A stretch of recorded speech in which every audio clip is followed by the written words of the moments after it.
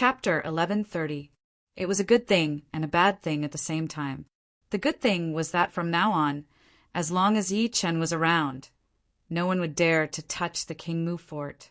The bad thing was that if anything happened to Yi Chen, or if he left, the King Mu fort would definitely be faced with endless killing intent. Therefore, King Mu was very concerned. In his opinion, the emperor's birthday in 3 days might be a turning point for the King Mu fort and the Great Li dynasty to ease the relationship. The Spirit Ruins Grotto Heaven received an invitation too? Yi Chen did not answer his question. King Mu nodded immediately. Sure, I'll go to the Great Li dynasty with your King Mu fort in 3 days to participate in the emperor's birthday, Yi Chen said calmly. King Mu, on the other hand, was slightly stunned. Before he came, he had thought of many ways to persuade Yi Chen. Who would have thought that Yi Chen would agree without even thinking? However, he had no idea that Yi Chen had planned to contact the Great Li dynasty after he found out that the Great Li dynasty was one of the forces participating in the attack on the ghost ship. Thank you, Mr. Yi. King Mu bowed solemnly, his face filled with gratitude. After all, Yi Chen had done a lot for the King Mu fort. Now that he was still helping them without asking for anything in return, how could he not be grateful? Yi Chen nodded lightly and walked over to carry Meng Meng, who was playing like crazy, back into the house. The little girl's face was flushed. It was obvious that she had not been so crazy in a long time. My dear daughter, are you done playing? Yi Chen pinched her little face and said while smiling, Go wash up and sleep. The little girl did not move at all. She suddenly raised her head and looked at him quietly. Daddy, when are we going to find Mommy? Soon. Isn't Daddy looking for her now? Yi Chen said with a headache. He did not know how to explain it to his daughter. After all, she was young and did not understand how an adult thought. You keep saying soon, soon. The little girl's eyes turned red as she choked. But I haven't seen Mommy in a long time. Why are you crying? Yi Chen panicked and went forward to hug her. Unexpectedly, the little girl took a few steps back and looked at him stubbornly. Her tears could not stop flowing. Daddy, you're lying to me. Why would Daddy lie to you? Yi Chen looked at her blankly. You're lying to me. The little fellow wiped his tears and said, I asked them just now. They said that young master wants you to marry that Aunt Mu. You already have a mother. How can you marry that Aunt Mu? Yi Chen's entire body froze when he heard that. He looked at her without moving. I'm not a child anymore. Don't think that I don't understand. Sparkling tears hung in the corners of the little fellow's eyes. He sniffled and said, You definitely don't like me anymore. You want to be with that Aunt Mu. No. Yi Chen's mind was blown. He forced a smile and said, Can you listen to me?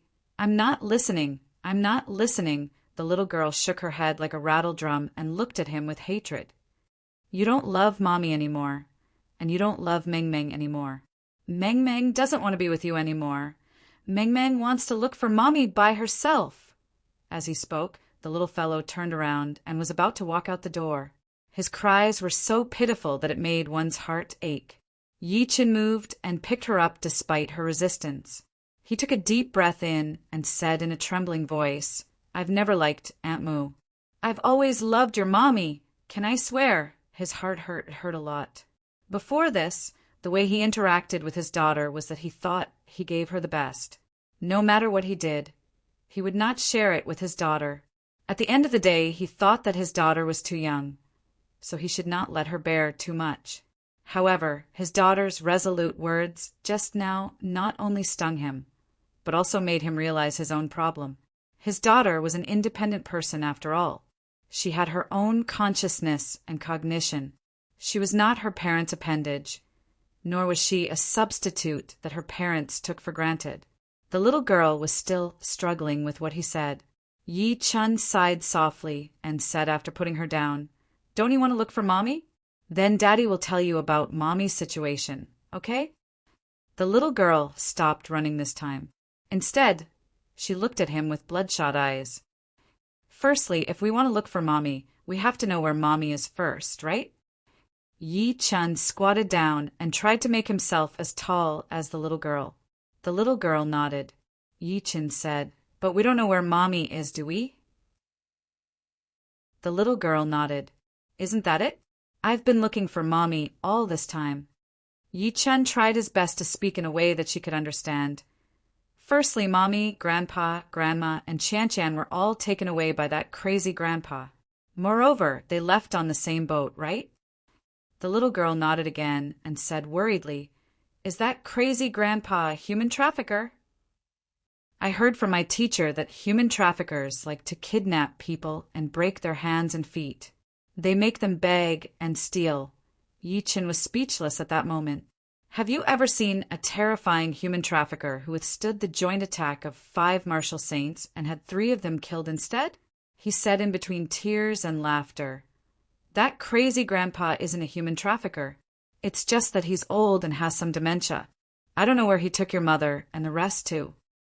At this point, he paused for a moment and said, "I found out that a few bad guys are related to your mother, so I'm going to find out from those bad guys.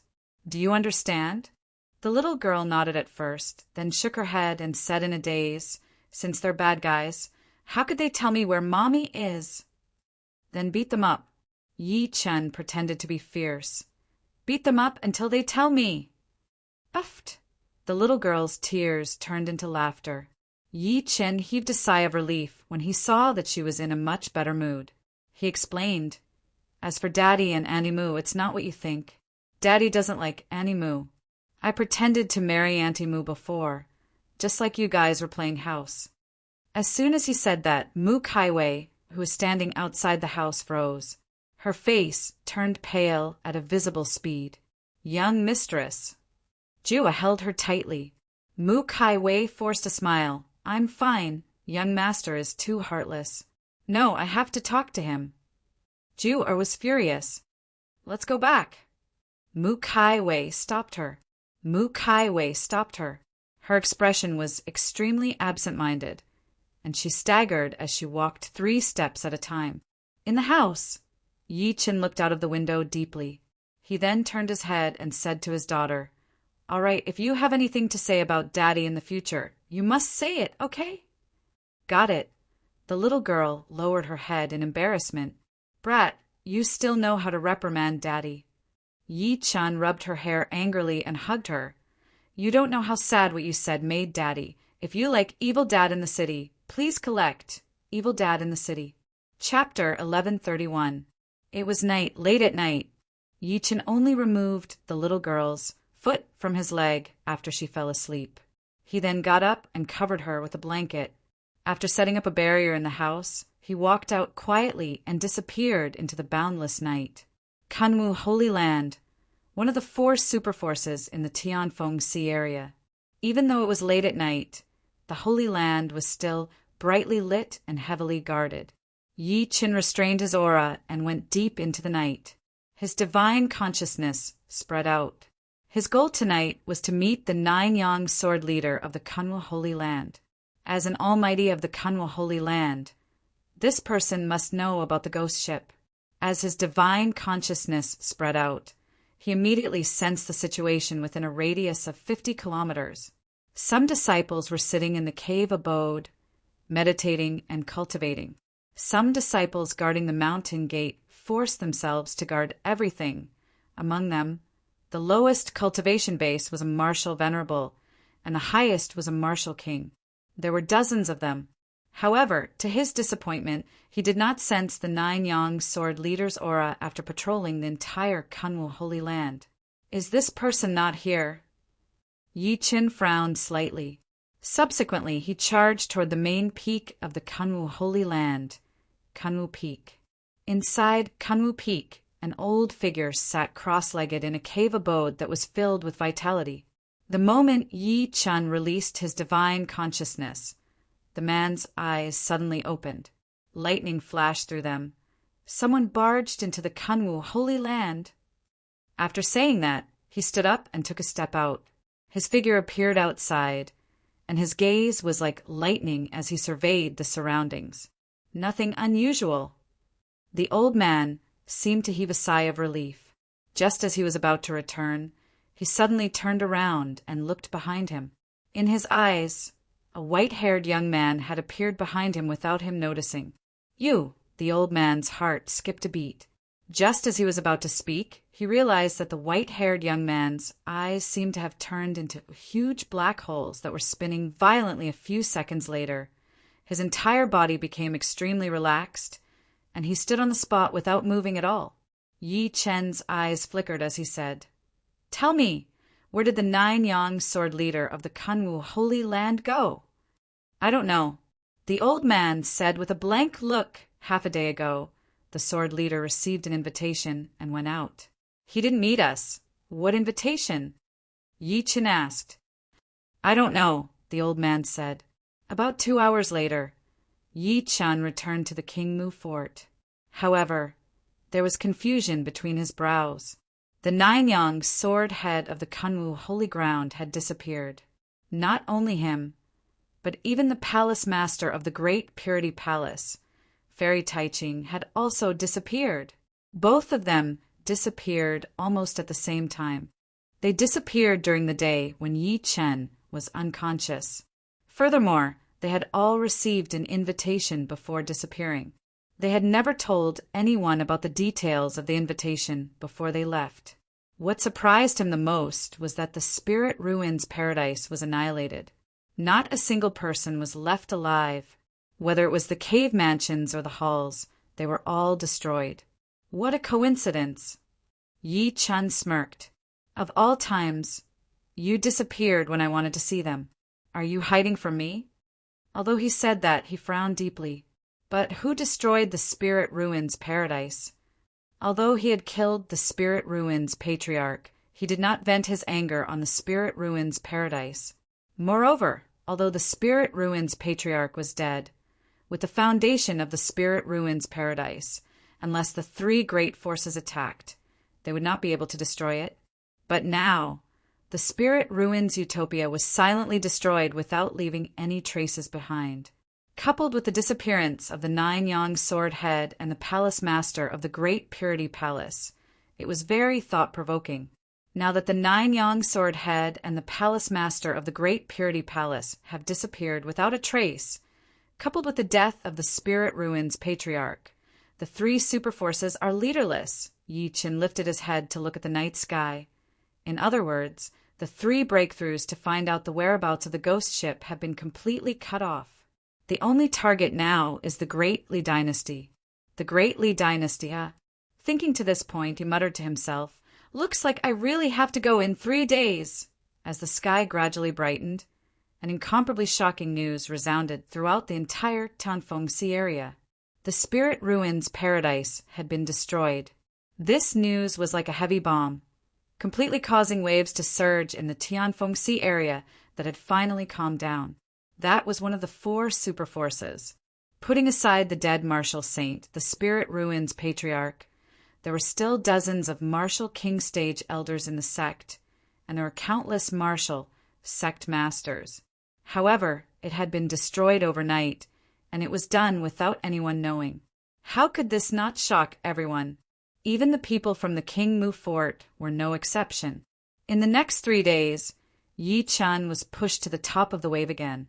Everyone suspected that Yi Chen had destroyed the Spirit Ruins Paradise because the Spirit Ruins Patriarch had died in Yi Chen's hands before this. The 4 superforces had been in charge of the Tianfengxi area for many years, and no one had ever dared to provoke them. However, such a commotion happened as soon as Yi Chen appeared. How could everyone not suspect him? King Mu found Yi Chen anxiously and said while forcing a smile, "Mr. Yi, did you really destroy the Spirit Ruins Paradise?" Yi Chen was teaching his daughter the breathing technique. He said without even lifting his head, "Would you believe me if I said it wasn't me?" "I don't believe it either, but the outside world says that you destroyed it." King Mu said in disbelief, "So what?" Yi Chen smiled lightly. "Why should I care about what others think?" King Mu could not help but sigh. "Mr. Yi, you might not know this, but the 4 superforces have always been on the same side. If an outsider like you really destroyed the Spirit Ruins Paradise, I'm afraid you'll anger the other 3 superforces." "Father, bad news!" At that moment, Mu Kaiwei walked in quickly. She looked at Yi Chen first and said, "There are many people outside. They're clamoring to see Yi Chen and what?" King Mu frowned. Mu Kaiwei hesitated and said, "Moreover, I heard that the Kunwu Holy Land's 9 Yang sword leader and Taiqing Palace's palace master have gone missing. There's a rumor that it's related to Yi Chen. It's said that Yi Chen wants to unify the Tianfeng Sea area." "What?" King Mu's expression changed, and he cried out, "Who said that?" It was a very dangerous signal. They wanted to roast Yi Chen on the volcano and make him the target of everyone. "I don't know. In short, it's spreading everywhere." Mu Kaiwei shook her head lightly and looked at Yi Chen in a daze.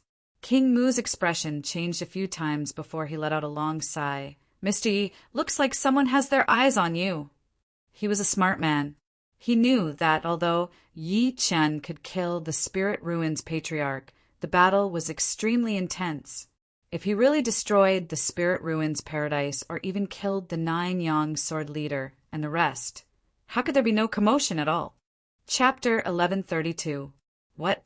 Great Li Dynasty?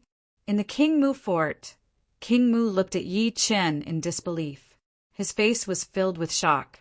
Mu Kaiwei, who was behind him, secretly inhaled sharply. Her phoenix-like eyes were tightly locked together. The Great Li Dynasty is targeting Yi Chen. It's simple. Yi Chen sat calmly and said, while smirking coldly, "There are 4 super forces in the East Ocean of the Tianfeng Sea area. Now that I've killed the Spirit Ruins Patriarch, it can be said that the entire East Ocean has their eyes on me." King Mu and Mu Kaiwei nodded in unison. And it was at this time that the Spirit Ruins Grotto Heaven was destroyed, and the Kunwu Holy Land's 9 Yang sword head and Taiqing Palace's palace master disappeared one after another. Yi Chen squinted at the two of them. A mocking smirk appeared at the corner of his lips. "Don't you guys think this is too much of a coincidence?" "That's right." Mu Kaiwei nodded slightly and said, "It's too much of a coincidence. Anyone would subconsciously think that you did it." Yi Chen said with a faint smile, "The current situation in the East Ocean is that the 3 superforces are affected. Let me ask you, who benefits the most?" Mu Kaiwei and King Mu looked at each other and blurted out at the same time, "The Great Li Dynasty!" "I see." King Mu came to a realization and muttered, "Moreover, the King Mu fort and the Great Li Dynasty have long had a grudge. If the Great Li Dynasty wants to eliminate the King Mu fort, they'll definitely target you first, Mr. Yi." He was in his 40s after all. Coupled with the fact that he was a ruler, he was naturally not a mediocre person. Therefore, he reacted with just a light nudge from Yi Chen. When he thought about how all of this was done by the Great Li Dynasty, he shuddered all over. He had openly granted the King Mu fort the right to establish a country. In the eyes of outsiders, it seemed extremely generous. However, he had secretly destroyed the Spirit Ruins Grotto Heaven and even caused the masters of the 2 superforces to disappear. Then he stirred up the situation in the Tianfeng Sea area and pointed the spearhead at Yi Chen and the King Mu fort. All of these could be considered terrifying. Thinking to this point, his expression changed slightly. "Mr. Yi, in that case, the King Mu fort must not attend the Emperor's birthday in 2 days. That's right. Since we already know the Great Li Dynasty's sinister intentions, we shouldn't take the initiative to enter." Chen Kaiwei nodded repeatedly. "Otherwise," Yi Chen smiled lightly and said, "all the more reason for us to go under such circumstances." Without waiting for the 2 of them to speak, he carefully played with the teacup in his hand and continued, "As the saying goes, it's easy to dodge a spear in the open, but difficult to guard against an arrow in the dark. The opponent has already made his move. If you choose to retreat, it will instead be easier for you to expose your flaws." "That's true, but—" King Mu frowned and hesitated to speak. "No buts. It's decided. In 2 days, I will go with you to the capital of Dali Kingdom." Yi Chen said without any hesitation, "Moreover, I'd like to see what kind of existence this Emperor of Dali is." With the death of the Patriarch of Spirit Ruins, as well as the death of the 9 Yang Sword Head and the Grand Pure Palace Master, it could be said that only the Dali dynasty knew the details of the ghost ship. Therefore, Yi Qin had to attend this so-called Dali dynasty's Son of Heaven's birthday.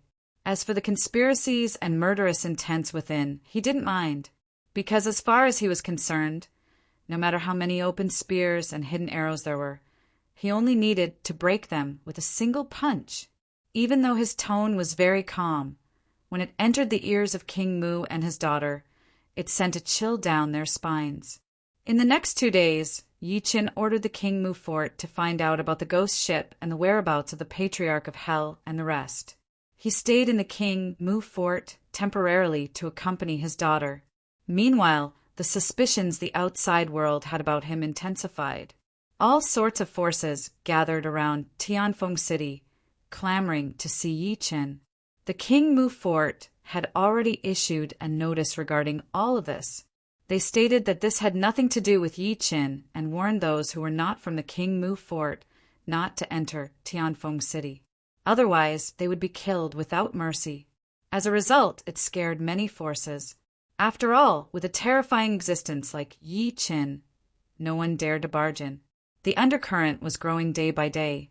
On the afternoon of the second day, a powerhouse from the Kunwu Holy Land stood up and shouted, "Senior Yi, please explain yourself. This matter involves the sword head of the Kunwu Holy Land. If it turns out that it has nothing to do with you, the Kunwu Holy Land is willing to apologize. Senior Yi, please come out and prove your innocence. Otherwise, the Grand Pure Palace will not let this matter rest." The Vice Palace Master of the Grand Pure Palace also threatened. Soon after, the Hunyuan sect, the Heaven Justice sect, the Hahuan Valley, and many other sects in the Eastern Ocean that were second only to the 4 superforces also expressed their stance and asked Yi Qin to speak. It was night. Many martial kings worked together to barge into Tianfeng City in an attempt to force Yi Qin to show himself. Yi Qin attacked. A sword swept across the sky and killed 8 martial kings instantly. The sword Qi stretched for thousands of meters, and it was peerless. It caused the outside world to fall into dead silence. Only then did everyone realize that they were facing a martial saint who had killed the patriarch of the spiritual ruins. At this moment, the Great Li dynasty that had been silent finally spoke. "Everyone, the Great Li dynasty will definitely investigate this matter to the end and give you an explanation." Under such a situation, many forces finally retreated. However, everyone knew that this was only a temporary calm. The undercurrent would only become more and more intense. Time passed in a flash. On the morning of the 3rd day, when the first ray of sunlight pierced through the clouds, Yi Qin brought the people from the King Mu fort on a flying boat. He tore through the clouds and headed straight for the Great Li capital.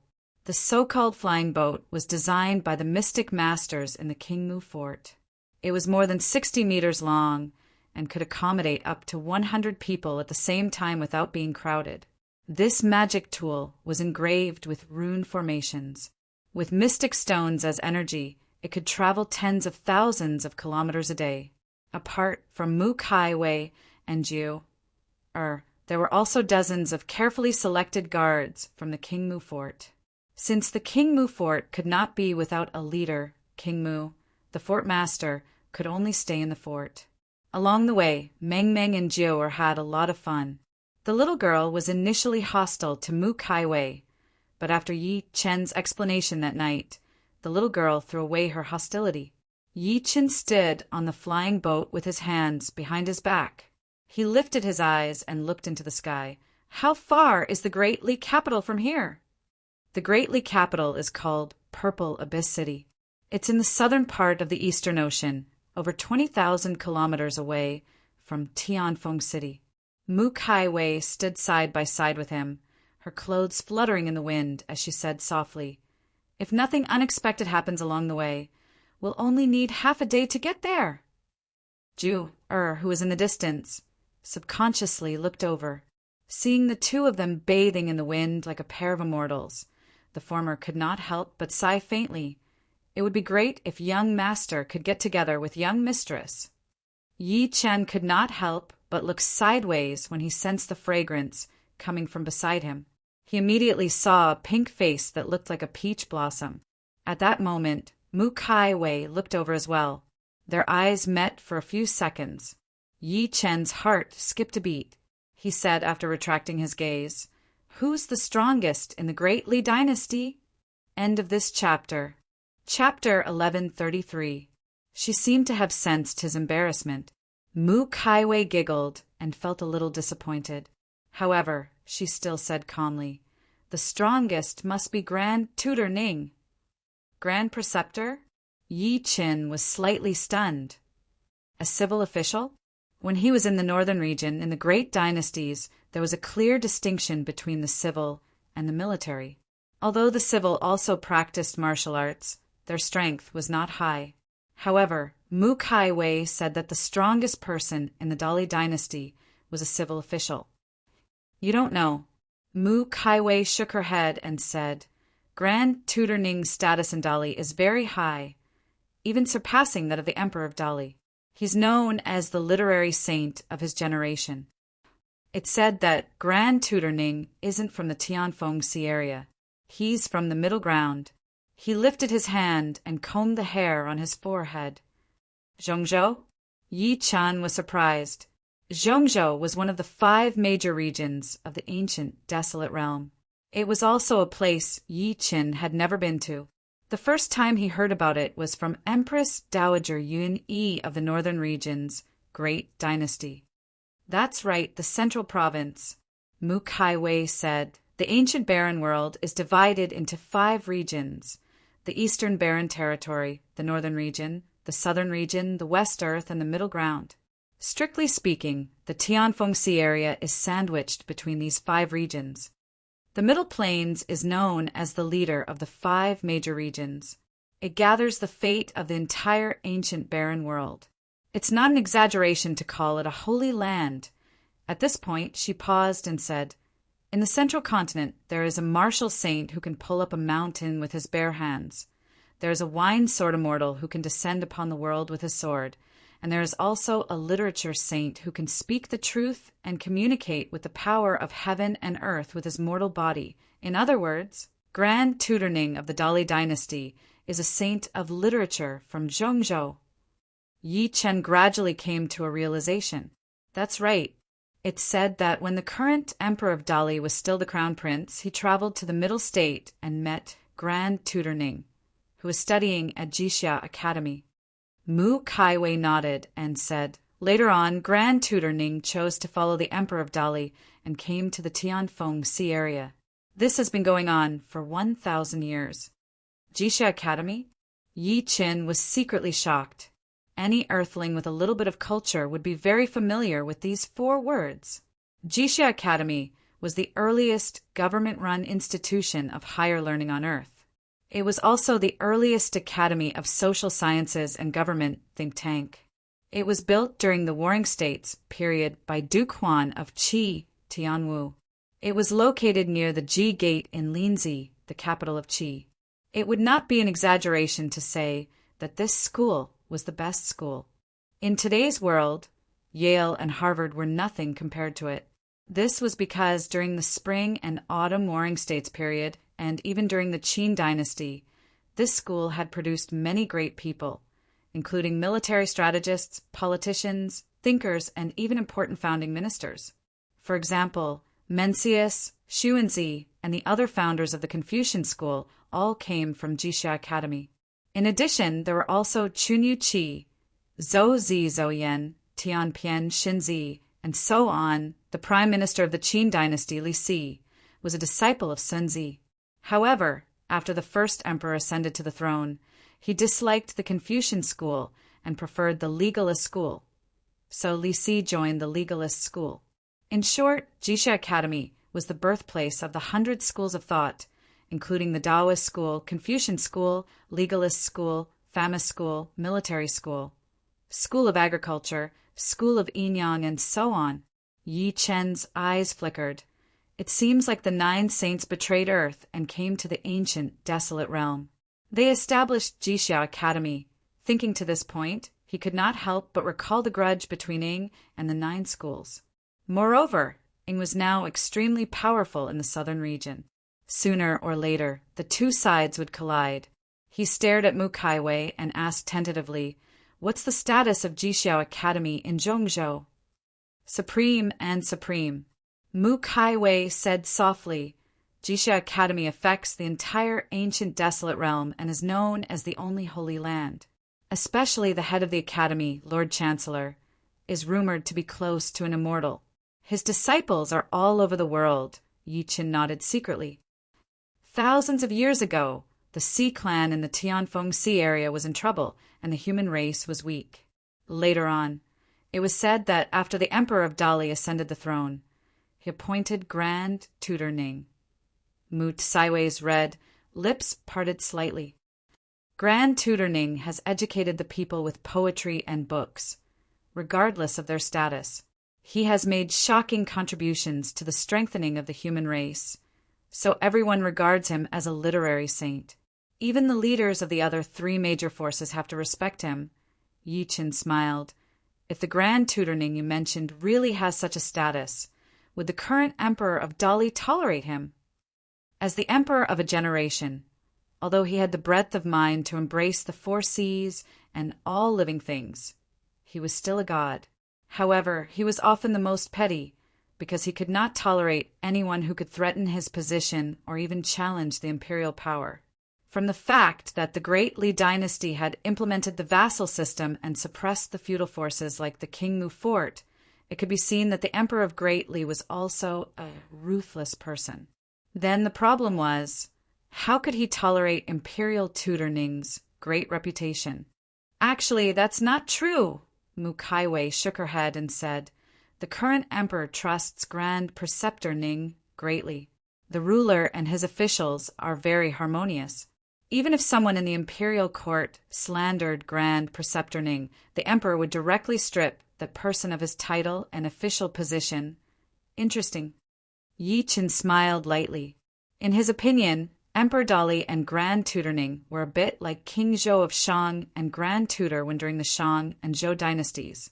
However, he did not know if this emperor of the Dali dynasty was King Zhou of Shang.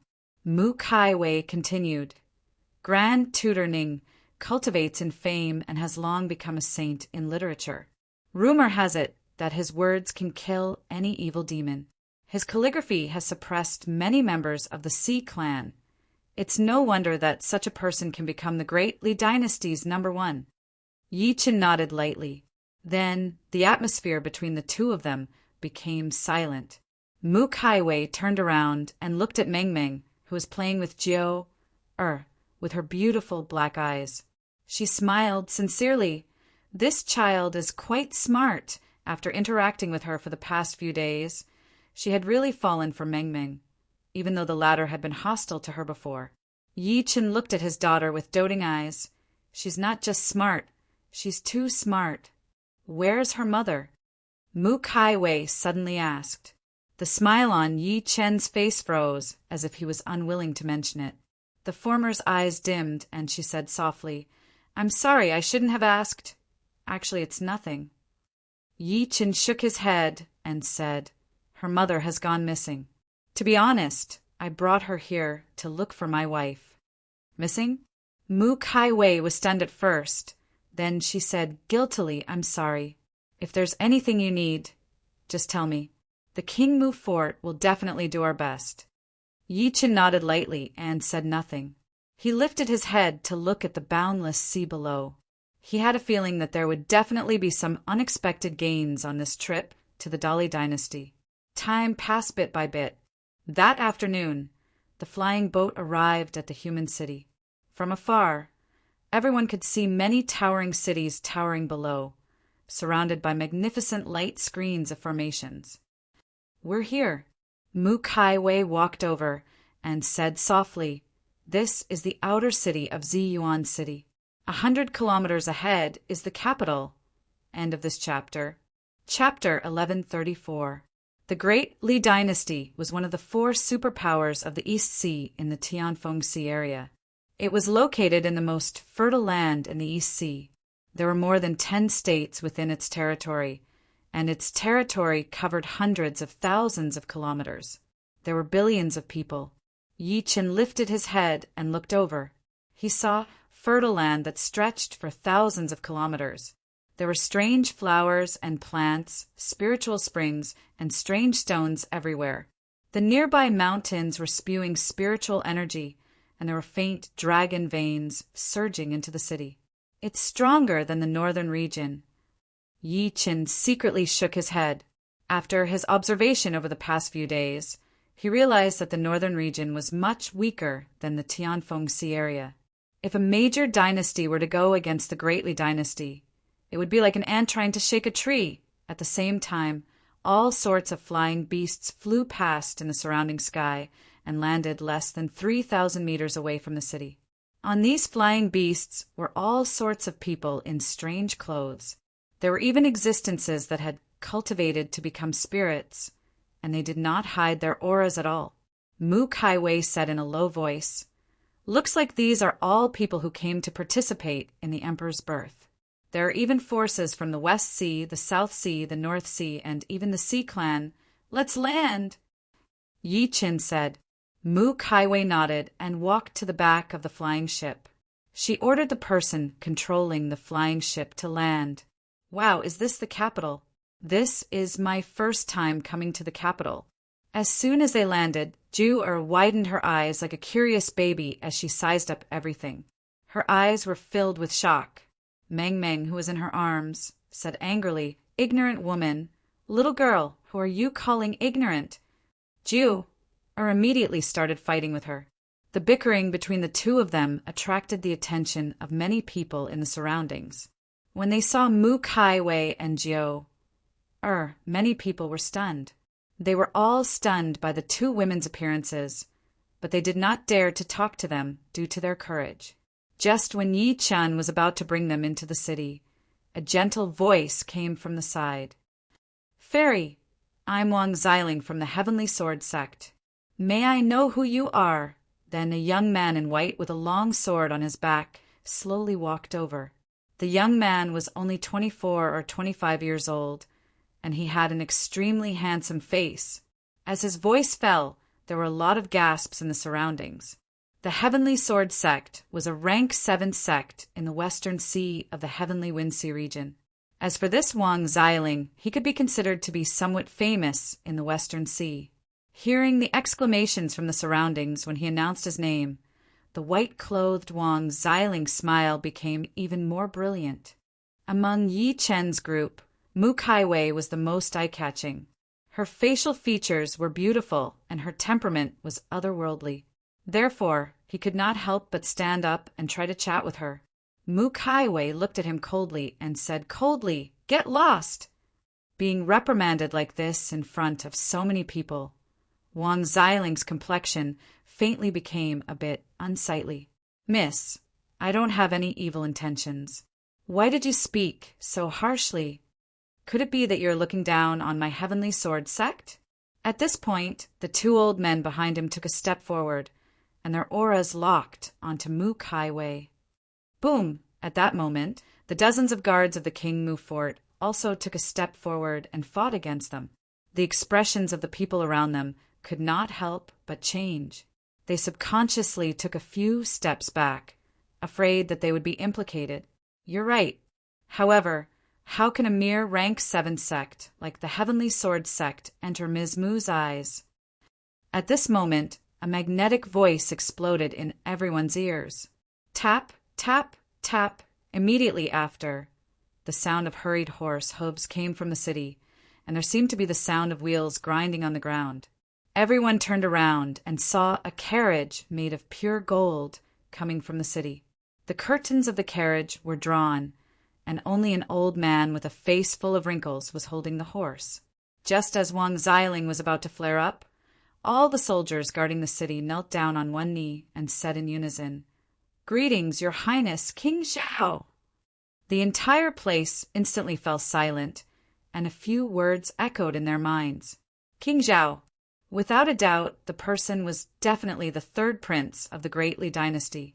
In the entire Great Li dynasty, only he had the title of King Zhao. Whoosh, whoosh, whoosh, in an instant, even more people knelt down on one knee and shouted, "We pay our respects to your highness King Zhao!" Only Yi Chen and the rest, as well as a few people, remained where they were. Wang Xiling swallowed the words that were about to come out of his mouth. Shock flashed through his eyes. There was no more sound in the carriage. Everyone could only continue kneeling as they watched the carriage rush out of the city gate. Subsequently, it stopped less than 10 steps away from Yi Chen and the rest. As the curtain was lifted, a young man in snow-white clothes walked out. The young man's face was angular. Although he was young, he gave off a steady and dignified vibe. The young man in snow-white clothes landed softly. He ignored everyone and walked straight to Mu Kaiwei and Yi Chen. When he passed by Wang Xiling's face turned pale. He almost lost his balance as he said with a trembling voice, "King Zhao, the great Li Emperor had more than 10 sons in his life, but the most outstanding ones were the first prince, the second prince, the third prince, and the 7th princess. The 4 of them were talented and had reached martial king stage at a young age. They were comparable to the masters of many forces. Meanwhile, Wang Xiling was only a martial ancestor stage cultivator. How could he face the third prince's dignity head-on? However, the young man in snow-white clothes did not even look at him. After brushing past him, he smiled at Yi Chen and Mu Kaiwei. "Ms. Mu, Senior Yi, I, Shang Tianqing, have been waiting for you for a long time." The moment that was said, everyone fell silent. The dignified third prince of the Great Li dynasty, an outstanding person of the current era, had personally come to welcome Yi Chen and the rest? Meanwhile, Wang Xiling was dumbfounded. Initially, he thought that Mu Kaiwei and the rest were just people from a small force, so he tried to provoke them. Who would have thought that he was touching a tiger's butt? Yi Chen had no expression on his face in the face of the third prince's enthusiasm. On the other hand, Mu Kaiwei bowed slightly and said politely, "How can I make the third prince come out of the city to welcome me?" The third prince smiled lightly. Just as he was about to speak, a cold voice came from the city again.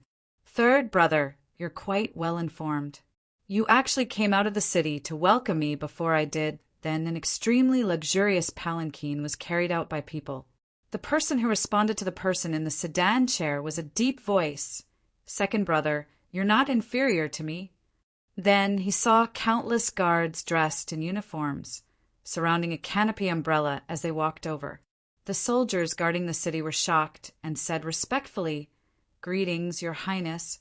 Prince of Yen, greetings, Crown Prince." Boom! These words caused everyone's hearts to tremble. Even the second prince and the crown prince were here. Mu Tsaiwei's expression changed as well. Before deciding to attend the emperor's birthday, she had thought about the many situations she would face. However, she did not expect that the 3 princes would come out of the city to welcome them before they even entered the city. One had to know that casually participating in the battle for the throne was a great taboo. The slightest carelessness would lead to death. End of this chapter. Chapter 1135. Outside Ziyuan City, 2 men slowly walked over from the dignified, yet low-key honor guard. One of them wore an official robe with a purple jade ring hanging from his waist. He looked middle-aged and serious, as if he could see through a person's heart. The other person was dressed like a young man. He held a feather fan in his hand and looked like an elegant scholar. He had a pair of faces that could intoxicate all women in the world. The 2 of them were the crown prince of the Great Li dynasty, Shang Tianming, and the second prince, Shang Tianlin. No matter where they went, they would cause a huge uproar, not to mention that the 3 princes were here in person. At this moment, all the passers-by at the city gate were kneeling on the ground with their heads lowered, not daring to breathe loudly. The second prince, Shang Tianlin, glanced at the third prince, Shang Tianqing, with a faint smile and said like a spring breeze, third brother. You did inform us that Senior Yi has come to the capital city. You're really not loyal enough. The third prince, Shang Tianqing, bowed and smiled. First brother, second brother, you're busy with work. How could I dare to disturb you? Nonsense. The second prince's face turned serious, and he pretended to be unhappy. What kind of person is Senior Yi? Even if we're busy every day, we still have to take time out of our busy schedules to welcome him. After saying that, he glanced at Yi Chen intentionally and said again, Third brother, you're clearly not taking Senior Yi seriously enough. Not only are you embarrassing us, but you're also embarrassing the royal family. The third prince's expression darkened slightly when he said that. Then he said, Second brother, you must be joking. Tianqing's respect for Senior Yi can be witnessed by the heavens and earth. The surrounding people remained silent. Mu Kaiwei secretly shook her head. It was no secret that the three princes were fighting openly and secretly for the throne. However, they did not expect the fight to reach such an extent. It could be said that every word was heartbreaking, and every sentence was filled with killing intent. Yi Chen watched everything coldly from the sidelines. In the eyes of outsiders, the three of them might be noble descendants, but they were nothing in his eyes. Meanwhile, the three of them spoke of all sorts of respect in front of him and were secretly fighting each other. This method was truly unorthodox. Enough! Crown Prince Shang Tianming's face darkened when he saw that the second prince and third prince were still going to speak, and he berated, Is there a need to be so noisy in front of Senior Yi? He took a step forward after saying that and clasped his fists at Yi Chen. Greetings, Senior. Senior, you must be tired from the journey. I've prepared a banquet to welcome you. As soon as he said that, everyone kneeling on the ground lifted their heads to look at Yi Chen. Disbelief filled their eyes. The dignified crown prince actually called a young man senior? His tone was still so respectful. Could it be that this person was an almighty who could retain his youthful looks? Senior Yi, Miss Mu. But at first, Prince Ling's mind was roaring. He suddenly recalled a person who had recently shaken the entire Tianfengxi area. That person seemed to be called Mad Southern Yi. He looked at Yi Chen immediately as he thought to this point. There was deep fear in his eyes. Yi Chen smiled faintly at Crown Prince Shang Tianming's good intentions. Just as he was about to speak, the second prince and the third prince took a step forward at the same time. The second prince smiled and said, Senior Yi, I've also prepared a banquet for you. It's at the largest Feng Feng restaurant in the capital city. There's also singing and dancing. I obtained a mansion in my early years. It belongs to the famous landscape master, Master Shuha. The third prince was unwilling to be outdone as he said, If Senior Yi doesn't mind, you can move there. I'll introduce some friends to Senior Yi. The crown prince and the second prince's expressions changed when they heard that. Clearly, they did not expect the third prince to be so generous. Meanwhile, the people around them could not help but perk up their ears. They seemed to be curious about what choice Yi Chen would make next. It was a battle between the three princes. If he chose one of them, he would definitely offend the other two. However, Yi Chen shook his head and said, I appreciate your kindness, but I'm not interested. Please leave. Mu Kaiwei secretly heaved a sigh of relief when she heard that. Choosing none of them was the best choice. The three princes seemed to be unwilling. Senior, Yi Chen's gaze turned cold. I don't want to get involved in your mess, and I don't want to repeat myself. Only then did the three of them shut their mouths obediently. At that moment, the sound of horse hooves came from the city. Then, a donkey pulled a slightly shabby carriage out. The donkey was extremely thin and weak, as if it would collapse at any time. What was surprising was that it actually spoke human language as it pulled the carriage. Confucius said, if you know it, if you don't know it, if you don't know it, the person in charge of driving the carriage was an old man. The old man was blind, and he was dressed very simply. In everyone's opinion, such an ordinary carriage would definitely stop after seeing the three princes' carriages. However, the carriage continued to advance. Instead, It was the three princes who ordered their men to clear a path for the shabby carriage. What shocked everyone the most was that the three princes bowed and cupped their fists, as if they were paying respects to the shabby carriage. Whoosh! The carriage stopped when it was less than 30 meters away from Yi Chen. After the blind old man got out of the carriage shakily, he walked to Yi Chen and said expressionlessly, "Mr. Yi, my master would like to see you." "Who's your master?" Yi Chen said while smiling lightly. The blind old man was neither servile nor overbearing.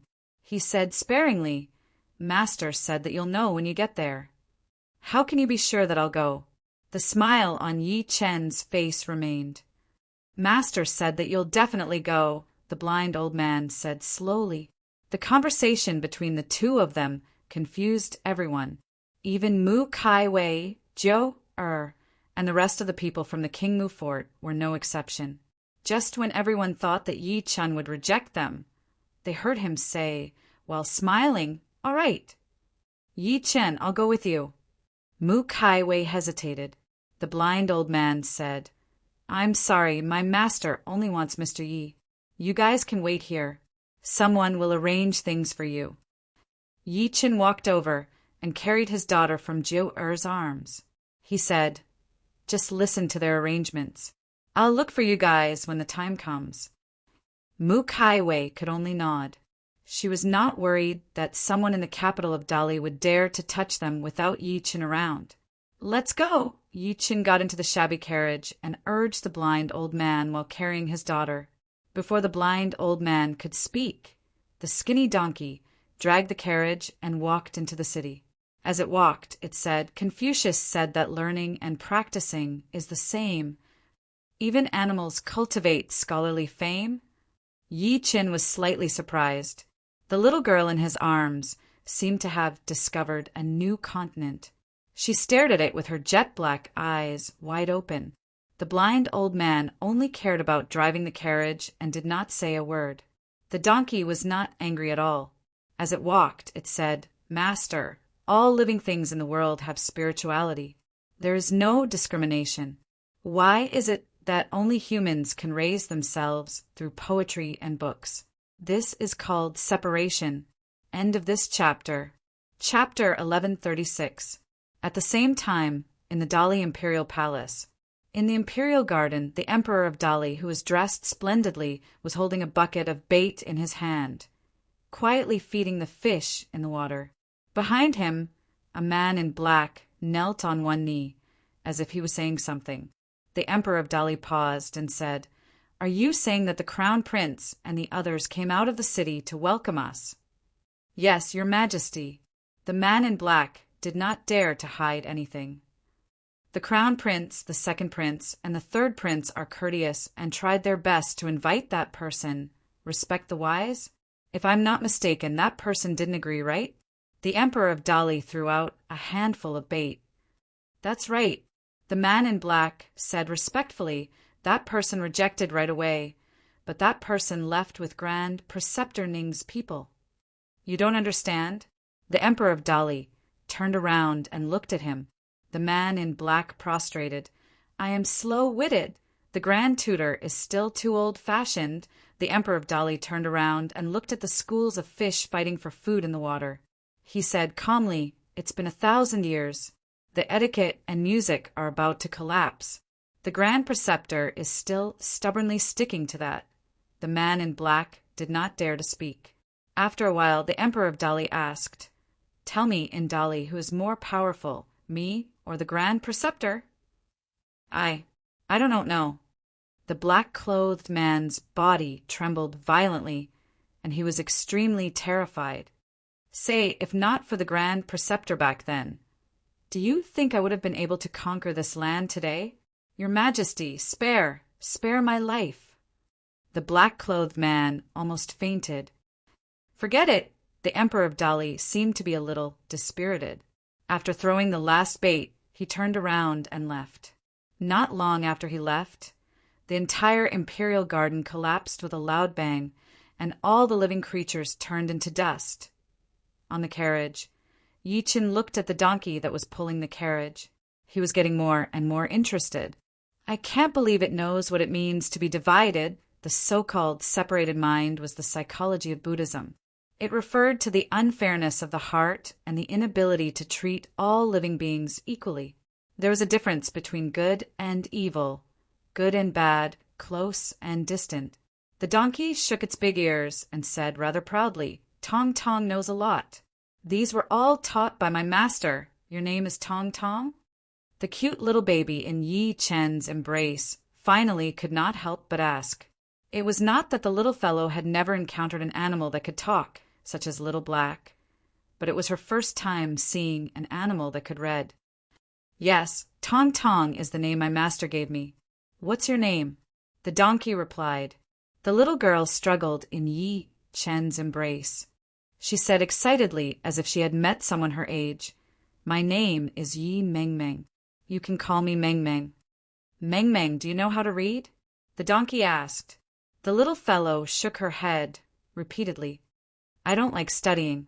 I hate studying. Besides, I'm still in kindergarten." "What is a kindergarten?" The donkey's swaying ears paused for a moment. It was incomparably astonished.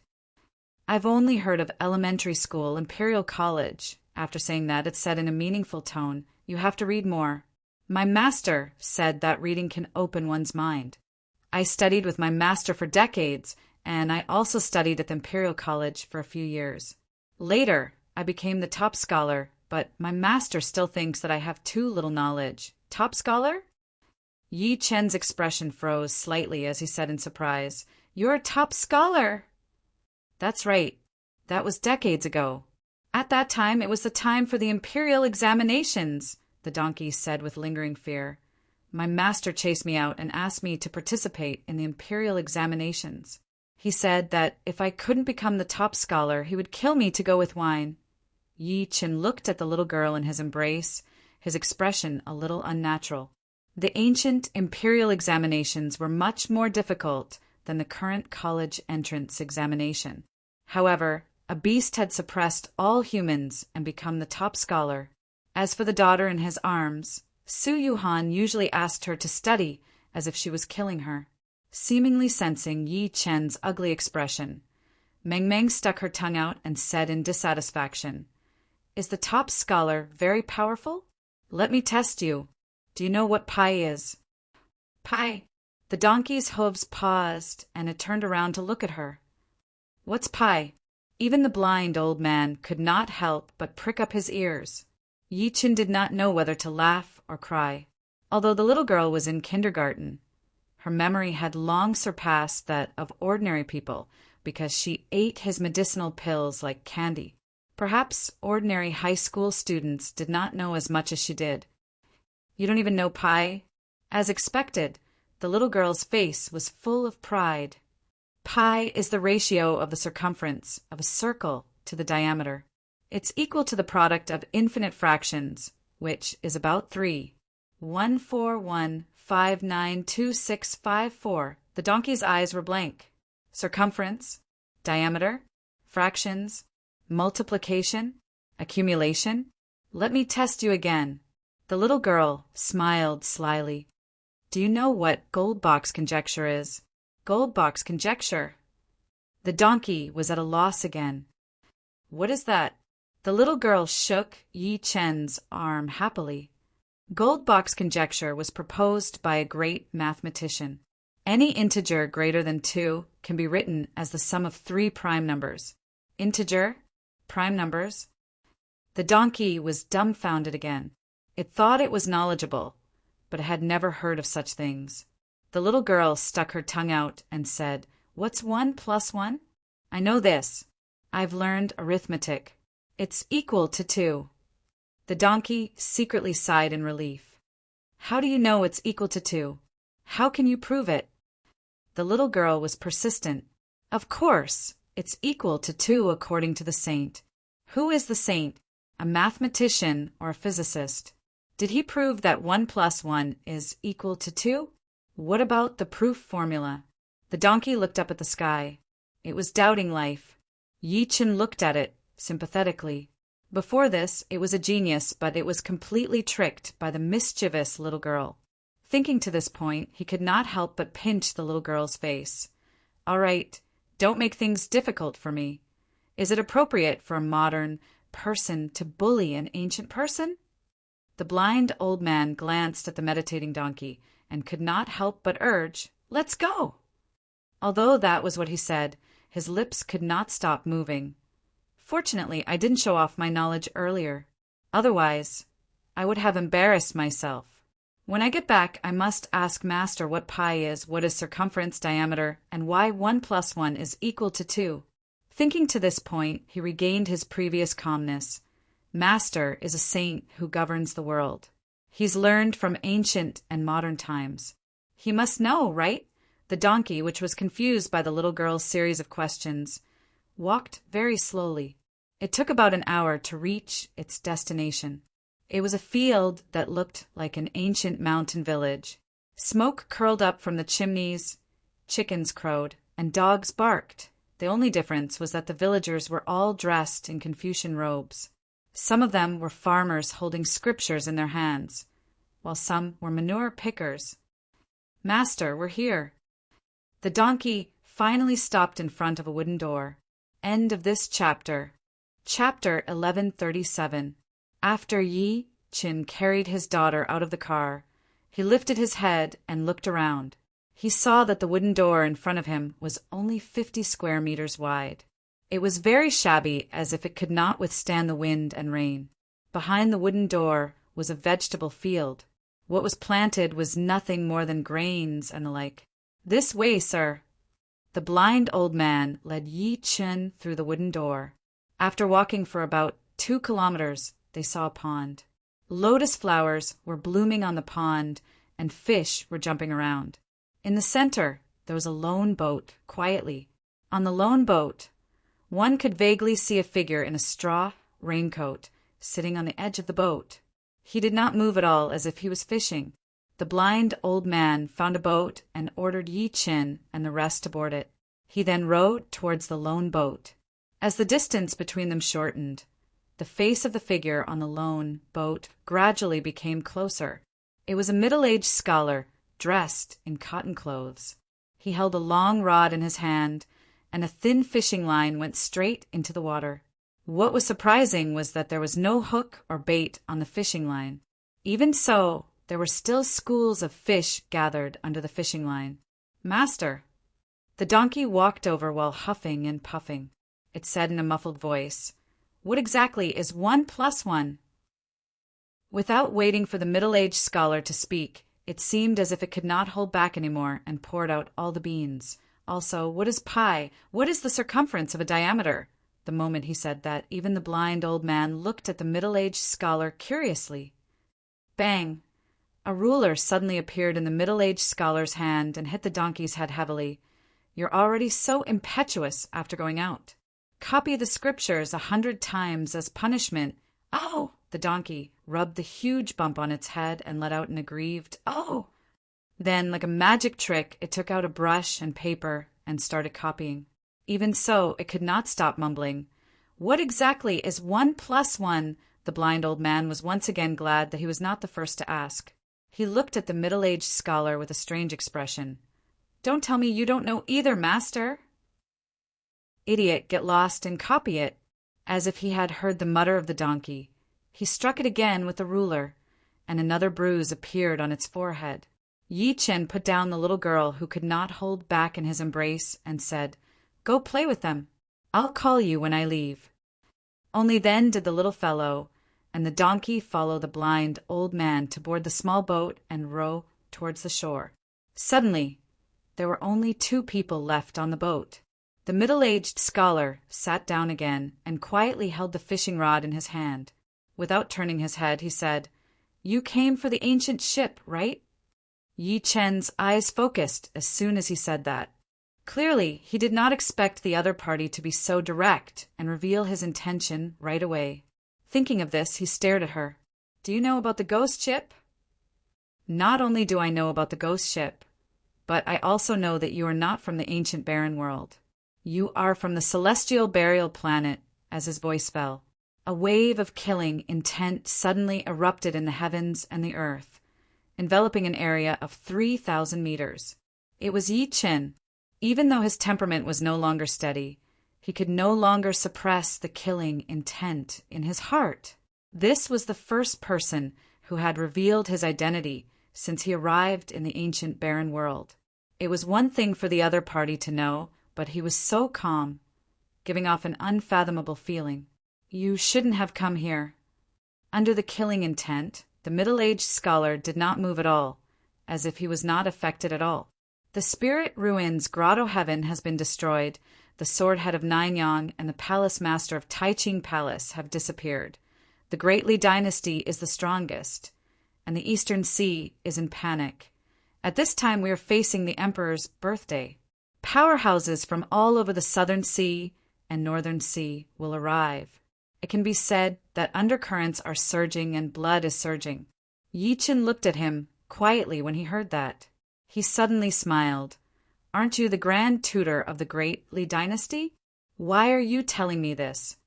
The middle-aged scholar put down the fishing rod and turned around to look at him carefully. He said word by word, because I can sense the little princess aura on you, Chan. Yi Chen's eyes focused. The middle-aged scholar's gaze softened when he heard that. Looks like you've indeed seen the little princess. Who exactly are you? Yi Chen spread his divine consciousness and sealed the surrounding space. He said coldly, I suggest you don't do this with me. Otherwise, you might not be able to walk out of this place today. The middle-aged scholar smiled faintly. I'm the Grand Tutor of the Great Li dynasty now, but I was the son of the Grand Tutor of the Great Qin Empire 1,000 years ago. The Grand Tutor of the Great Qin Empire? Yi Chen was moved. The so-called Grand Tutor began in the Western Zhou dynasty. He was the assistant minister of the imperial court and the teacher of the emperor. He was in charge of the formulation and promulgation of etiquette. Together with the Grand Commandant and the Grand Tutor, they were known as the Three Dukes. This Great Qin is not that Great Qin. Grand Tutor Ning shook his head slightly and said, The Great Qin on the celestial burial planet has long been destroyed by the remnants of the 6 nations and the saints of the 9 schools. I'm talking about the Great Qin that was established in the ancient desolate realm by young Master Fuse's descendants and old subordinates.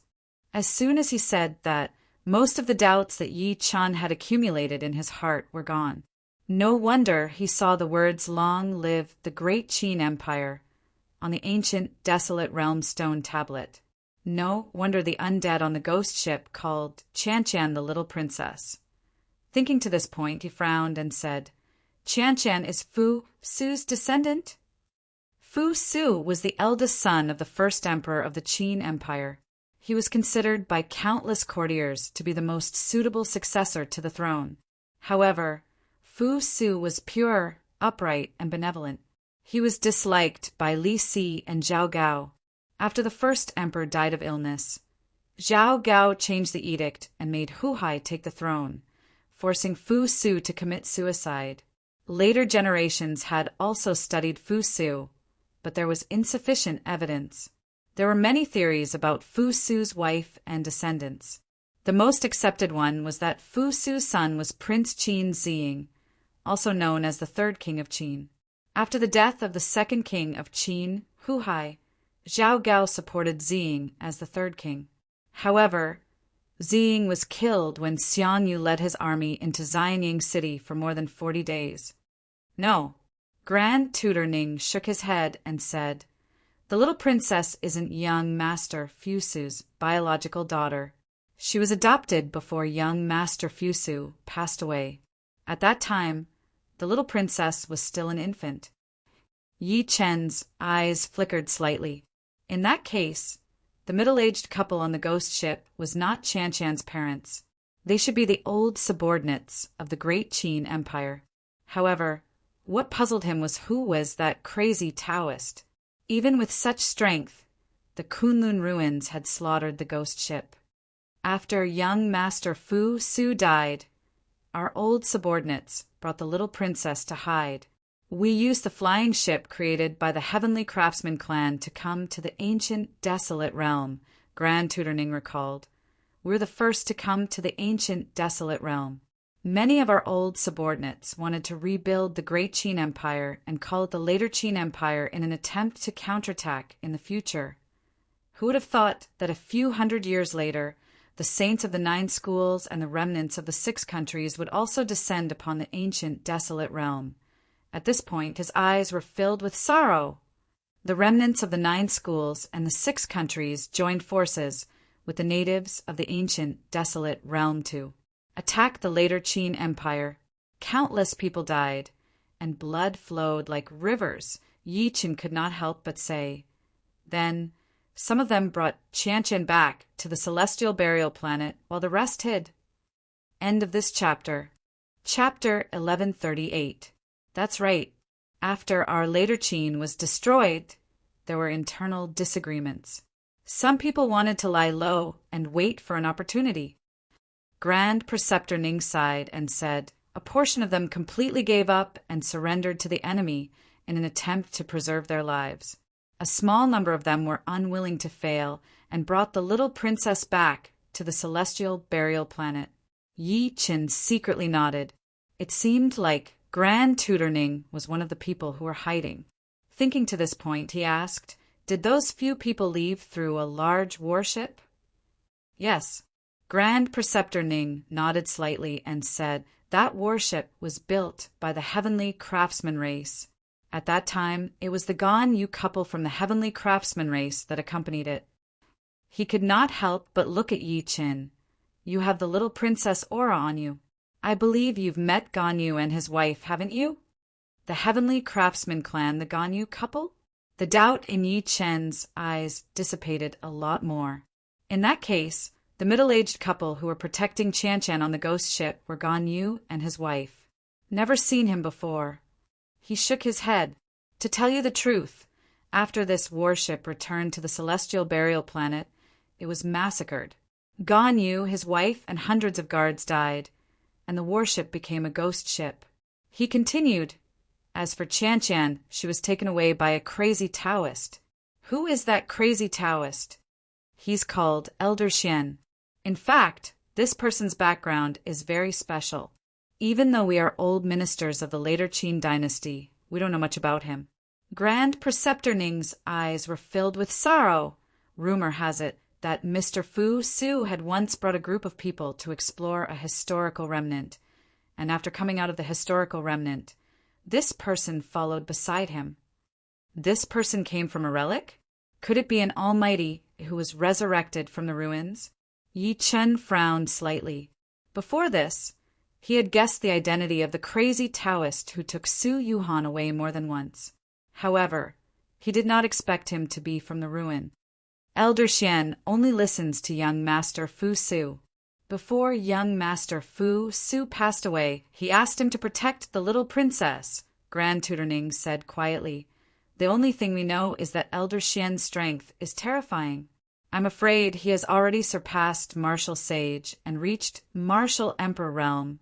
Surpassing Martial Saint? Martial Emperor stage? Yi Chen was shocked. After fighting with the Patriarch of the Spirit Ruins, he had figured out the combat power of a Martial Saint. It was equivalent to the nascent soul realm in the cultivation world. If he had many tricks up his sleeves, perhaps only a late-stage nascent soul realm cultivator could fight him. He had only recovered to the nascent soul initial stage, and he was only able to kill him by relying on the strength of his physical body and his soul formation stage divine sense. Above the Martial Saint realm is the Emperor realm. Grand Preceptor Ning sighed faintly. It's just that Elder Xian's mental state has always been muddle-headed, and his fighting strength is unstable. We can only guess. Yi Chen's eyes flickered as he said, a year ago, a ghost ship stepped into the Tianfeng Sea area and was attacked by the Force Super Forces. Do you know about that? I know. Grand Tutor Ning nodded slowly. I also know that the little princess and Elder Xian are on this ghost ship. Other than them, there are a man and 2 women. He could not help but look at Yi Chen. If I'm not mistaken, this man and 2 women are your wife and parents. Am I right? Yi Chen's expression turned grim as he said, since you're an old subordinate of the Qin dynasty, why did you watch them be trapped in danger?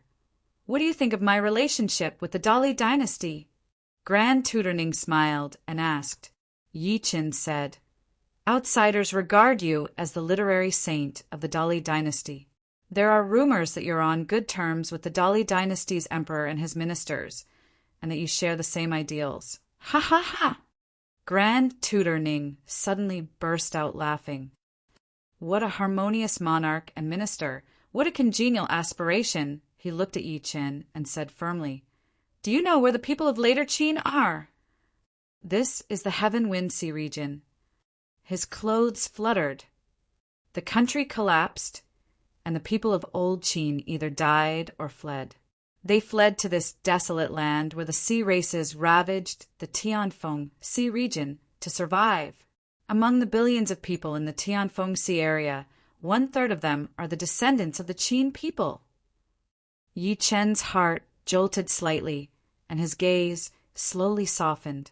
In other words, you're trying to protect the Qin people's descendants. On the way here, he had learned from Mook Highway that the Tianfeng Sea area was originally the world of the Sea clan, and even the Dali dynasty had to live among them.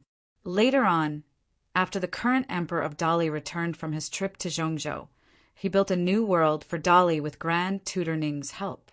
It could be said that Grand Tutor Ning had suppressed countless sea clans and won the current living situation for the humans of the Tianfeng Sea area. Shang Wudao promised me that he would treat the people of the world well and the descendants of the Qin people well. Grand Tutor Ning closed his eyes slightly, as if he was unwilling to look back. A year ago, I learned that the ghost ship had appeared in the Tianfeng Sea area and tried to save the little princess. However, he smiled bitterly, the Academy summoned me back at that time. The upper echelons of the Academy even personally sealed my 6 senses. This letter lasted for half a year. By the time this old man returned from the Learning Palace, the dust had already settled. The academy he was talking about was Jixia Academy. Yi Qin was silent for a few seconds before sighing. In other words, you don't know the details of the battle a year ago? Even though Shang Wudao hid it from me, I still found some clues. Grand Tutor Ning took a deep breath in and said slowly there were a total of 20 saints in that battle. Most of them came from the 9 schools and the 6 kingdoms. 20. Yi Chen's eyes froze when he heard that. Even he had no chance of winning against such terrifying combat power. Grand Tutor Ning sneered. Among these 20 people, 5 of them were experts from the Qin Empire who came to support us. Even so, Old Xian still killed 8 of them. What happened after that? Yi Chen's heart was in turmoil. I don't know what happened after that. Grand Tutor Ning said with a lonely expression. The only thing I know is that Old Xian lost this battle. The 5 saints of the great Qin Empire who had been hiding for a long time died on the spot. The little princess and the rest have also disappeared. He shook his head with difficulty. However, I'm sure that they're not dead. They're in Zhongzhou. Zhongzhou, ha! Yi Qin immediately felt much more enlightened. As long as he was in Zhongzhou, his direction was clear. At that moment, a thought suddenly flashed through his mind. He immediately looked at the former and said, Do you know about the first emperor? Why are you mentioning the incapable ruler? Grand Tutor Ning looked a little unhappy. The reason why we ended up like this is because of the incapable ruler. Yi Qin said, I heard that he appeared in the southern region. He seemed to have stirred up a monstrous killing intent. Of course! Grand Tutor Ning snorted coldly. The incapable ruler is settling accounts. Those who died in his hands all had enmity with the great Qin Empire back then. At this point, a hint of hatred appeared in his eyes. Most importantly, the incapable ruler is trying to find his avatar and successfully cultivate the 3 pure ones. Chapter 1139. His avatar is in the ancient desolate realm. Yi Chen's expression finally changed a little. He had long since seen that the first emperor cultivated the 3 pure ones technique. He separated the jade body, the evil body, and the avatar. The Ying that he knew was the evil body.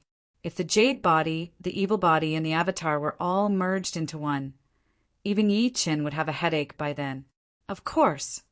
Grand Tutor Ning said back then he wanted to cultivate the 3 pure ones technique crazily, but he failed. The jade body died on the spot, and the evil body was suppressed by the 9 schools on the celestial burial planet. As for the avatar, it was brought to the ancient, desolate realm. Yi Qin came to a realization. Earth and the ancient, desolate realm were far apart. The 9 schools separated the evil body and the avatar completely to prevent the first emperor from recovering completely. It's getting late. You should go back. Grand Tutor Ning stood up at that moment and looked straight at Yi Qin. He said, I admit that you're talented, but don't be too ostentatious in the ancient, desolate realm. Otherwise, the consequences will be unimaginable. As for the birth of this son, he paused for a moment and said hesitantly, it's better if you don't participate. The Emperor of Dali isn't as simple as you think. Even though I've been with him for 1,000 years, I don't dare to say that I really understand him. If there's any news about the ghost ship in the future, please let me know. Yi Qin clasped his fists at him. As soon as he said that, he removed the seal on the surrounding space. With a flash, he rushed to the shore. The donkey from before was standing under a crooked locust tree. It was holding a tree branch in one of its hooves and drawing on the ground. Its body was covered in all kinds of mosquitoes. Even so, it could not be stopped. The ground was covered in dense mathematical formulas and equations, and they were all modern Arabic numerals. Teacher, I proved that 1 plus 2 is equal to 3. I proved that 1 plus 2 is equal to 3. Yi Qin saw it wake up when he passed by it. It ran to Meng Meng excitedly. The little girl coughed and said in an adult tone, Good disciple, well done. Keep it up. I believe in you. Sigh. The donkey returned to its original spot to write mathematical formulas again. Yi Chen's face twitched slightly. He looked at the little girl and said, Not bad, you Meng Meng. You're just a kindergartner, but you've accepted a top scholar as your disciple. Daddy, it's the one who insisted on acknowledging me as its master. The little fellow playfully stuck out its tongue. Let's go back. Yi Qin shook his head, not knowing whether to laugh or cry. He carried her in his arms while the blind old man walked over and led them away. From afar, he could hear all sorts of screams coming from behind him. Master, don't hit me anymore, I was wrong. Fool, let's go and copy some scriptures. Dali Dynasty in the rebuilt Imperial Garden. The Emperor of the Dali Dynasty stood with his hands behind his back. In front of him, there was a beautiful woman in revealing, clothes bowing. Are you sure you heard me clearly? The Emperor of Dali asked. The gorgeous woman raised her head slightly, and fish scales could be seen at the corner of her eyes. Your Majesty, it's exactly the same. You can go now. When the gorgeous woman heard this, she immediately jumped into the water and turned into a goldfish, swimming along with the current. Grand Preceptor, why are you forcing me? The Emperor of Dali was expressionless, and his voice was extremely calm. I've already made my move. Let's see how you're going to deal with it. In the courier house of the Dali Dynasty's capital, the blind old man brought Yi Qin to stand outside the courier house. He stopped and said, Mr. Yi, Ms. Mu, and the rest have been arranged inside. Room number 17 of Building A. Yi Qin nodded lightly and walked into the courier house while carrying the little girl. After finding the room, he saw Jiao standing outside the door. Her fingers were tightly clasped as she paced back and forth. Her little face was filled with anxiety. Young master, you're finally back. Jiao welcomed him as soon as she saw him. Yi Qin glanced to the empty room and narrowed his eyes. What happened? Not long after you left, someone invited my young mistress to a banquet. She didn't agree, but she was forcefully taken away. Jiao said with bloodshot eyes. A ferocious gleam flashed through Yi Chen's eyes as soon as he heard that. Where? Who took her away? It's at the Waterview Tower. Jiao said, Let's go. Yi Qin turned around immediately after saying that. 5 kilometers away from the north gate of the Dali dynasty's capital, there was an antique pavilion that rose from the ground. It had 9 floors, and it was very magnificent. Countless passers-by looked at the colossus in front of them with respect, because it was the most luxurious restaurant in the capital. The wave-viewing tower! Ordinary people could not enter, even if they had money.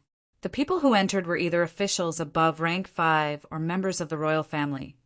The most terrifying person was the boss of the wave-viewing tower, who had never shown his face. It was rumored that even the crown prince and the others did not dare to cause trouble there. On the 6th floor of the wave-viewing tower, several old men stood respectfully at the side. Each of them had a dense aura, and they were all martial kings. The huge round table was currently filled with many people. Most of them were young men and women, and they were dressed in noble clothes. If one took a closer look, they would realize that these people were led by a young man in the middle.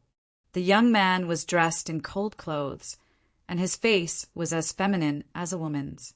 Young Master Yayue, it's our fortune that you're able to come to the Dali dynasty, and it's also my fortune. I'd like to propose a toast to you. A young man sitting on the left slowly raised a cup of wine, stood up, and smiled at the feminine young man. If there were outsiders present, they would definitely realize that the young man who proposed a toast was the 5th prince of the Dali dynasty. Although his status was not as high as that of the 3 princes, he had been faintly favored in recent years. However, even though he was a prince, when facing the feminine young man, his tone was still polite, and he seemed to be trying to curry favor with him. 5th prince, you're too kind. Young Master Yayue smiled faintly, raised his cup, and drank it in one gulp. Although the Greater One sect is located in the South Sea, we have been on good terms with the Dali dynasty for generations. This time, my father is in seclusion and cannot spare any time, so he sent me to congratulate you on your birthday. Young Master Yayue, could it be that the Greater One Taoist Lord is cultivating some amazing magic? A beautiful woman on the side asked in surprise. She was the virgin of the Moon clan of the North Sea. She looked charming and alluring, but she had reached the martial king level at a young age. The Moon clan was in the North Sea, and its status was equivalent to that of the Dali dynasty. It still had a martial saint in it. My father has just made some progress. It can't be said to be cultivating some amazing magic. Young Master Yayue shook his head slightly, then looked up at a young man in black beside him and said, Xiao Wu, I heard that you defeated the younger generation of all the sects in the West Sea? Well done. The young man in black bowed slightly and said cautiously, Brother Yayue, I was just playing around. It's not something to be proud of. Don't belittle yourself. The sect of Grains is the overlord of the West Sea, and its resources are not as good as the Greater One sect. Young Master Yayue shook his head slightly. At this time, an old man quickly walked over and whispered a few words in his ear. Young Master Yayue had a mocking look on his face. Bring him here. Chapter 1140. The old man nodded and left in response. The surrounding people had clearly guessed something and could not help but reveal looks of anticipation. Only a few women had enmity in their eyes. Young Master Yao looked at a young man sitting in the corner and said, Xiling, sit over here. The young man called Xiling stood up instinctively. Seeing that everyone was looking at him, he could not help but feel nervous. However, he still gritted his teeth and sat beside young Master Yao, calling out in awe, Young Master! If Yi Chan was here, he would realize that the other person was the Heavenly Sword Sex Wang Xiling that he had seen at the city gates. I've brought her to you. You know what to do later. Young Master Yao Yu's expression was calm as he said, In short, your Heavenly Sword sect cannot afford to lose face, and my Greater One sect cannot afford to lose face even more. Wang Xiling's expression changed slightly when he heard this. Just as he was about to speak, he saw 2 old men walking in with a woman. It was Mu Kaiwei. However, at this moment, her dantian had been forcefully sealed, so she was no different from a weak woman. The room immediately fell silent. When they saw the woman's face clearly, many of the men present were stunned. One of the old men pushed Mu Kaiwei over, then said to young Master Yao Yu, "Young Master, I've brought her." Young Master Yao Yu looked at Mu Kaiwei with interest. "You're the so-called #1 beauty of the Tianfengxi area?" Mu Kaiwei looked up and was met with an extremely feminine man's face. The other party's gaze did not contain any lust, only coldness. She did not say a word, a cold smile on her face. However, an old man behind her suddenly released the pressure of a martial king. "Kneel when you see the greater one sex, young master." Boom! Mu Kaiwei felt a mountain-like pressure coming at her. Her body uncontrollably knelt on the ground as scarlet blood flowed from the corner of her mouth. "Raise your head." Young Master Yao Yu said indifferently. Mu Kaiwei was unmoved. However, someone forcefully lifted her face up. Mu Kaiwei glared at young Master Yao Yu, still not saying a word. However, her eyes were filled with unyielding will. Young Master Yao Yu pretended not to see her. After sizing her up, he said, "She is quite pretty. No wonder I call her the #1 beauty of the heavenly Windsea region. I think you must be very curious and angry right now. Why did I order people to bring you here?" He carefully played with the wine in his hands, then pointed at Wang Xiling beside him. "Let me introduce someone to you, Wang Xiling, from the Heavenly Sword Sect.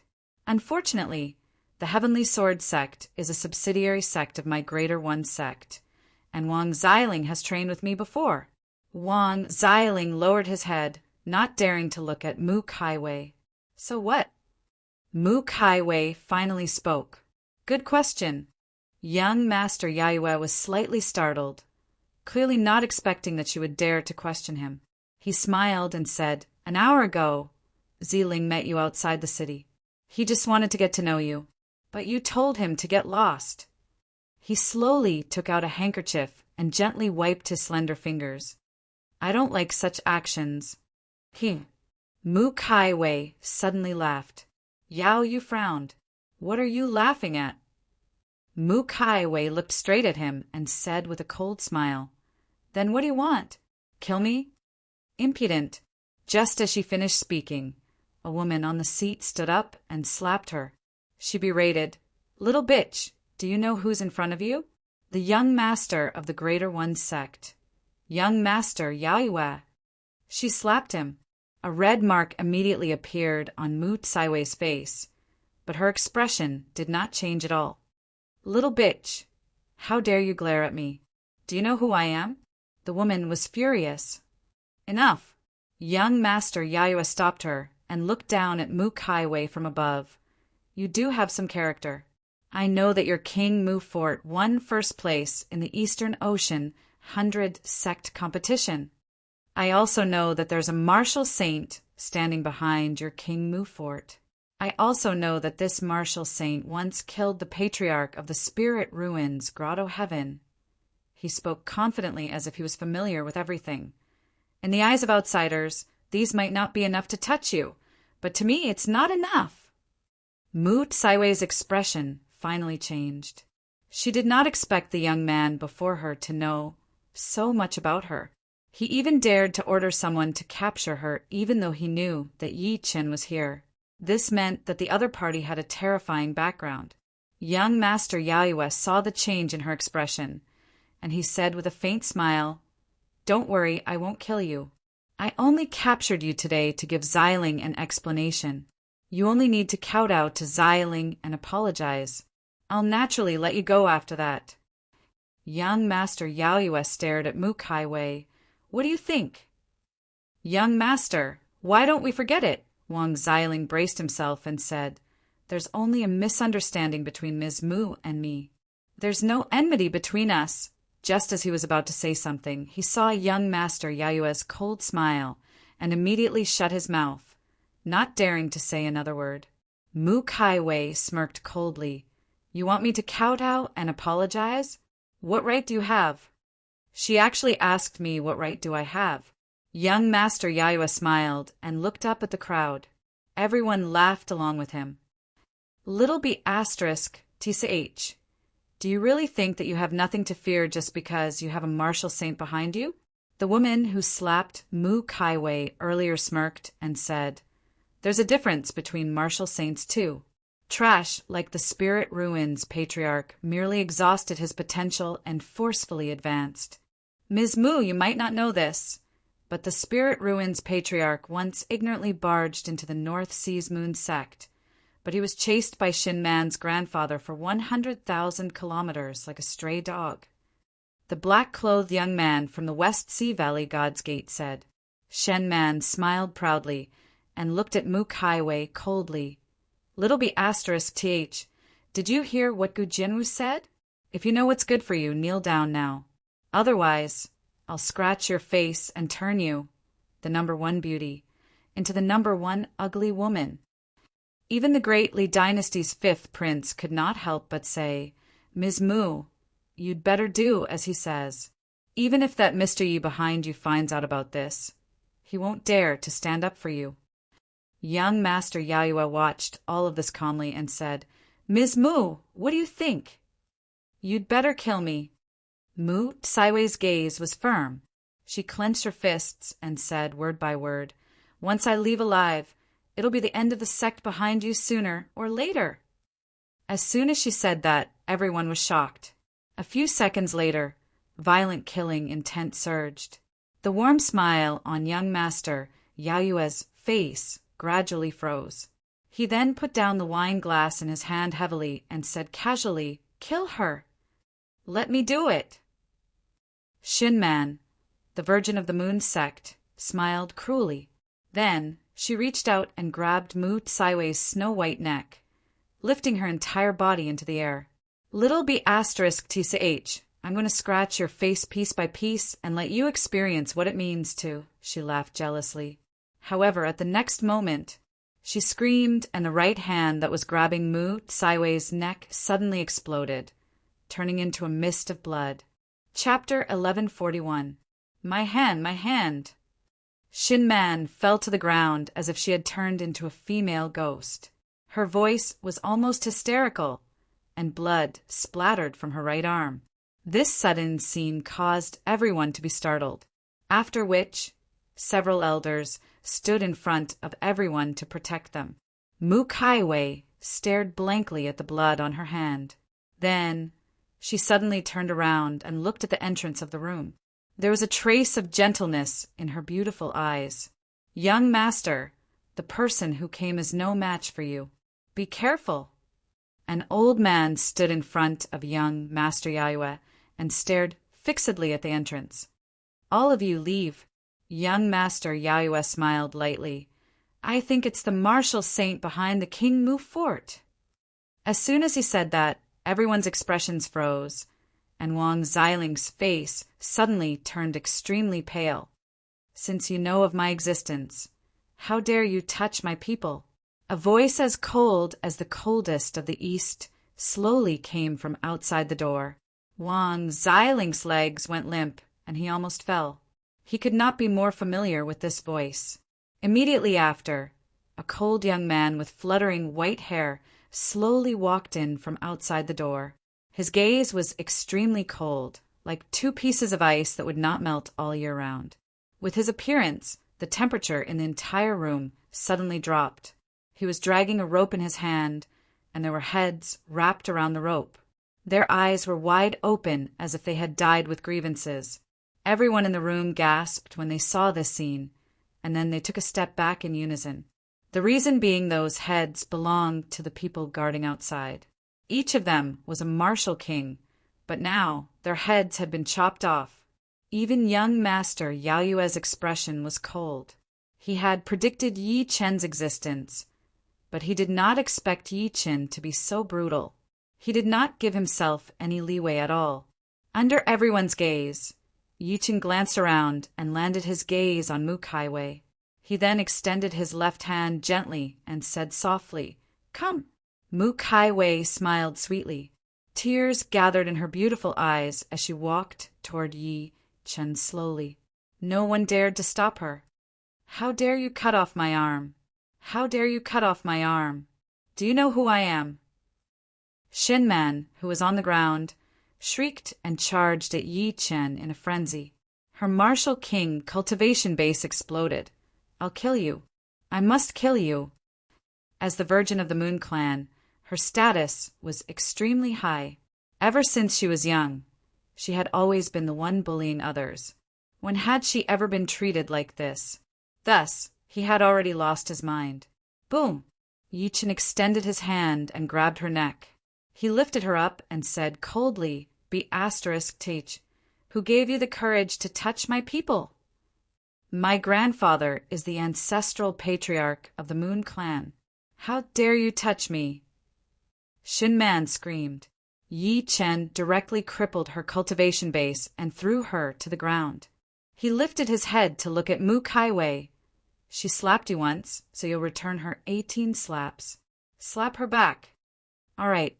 Mu Kaiwei chuckled softly and slapped Shin Man's face. Pa! The slap was loud and clear, and it could be heard as it landed on the ground. Shin Man roared madly with incomparable resentment. Little bitch! How dare you hit me? Pa! Pa!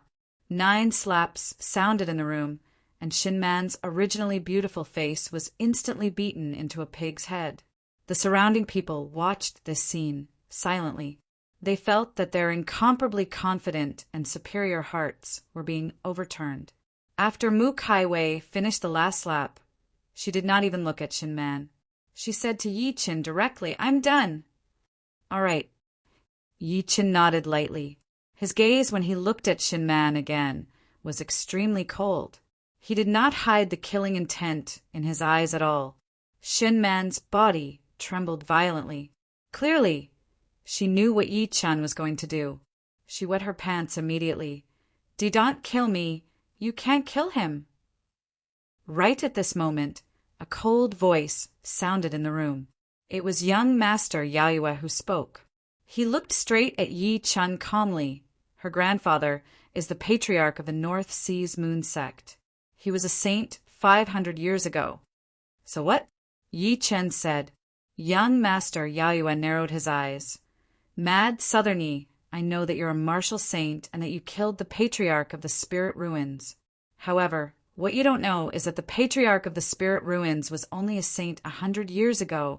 Gotcha! Before he could finish, the sound of a joint being crushed rang out in the silent room. Subsequently, Shin Man's throat was crushed and she fell heavily to the ground. Her eyes were wide open as a soul came out of her body. Just as she was about to escape, Yi Chen grabbed it and burned it with the fire. In an instant, the entire room fell into dead silence. The smile on young Master Yaoyue's face froze. The expression of the black-clothed young man from the West Sea, Gu Lianwu, changed slightly. He subconsciously wanted to escape through the window. Die. However, he was met with Yi Chen's cold gaze. Boom! In an instant, another cloud of blood mist appeared in the room. Yi Chen looked at young Master Yaoyue. A smile appeared on his cold face. So what if I kill him? Young Master Yaoyue said with a cold expression, nothing much.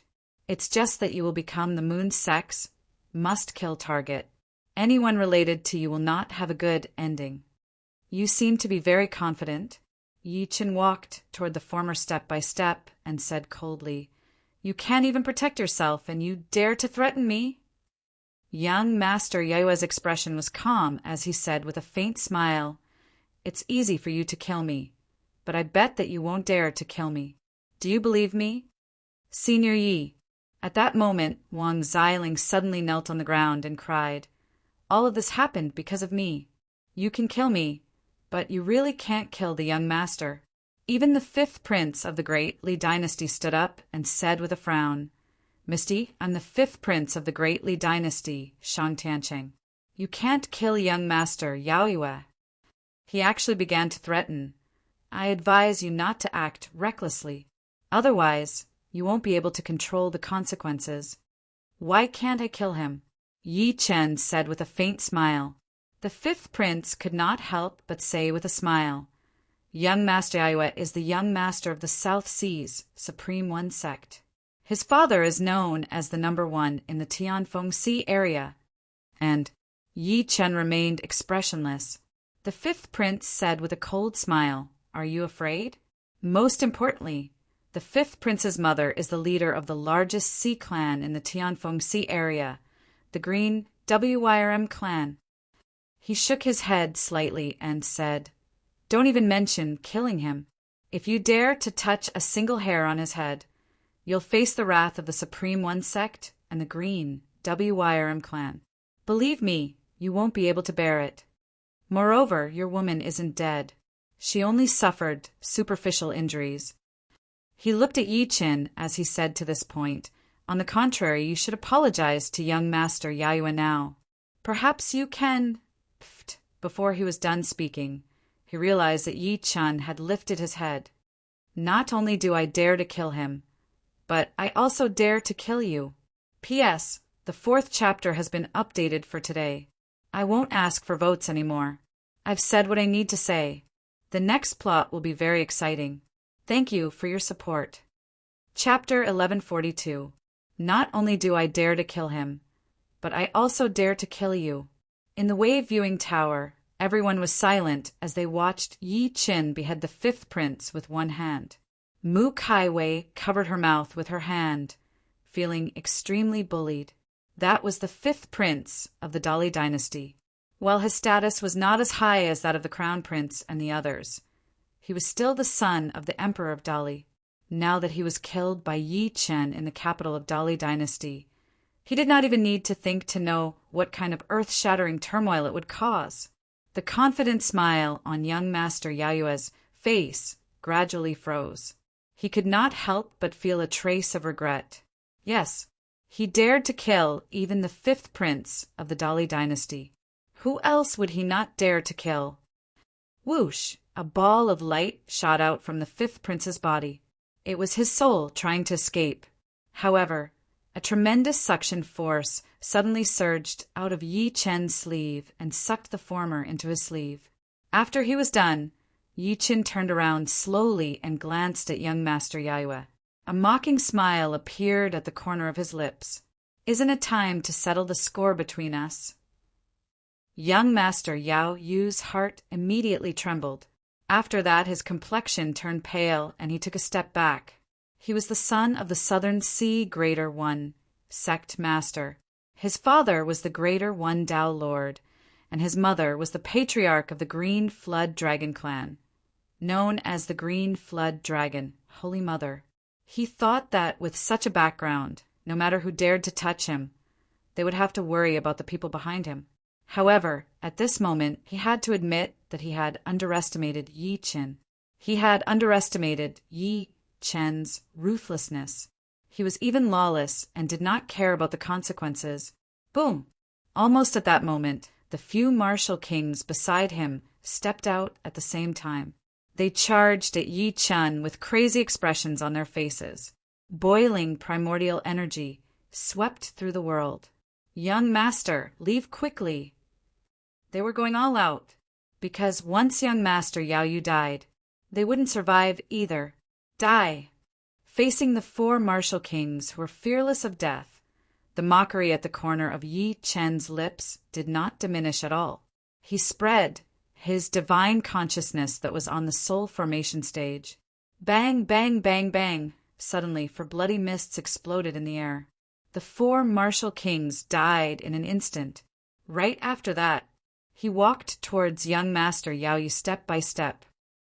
"If you kill me, my father will not let you off. He is a 3-revolution martial saint and is known as the number 1 person in the Heaven Wind Sea area." At this moment, young Master Yayue was no longer as calm as before. As he retreated, his face was filled with fear. "My mother is the Green Flood Dragon clan's clan leader. She is known as the Green Flood Dragon, Holy Mother." Before he could finish speaking, Yi Chen grabbed him in his hand. His body collapsed completely, leaving behind a tiny person the size of a palm. That was his divine soul. The little person's face was full of fear, and he screamed, "My father already knows that I'm in danger, and he's on his way." Yi Chen's expression remained unchanged as he exerted force in his hand. However, the little person was not crushed by him. Instead, a purple gleam suddenly shot out of his body. The purple gleam enveloped him tightly, faintly forming an equal with Yi Chen. Bloodline imprint? Surprise flashed through Yi Chen's eyes. Subsequently, he opened his mouth and spat out a golden airflow. The golden airflow directly dispersed the purple glow. Father, save me, save me. Young Master Yaoyue's divine soul was in complete despair. This was the first time in his life that he had felt powerless, despair, and the aura of death. If he was given another chance, he would definitely not choose to attack Mu Kaiwei. However, there was no medicine for regret in this world. The moment the purple gleam was dispersed, a figure suddenly bloomed from young Master Yaoyue's divine soul. It seemed to be an old man, but his facial features were not well defined. He shouted, "Fellow cultivator, let's talk things out. If my son has done anything wrong, I can." Yi Chen acted as if he did not hear him. He closed his palm gently, and young Master Yaoyue's divine soul immediately turned into dust and scattered. At that moment, the blurry figure seemed to have sensed something, and his voice was extremely resentful. "Good, very good. You killed my son. I won't rest until you're dead." At the same time, tens of thousands of kilometers away in the South China Sea, in the prosperous Supreme Sect, an old man in black sat cross-legged on the ground and spat out a mouthful of scarlet blood. His hair was disheveled as he roared, "Yaoyue, my son, I swear that even if I have to die, I will avenge you." With that, he hammered his chest heavily and spat out another mouthful of blood. He grabbed the ball of blood and quickly formed hand seals with both hands. The ball of blood began to squirm violently and rapidly grow larger. In the end, it turned into a scale. On the scale, the face of a beautiful middle-aged woman with 2 horns on her head could be vaguely seen. Dao Master Tai glared angrily and said with incomparable heartache, "Holy Mother, Yao is dead. The location is in the Great Li Dynasty. You can choose how you want to do it." Almost at that instant, in the Central Sea, a giant dragon that was more than 500 meters long stirred up the wind and clouds, crossing the sea for 3,000 kilometers. An earth-shattering roar sounded from the Moon Sect in the North Sea. The patriarch of the Moon Sect left the sect and headed straight for the Great Li Dynasty. The patriarch of the West Sea Valley sect was filled with killing intent. At this moment, the entire Tianfeng Sea area was in a thunderous uproar. Countless people were extremely shocked when they sensed this commotion. The capital of the Great Li Dynasty. In the village that was like a paradise, Grand Tutor Ning suddenly felt a surge of emotion. Then he quickly pinched his fingers and calculated. His expression kept changing as he sighed faintly. The great calamity is coming and chaos is coming. In the wave-viewing tower, after Yi Chen's thunderous attack, his expression was still as calm as water. He looked directly at Wang Xiling, who was the only survivor. As if sensing his killing intent, Wang Xiling's body trembled violently, and for a moment he peed his pants. "Let him go." Mu Kaiwei could not help but say, "This has little to do with him. He even pleaded for me before." What she said was the truth. Although this matter had started because of Wang Xiling, it was not his original intention. In the end, it was young Master Yaoyue who had forcefully stood up for him. As soon as she finished speaking, Wang Xiling looked at her with deep gratitude in his eyes. Yi Chen retracted his gaze and turned around. "Let's go!"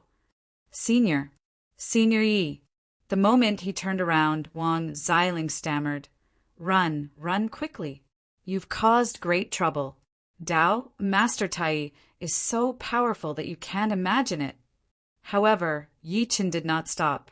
On the 9th floor of the wave-viewing tower, on the highest floor, 2 figures whose faces could not be seen silently watched everything that had happened before silently watching the 2 of them leave.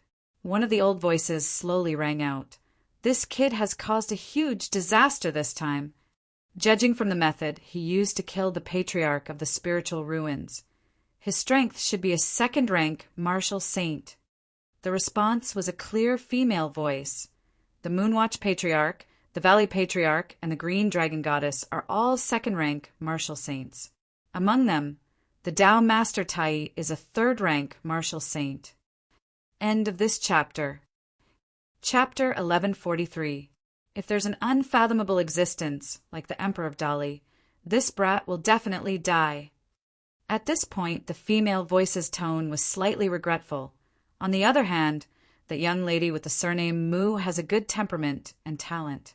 What a pity! Outside the wave-viewing tower, Ju-Er, who had been waiting, welcomed Yi Qin and Mu Kaiwei as soon as she saw them. "Young mistress, are you all right? I was so worried." "I'm fine." Mu Kaiwei shook her head lightly. She could not help but ask when she saw Yi Chen turning around to look at the wave-viewing tower without moving, "What's wrong?" "Nothing." Yi Chen took a good look at the 9th floor of the wave-viewing tower. His eyes flickered a few times. "Yi Chen, let's not participate in the Emperor's birthday. Let's return to Tianfeng City quickly. I'm worried." Mu Kaiwei hesitated. Although she did not know much about young Master Yayue, she could vaguely guess that his background was terrifying. Not only did Yi Chen kill him, but he also killed the Moon Sect, the Valley God's Gate, and even the 5th Prince. He was probably in big trouble. It's too late. Yi Chen smiled lightly and looked at the end of the street all of a sudden. Rumble! The entire ground was shaking as if 10,000 horses were galloping. Smoke and dust rose from the end of the street. Under Mu Kaiwei, Ju-Er, and the rest's terrified gazes, they saw an armored army of more than 2,000 people rushing over. Every single one of them was wearing black armor that covered them from head to toe. Even the war horses beneath them were no exception. From afar, they looked like a group of Azuras. "Spirit Armor Army. It's the Spirit Armor Army." Mu Tsaiwei's pretty face changed. Rumor had it that the Dali dynasty had a mysterious army that was specially sent by the emperor. Although there were only 2,000 of them, their combat power was comparable to an army of 200,000. Surround this place. A man in black armor looked at Yi Chen and the rest coldly after getting off his horse. Then he rushed into the wave-viewing tower with a few people. "Yi Chen, what should we do?" Mu Kaiwei leaned against Yi Chen by instinct. By then, she knew that the matter had blown up. Otherwise, the Spirit Armor Army would not have intervened. At this moment, the man in black armor from before walked out with some people. A few people behind him were carrying a stretcher, and the 5th Prince's corpse was on the stretcher. The black-armored man pointed at Yi Chen and the rest and shouted, "This person killed the 5th Prince. Take them down." Boom! The thousands of spirit armor soldiers in the surroundings took a step forward in unison, and they emanated a baleful aura that caused the ground to tremble violently. Yi Chen's gaze swept across and landed on the black-armored man. "Do you think you can stop me?" "Mr. Yi, I admit that I'm no match for you." "We can't stop you either," the black-armored man said fearlessly. "But you don't dare to move either, because before we came here, the Great Li's 500,000-strong army stationed not far from Tianfeng City has already rushed to Tianfeng City." "What did you say?" Mu Kaiwei thought she had heard wrongly. The black-armored man's expression was cold. "As long as you dare to move, I guarantee that Tianfeng City will be destroyed in less than an hour. Even the King Mu Fort will be no exception." Shameless. Mu Tsaiwei's delicate body trembled, and she was extremely anxious. The Great Li had mobilized 500,000 troops. If they were fully equipped and had a martial king to hold the fort, the King Mu Fort would not be able to withstand it. "Are you threatening me?" Yi Chen looked at him quietly. At the next moment, with a step forward, the 500 spirit armor soldiers in the south turned into a bloody mist. They did not even have the chance to scream. "Do you know that what I hate the most is being threatened?" He took another step forward, and the 500 spirit armor soldiers in the north turned into a bloody mist. The black-armored man's expression changed drastically. "If you want to destroy Tianfeng City and the king move fort, go ahead. I won't stop you." Yi Chen took another step forward, and another 500 spirit armor soldiers died. "At most, I'll slaughter the Great Li after this and wipe out all your families." In the last step, the remaining 500 spirit armor soldiers died. The black-armored man's body was torn into pieces, turning into countless bloody mists that scattered everywhere. "Yi Chen, let's go back now." Mu Kai Wei was almost begging. "It's too late." Yi Chen shook his head lightly. "Even if we set off now, it'll take us half a day to reach Tianfeng City. By the time we get there, I'm afraid we'll already be, then my father—" Mu Tsaiwei's face was extremely pale. "You still don't understand?" Yi Chen chuckled. This was a trap from the beginning. It was a trap that used the emperor's birth as an excuse to trap us in it. "We can't take care of ourselves. What should we do next?" Mu Kai Wei said helplessly. "Kill, to break the trap." Yi Chen spat out a few words softly. Then he waved his sleeve and carried the two women to the south of the capital. Almost at that moment, the tragedy at the wave viewing tower was spread. It instantly shook the world and shocked the world. The saintess of the moon sect, Shin Man, was dead. The young master of the valley goddess sect, Gu Yuanwu, was dead. The young master of the Supreme East sect, young master Yaiyue, was dead. The fifth prince, Shang Tiancheng, was dead. The spirit armor army was mobilized, but they were completely wiped out. When this news that was filled with endless blood spread to every corner of the capital, all the forces were shocked. One had to know that whether it was the Moon sect, the Valley Goddess sect, or the Supreme One sect, they were all overlords. Their foundations were not weaker than the Dali dynasty at all. Now all the overlords had been killed. In an instant, various forces sent people to investigate the real situation in the wave viewing tower. In the end, they came to a conclusion. The killer, Mad Southerny. Half a month ago, perhaps everyone would have been confused and did not know who it was. However, this name had already shaken the entire East Sea and even the Tianfeng Sea area. Mad Southern Yi killed the Spirit Ruins, patriarch of the Spirit Ruins Grotto Heaven, by himself. His divinity even made the Nine-Yang Sword Leader and the Grand Purity Palace Master admit defeat. Previously, Yi Chen had been in the limelight because the Spirit Ruins Grotto Heaven was destroyed overnight and the Nine-Yang Sword Leader and the Grand Purity Palace Master had mysteriously disappeared. Now that this news spread, everyone's scalps went numb, and a thought flashed through their minds. Is Mad Southern Yi crazy? He killed the people of the overlords without caring about the consequences. Was he really not afraid of revenge? Did he really think that he was invincible? Just as everyone was waiting for the overlords to react, an even more explosive news spread. The Supreme One sect master, the Supreme One, broke out of closed-door cultivation and rushed toward the Dali dynasty alone. His killing intent shook the heavens. The Moon sect's patriarch, the Moon Patriarch, and the Valley Goddess sect's patriarch, the Valley Goddess sect's patriarch, came one after another, demanding an explanation from the Dali dynasty. The Green Dragon clan's patriarch, the Green Dragon Holy Mother, unleashed a tsunami that hit the land for 3,000 kilometers, threatening to avenge young master Yaiyue. If you like Evil Dad in the City, please collect Evil Dad in the City. Chapter 1144. Countless people were horrified by this. Whether it was the Supreme Dao Lord or the Wangyue Patriarch, they were the top figures in the Tianfeng Sea area. Their names and deeds were sung by countless people. Now that the few of them had made a move, it was obvious that this matter could not be resolved peacefully. Everyone knew what kind of storm would be stirred up next. At this moment, an imperial edict came from the Dali Imperial Palace. Mad Southern Yi is tyrannical. He killed a member of the royal family and deserves death. From today onwards, the Dali dynasty and Mad Southern Yi are irreconcilable. The last imperial edict of the Dali dynasty once again ignited the shock in everyone's hearts. It meant that the 5 great forces had joined forces to kill Mad Southern Yi. This had never happened in the history of the Tianfeng Sea area.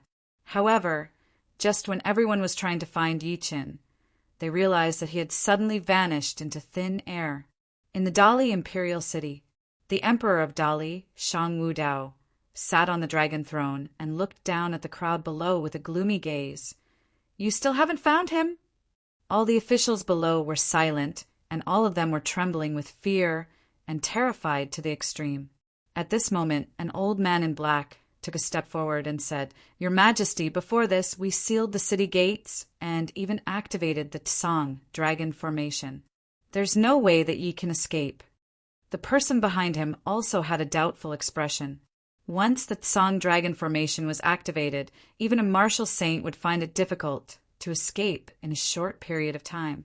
However, there was nothing unusual about the Tsang dragon formation. How did that person disappear? The emperor's eyes flickered nonstop. He had planned for this day for a long time, and he felt that there were no mistakes. However, at this moment, he felt a faint sense of unease. At this moment, a person hurriedly walked in and knelt on one knee. "Your Majesty, bad news. Mad Southern Yi has appeared in the Azure Dragon Mine." The moment that was said, the entire place was in an uproar. "What? He's actually in the Azure Dragon Mine? There's no exit in the Azure Dragon Mine. What's he doing there?" The person said again, "Mad Southern Yi killed his way into the mine and used a strange divinity. He actually forcefully devoured the mine. Boom!" The Emperor of Dali was shocked. His brows were filled with rage, and then his body disappeared on the spot. He finally knew where his uneasiness came from. When the capital of the Dali dynasty was built, there were great figures who spent a lot of effort to use their magic to move 4 mines to suppress the dragon veins. They were the Green Dragon Mine, the Red Bird Mine, the Black Tortoise Mine, and the White Tiger Mine. It could be said that the 4 mines were related to a country's luck.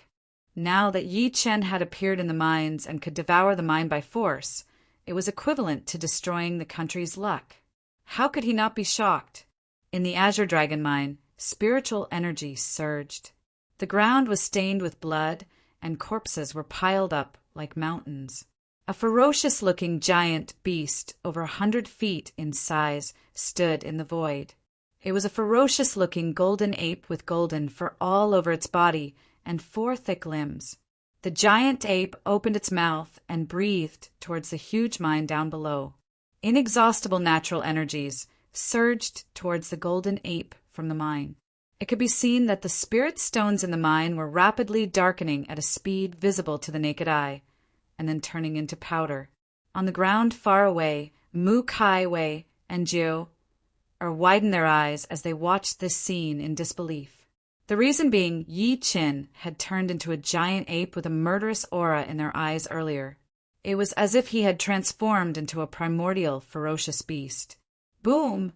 After the last trace of spiritual energy was devoured by the giant ape, the entire Azure Dragon Mine collapsed. With a flash of light, the giant ape's body began to sway.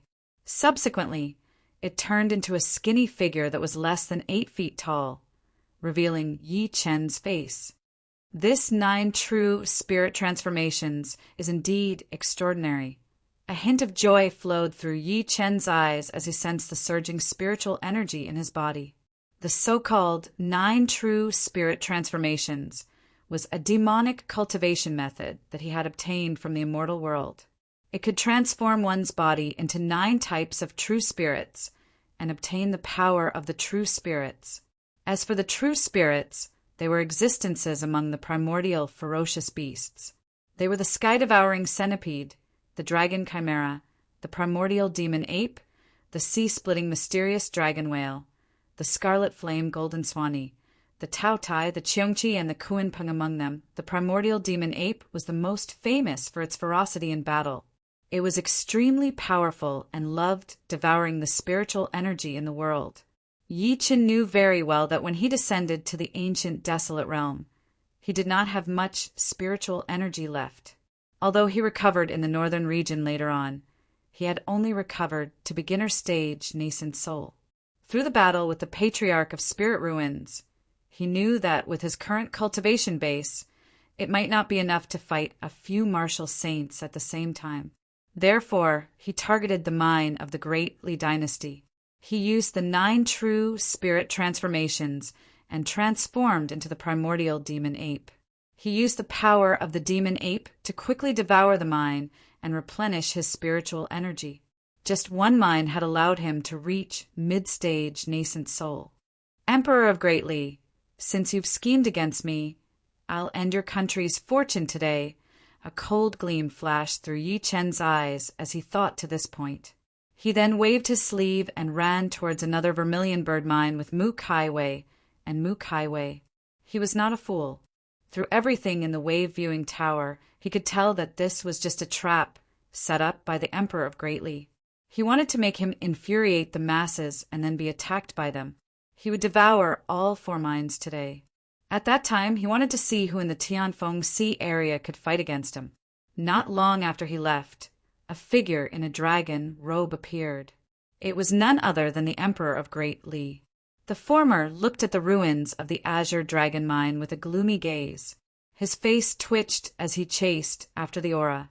Half an hour later, at the Vermilion Bird Mine, Yi Chen devoured all the spiritual energy that was like a river. Meanwhile, his spiritual energy cultivation base had increased from mid-stage nascent soul to late-stage nascent soul. The primordial demon ape that he transformed into became more and more lifelike, as if the primordial demon ape had really descended. I wonder if devouring the remaining 2 spirit stone mines will allow me to step into soul formation. Yi Chen transformed into his human form. He clenched his fists lightly and allowed the true origin energy in his body to surge like a tide. His eyes shone brightly. I have to say, Great Li is really rich. At that moment, a torrent of killing intent suddenly swept over from the void. At the next moment, a figure in a dragon robe slowly appeared.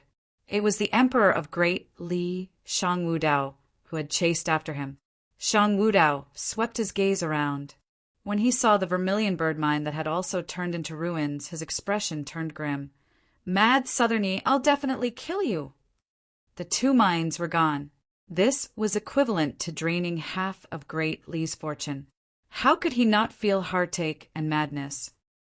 Emperor of Great Li, Yi Chen swept his gaze over and looked into his eyes.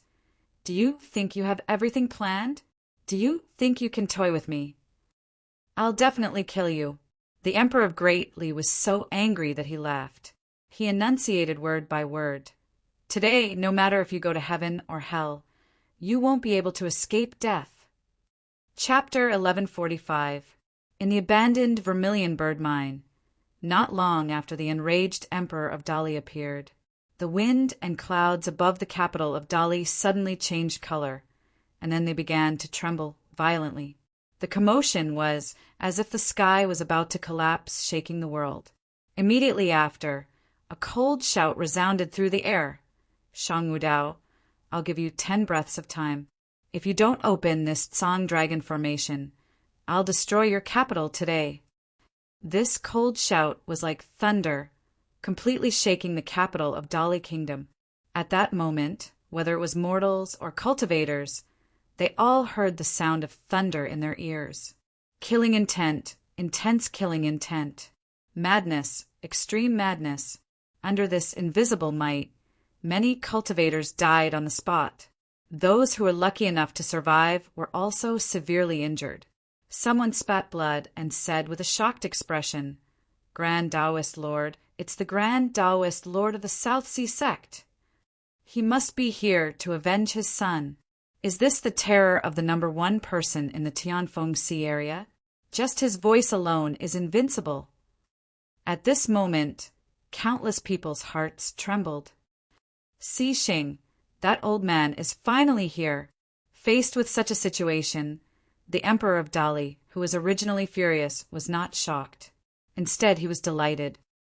Mad Southerny, I told you that you'll definitely die today. He glanced at Yi Chen coldly. Then he took a step forward and left. After he left, Mu Kaiwei heaved a sigh of relief. She looked at Yi Chen in shock and said, Yi Qin, that voice earlier was, if I'm not wrong, that person is the Grand Taoist Lord of the Grand East Sect. Yi Chen lifted his head to look at the sky, his eyes flickering. What? Mu Tsaiwei's body swayed when she heard that. Deep fear surged in her beautiful eyes. Grand Taoist Lord. Although she was from the East Sea, she had heard of the Grand Taoist Lord's name. To her, such an existence was no different from a god, and now such an existence had really come. Thinking to this point, she seemed to have thought of something, and her pretty face suddenly turned extremely pale.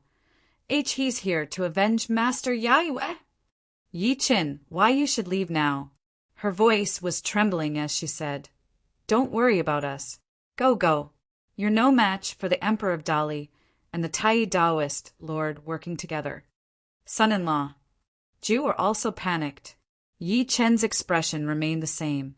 He shook his head lightly and said something that almost made the two ladies break down. I'm afraid it's not 2 but 5. The south gate of the capital of Dali Kingdom. Fellow Taoist Tai, I'll remove the Song Dragon formation now. The emperor of the Dali dynasty, who was ascending, spoke slowly. A golden jade seal shot out from his sleeve, releasing 9 streams of dragon chi that swept in all directions. Boom! The heavenly dragon formation that enveloped the entire capital immediately disappeared, which meant that outsiders could easily enter the capital. Buzz!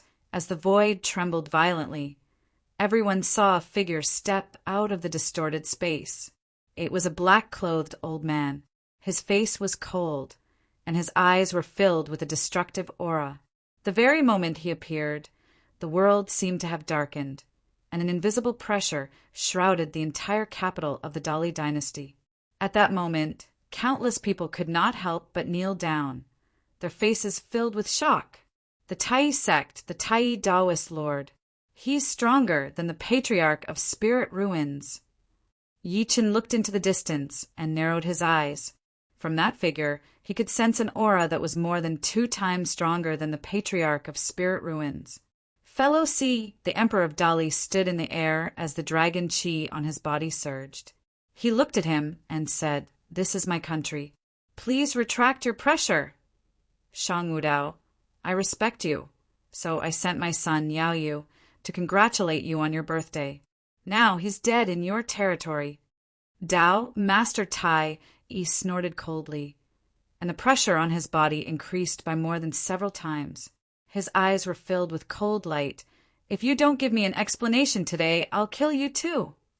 As soon as he said that, the entire capital of Dali Kingdom fell silent. Everyone who was watching this scene was trembling in fear. The Emperor of Dali's gaze darkened.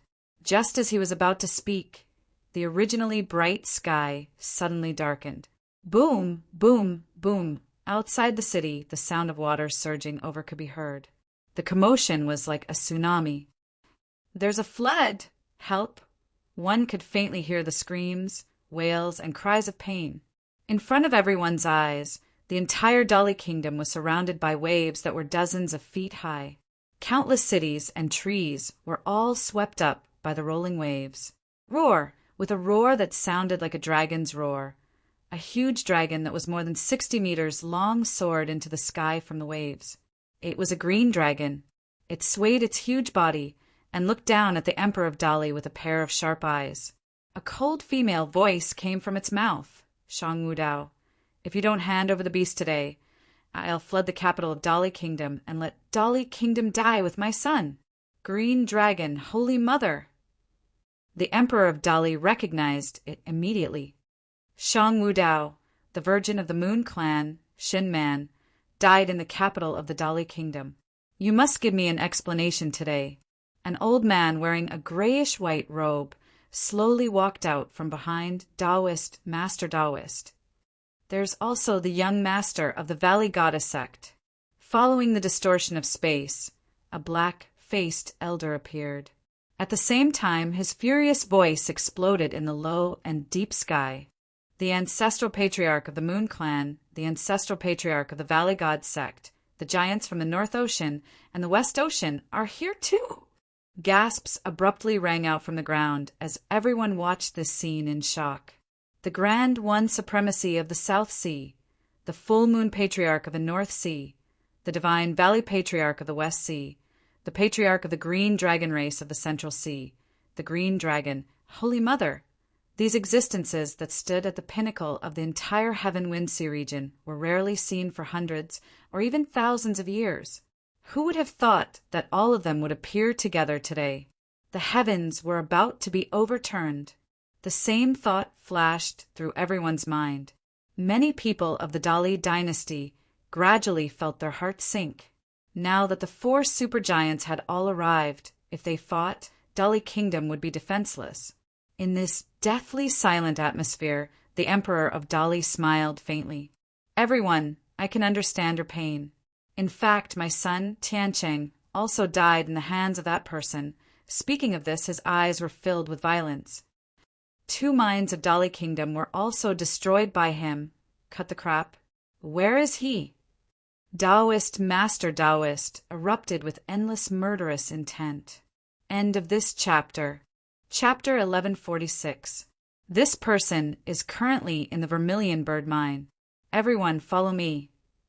The Emperor of Dali dynasty did not hesitate. After saying that, his body shook and he disappeared on the spot. Split up. We can't let this person escape. The Patriarch of Wang Yue's gaze was grim as he followed the Emperor of Dali from the east. The Grand Taoist venerate the Green Dragon Goddess, and the Patriarch of Valley God ran from the west, south, and north. At the Vermilion Bird Mine, Mu Kai Wei fell to the ground. Her beautiful face was pale as she mumbled, Yi Chen, I'm sorry. I've caused you harm. I've caused you harm. She had also heard the conversation between the Emperor of Dali, the Grand Taoist venerate, and the rest. 5 martial saints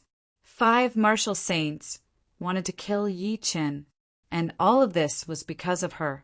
If Yi Chen had not gone to the Guanlan Tower to save her, he would not have killed the Holy Lady of the Moon sect, Shinman, the young master of the Valley God sect, Guyuwu, and young master Yayue.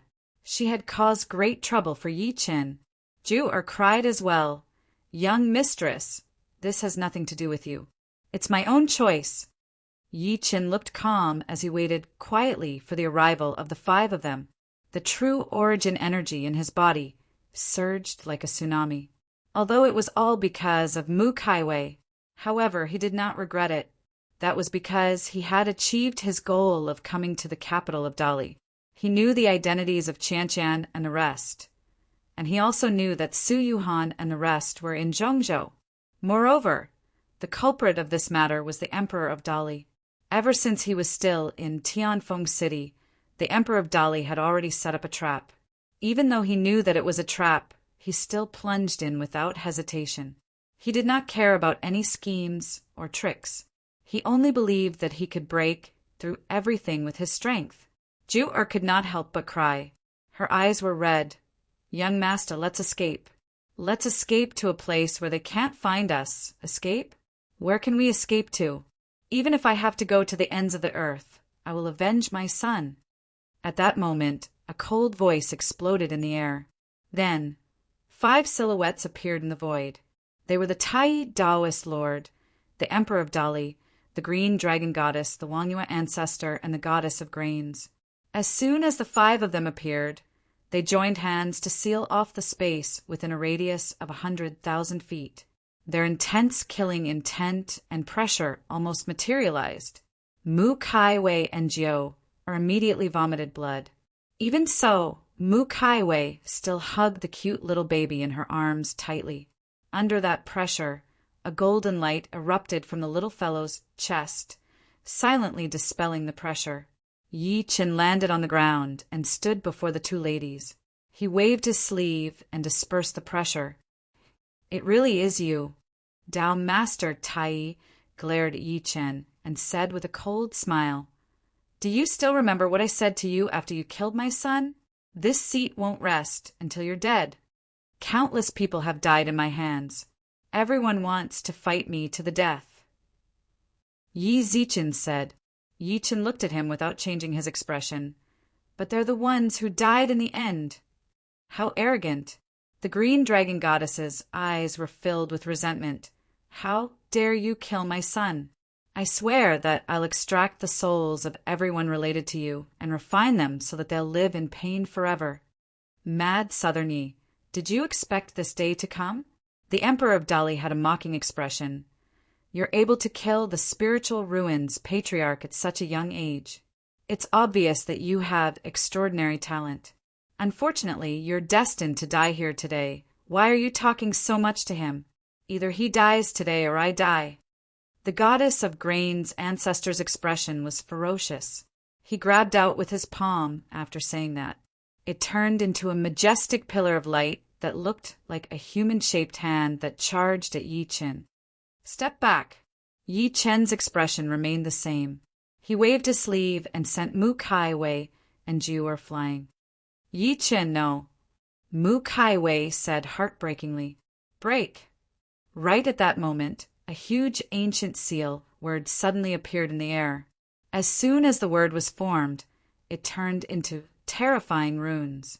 Rumble! The majestic pillar of light immediately exploded amidst the terrifying runes, and the energy spread out like a shock wave. Who is it? The goddess of grain's patriarch's expression changed slightly. Even Taoist, Master Tai Yi, and the rest were no exception. Only the Emperor of Dali's expression changed slightly. He turned around with a gloomy gaze. Under his gaze, a middle-aged scholar in a green robe slowly walked out. Grand Tutoring, Taoist Master Tai Yi, and the rest focused their gazes. The Emperor of Dali's expression was extremely grim as he said coldly, Grand Tutor, are you determined to become my enemy? What he did not want to see the most had happened. Under everyone's gaze, Grand Tutor Ning walked over slowly. There was no cultivation fluctuation on his body, but he seemed to have overlapped with the great Tao of heaven and earth. Even Yi Chen was extremely surprised. He did not expect Grand Tutor Ning to stand out at this time. Facing the Emperor of Dali's gloomy gaze, Grand Tutor Ning stopped and looked at him. A few seconds later, he sighed faintly. Wu Dao, do you still remember what you promised me 1,000 years ago? The Emperor of Dali's name was Shang Wu Dao. In the entire Dali dynasty, only Grand Tutor Ning could call him by his name. Back then, you and I met in Zhongzhou, Grand Tutor Ning muttered to himself. At that time, you were heroic and talented. You were determined to create a prosperous era for the people of the world, and I joined you because of that. That's how it has been 1,000 years. Shang Wu Dao was gloomy and silent. In these 1,000 years, I've witnessed Dali grow from a small dynasty that swallowed humiliation to an existence that suppressed the Tianfengxi area. Grand Tutor Ning seemed to sigh. I've also witnessed your ambition growing day by day. You've become selfish, violent, suspicious, greedy, and insatiable. You've become a flatterer and have long forgotten your original intentions. Shut up! As he spoke, Shang Wu Dao's face was flushed red. He seemed to be exasperated as he said, I'll ask you one last time. Are you going to become my enemy because of an outsider? I'll also ask you one last time. Grand Tutor Ning stared at him. Today, as long as you withdraw, I'll still be your subject, and Dali will still be your Dali. Ha ha ha! What a nice, still my subject. Shang Wu Dao suddenly laughed out loud. Ning Haoren, how dare you threaten me? Aren't you thinking too highly of yourself? Forget it. Grand Tutor Ning sighed softly and turned around to look at Yi Chen. Give me the 5th prince's soul. At that moment, Shang Wu Dao's expression changed slightly. Yi Chen nodded lightly and waved his sleeve. A soul shot toward the former immediately. After Grand Tutor Ning caught it, he looked at the 5th prince's soul that was about to dissipate and said benevolently, Child, who sent you to Wave-Watching Tower? Tell me everything. His voice was like the voice of the great Tao, giving off a sense of familiarity. One would choose to believe everything without any precaution. The 5th prince's soul was not on guard at all. He said blankly, Father secretly ordered me to go to Wave-Watching Tower. End of this chapter. Chapter 1147. Bullsh asterisk T. Shang Wudao immediately cursed. On the other hand, Dao Master Tai and the rest frowned slightly. Surprisingly, they did not choose to stop him. The fifth prince's soul continued. Father asked me to invite young Master Yaoyue, Saint Shinman, and the young master of the sect of grains to eat at the wave-watching tower. He also ordered me to invite young Master Wang Xiling of the Heavenly Sword sect. Be asterisk starred, I'll kill you! Shang Wudao's expression was slightly ferocious. Then he actually reached out with his hand, as if he wanted to snatch the fifth prince's soul from Grand Tutor Ning's hands. Boom! At this moment, the Moon Sect's patriarch, who had been silent all this while, suddenly stopped him and said coldly, Fellow Shang, why are you so agitated? Let him continue. The eyes of the three of them flickered nonstop. Everyone present had lived for more than 1,000 years, so they were able to detect the abnormality from just a single detail. At the banquet, young Master Yaoyue and the rest did not know about the conflict between young Master Wang Xiling and Mad Southern Yi. I was the one who brought it up on my father's behalf. As expected, after young Master Yaoyue found out about the small conflict between Wang Xiling and Mad Southern Yi, I deliberately bragged about Mad Southern Yi's achievements to provoke young Master Yaoyue. As he spoke, Dao Master Tai and the rest looked at Shang Wudao, their eyes filled with sharpness. Fellow Shang, is that true? The green dragon goddess's gaze was unfriendly. Initially, they thought that Yi Chen had killed their people. Never had they thought that there would be such a scheme and conspiracy. If what the fifth prince said was true, then it must be Shang Wudao who caused this outcome today. Yi Chen nodded secretly. A hint of admiration flashed through his eyes as he looked at Grand Tutor Ning. It had to be said that it was no wonder that Grand Tutor Ning was an existence that had become a saint through literature. He possessed great wisdom and could easily see through this situation. Fellow cultivators, don't listen to this unfilial son's excuse. This has nothing to do with me. Shang Wudao's expression was extremely calm as he sneered. Have you ever wondered why Yi killed young Master Yaoyue and the rest, but left behind the unfilial son's soul? The eyes of Dao Master Tai and the rest immediately flickered when they heard that. In my opinion, you must have done something to the unfilial son's soul. Shang Wudao saw all of this and said again, Everyone, all of you are extraordinary, so you should know that it's not difficult to implant a memory into a person's divine soul, right? No matter what, it's a fact that Yi killed my son, a fact that can't be changed. The green dragon, Holy Mother, smiled coldly. I don't care if there is any conspiracy. I only know that if you owe money, you must pay. You must pay with your life, then come. Yi Chen took a deep breath in as the golden flames in his eyes danced nonstop. I'd like to experience your techniques today. As soon as these words came out, the temperature of the world suddenly dropped. Attack! Tai, Daoist master, was the first to speak. A sage Dharma idol immediately condensed behind him, causing the void to tremble. Wait! At that moment, a slightly pleading voice came from behind Yi Chen. Then he saw Mu Kaiwei walking over quickly while carrying Meng Meng and Jior. What are you doing here? Yi Chen frowned. Mu Kaiwei smiled sadly when she saw Yi Chen's displeased expression. She then put down Meng Meng and knelt heavily before Tai, Daoist master, and the rest. Seniors, a sad smile appeared on her pale face. My name is Mu Kaiwei. All of this happened because of me. It has nothing to do with Yi Chen. Whether it's the Holy Maiden Shinman, young Master Gu, or young Master Yaoyue, they all died because of me. Today, Kaiwei is willing to atone for her sins. Kaiwei is willing to use her life to pay for young Master Yaoyue and the rest. After saying that, she bit her lips, and a hint of determination flashed across her beautiful face. Then she raised her hand and slapped her head heavily. Young mistress, Jior cried. Bang! Just as her hand was about to hit her head, she realized that she could not move, as if she was imprisoned. The former opened her eyes and looked at Yi Chen pleadingly. Yi Chen, and no, she had let Yi Chen down. She did not want to implicate Yi Chen. Yi Chen said calmly when he met her gaze, "I'll take responsibility for what I've done. Why would I need a woman to die for me?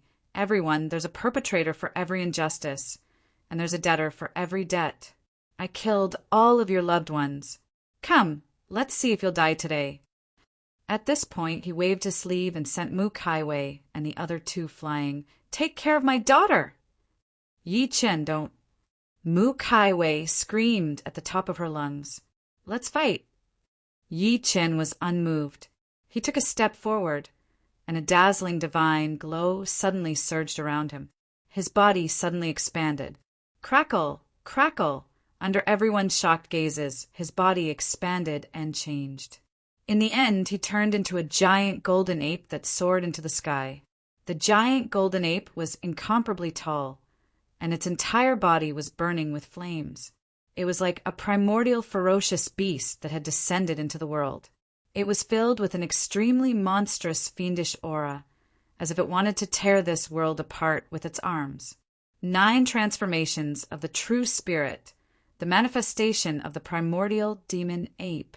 What divinity is this? At this moment, the pupils of Tao Master Tai Yi and the rest constricted, and their eyes were filled with fear. Roar, an earth-shaking roar came from Yi Chen, who had transformed into the primordial demon ape. The common people are in chaos. The world is on fire. I'm the only one in the world. I don't care what divinity he has. With the 5 of us attacking, we'll kill gods and Buddhas below the Emperor stage. The Emperor of Dali, Shang Wudao, shouted. The dragon energy in his body surged, and a golden dragon energy turned into a golden spear that shot out. Kill! Tao Master Tai Yi took out a huge cauldron. It seemed like he wanted to absorb the void into it. It descended from the sky and covered Yi Chen directly. Yao! If you're still alive, open your eyes and watch. I'll avenge you today. The green dragon goddess roared and revealed her true form of a dragon that was 60 meters long. Her claws tore through the air and grabbed at Yi Chen. Full moon finger. The patriarch of the moon's sect formed a giant handprint in the air. It turned into a giant finger that covered Yi Chen. Rumble. The 4 martial saints attacked with all their might, and the power that erupted almost caused the world to tremble. The battle erupted just like that. At that moment, countless people outside were watching the scene in shock. They could already see Yi Chen's tragic end. For martial saints attacked. Yi Chen could not escape. Just as the remaining patriarch of the Valley God sect was about to join the battle, he suddenly felt Grand Tutor Ning's calm gaze. The patriarch's expression changed slightly as he said threateningly, "Grand Tutor Ning, do you really want to go against us?" Buzz. As the void trembled, a golden scripture appeared in Grand Tutor Ning's hand. The scripture shone with golden light, as if golden words were spreading out. End of this chapter. Chapter 1148. The Book of Great Path. You took out the Book of Great Path. Are you crazy? Looking at the golden book in Grand Tutor Ning's hand, Ancestor Goddess of Grains was in disbelief. The Book of Great Path was the manifestation of a scholar who became a saint. Scholars did not cultivate martial techniques, nor did they cultivate their physical bodies. They cultivated their scholarly chi and heaven and earth. The Book of Great Path contained their own understanding of the laws of heaven and earth. Therefore, the Book of Great Path was extremely precious. It was even more important than one's life. However, Grand Tutor Ning still managed to cultivate it. Grand Tutor! At this moment, many people who were watching the battle from the outside were moved, especially the students who cultivated the way of literature.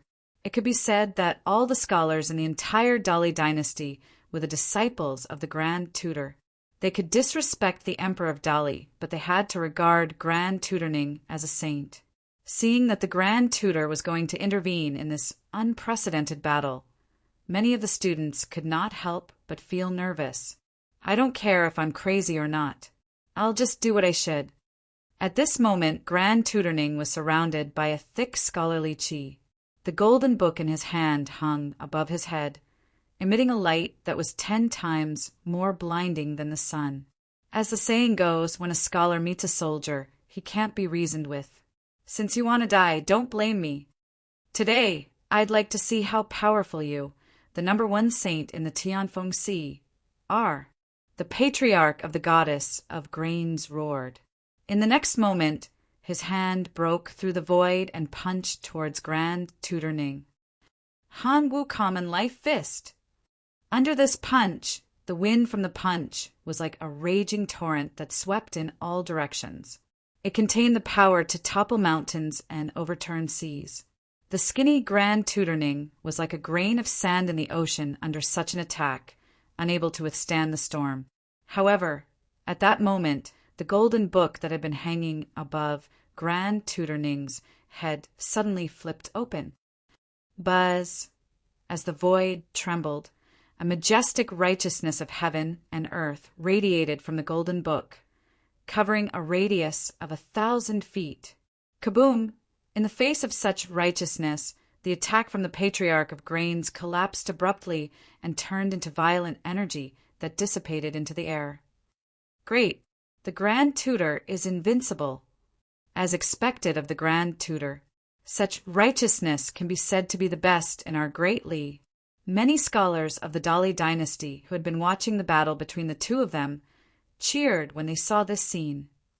I once heard that in the Central Plains, the Tao of literature is flourishing. There are highly learned Confucians who can kill demons, who cultivate evil arts with just a shout. In the past, I thought that it was just a rumor.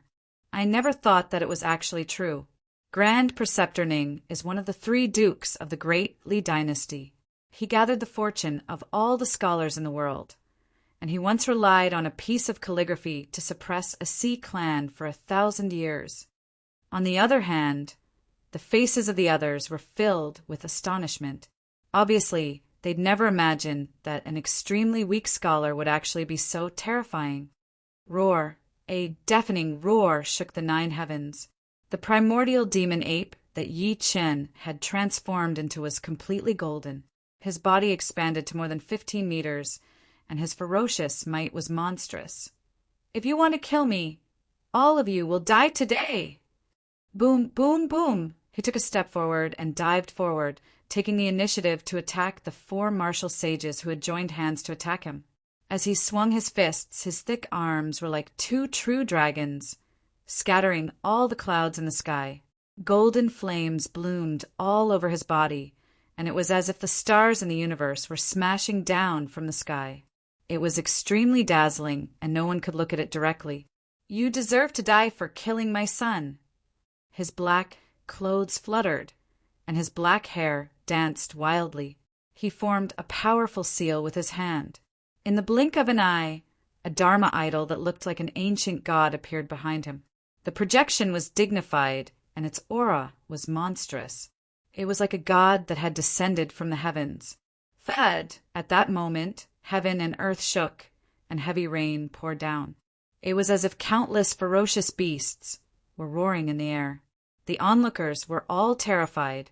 Was this the might of a saint? As Tai Daoist master formed the seal, the gigantic projection behind him overlapped its hands. Then it transformed into a gigantic Qilin shadow that roared at Yi Chen. The gigantic Qilin shadow was covered in purple energy. It was more than 30 meters long, and it was like a giant star smashing down. Its might was monstrous. Roar, Yi Chen shouted. Instead of retreating, he advanced. He took the initiative to charge at the purple Qilin shadow while moving his enormous, primordial demon ape body. He felt like he had endless strength in his body. It was as if a primordial ferocious beast had descended to the mortal world. In the blink of an eye, he met the Qilin shadow. Then he raised his fist and charged. Break! Boom! Endless golden light erupted from his fist. The sky lost its color, and the ground trembled and rumbled. The people who were watching this scene from afar were all shocked. Under such power, if they were to rush forward, their bodies would probably be shattered in an instant. Even their souls would be destroyed. Rumble! Under everyone's dumbfounded gazes, the gigantic Qilin shadow collapsed with a loud bang and turned into purple gas. Even Tai Daoist Master was an exception. However, he did not think that he could severely injure Yi Chen with a single attack. Otherwise, the Patriarch of Spiritual Ruins would not have died. Mad Southern Yi Dai. In the blink of an eye, the Wang Yue Patriarch teleported from 300 meters away. A purple medicinal cauldron expanded out of thin air and shot toward Yi Chen's head. In an instant, the weather changed. Countless bolts of lightning appeared in the depths of the void and gathered in the huge medicinal cauldron. This is the thunder accumulation cauldron of the Wang Yu sect. A powerhouse who was watching sucked in a breath of cold air and introduced. Rumor has it that the founder of the Wang Yu sect once traveled in the dark and saw a purple cauldron being nurtured in the thunderclouds. The purple cauldron can gather all lightning. I didn't expect the old bastard Wang Yue to bring this treasure out. Looks like he wants to kill Yi. The Emperor of Dali's expression was solemn. I want you to be struck by lightning. The Wang Yue Patriarch formed hand seals with both hands. Suddenly, tens of thousands of lightning rumbled within the purple cauldron in the void. Then, it turned into a gigantic pillar of lightning that struck at Yi Chen with an unparalleled might. The lightning descended, and the might of the heavens was terrifying. Under such might, even Tai Daoist Master, the Green Dragon Goddess, and the Emperor of Dali had to retreat. Destroy me with lightning? Yi Chen seemed to be mocking. Not to mention that his physical body was not afraid of the might of lightning. The primordial demon ape that he had transformed into had swallowed countless bolts of lightning since it was born.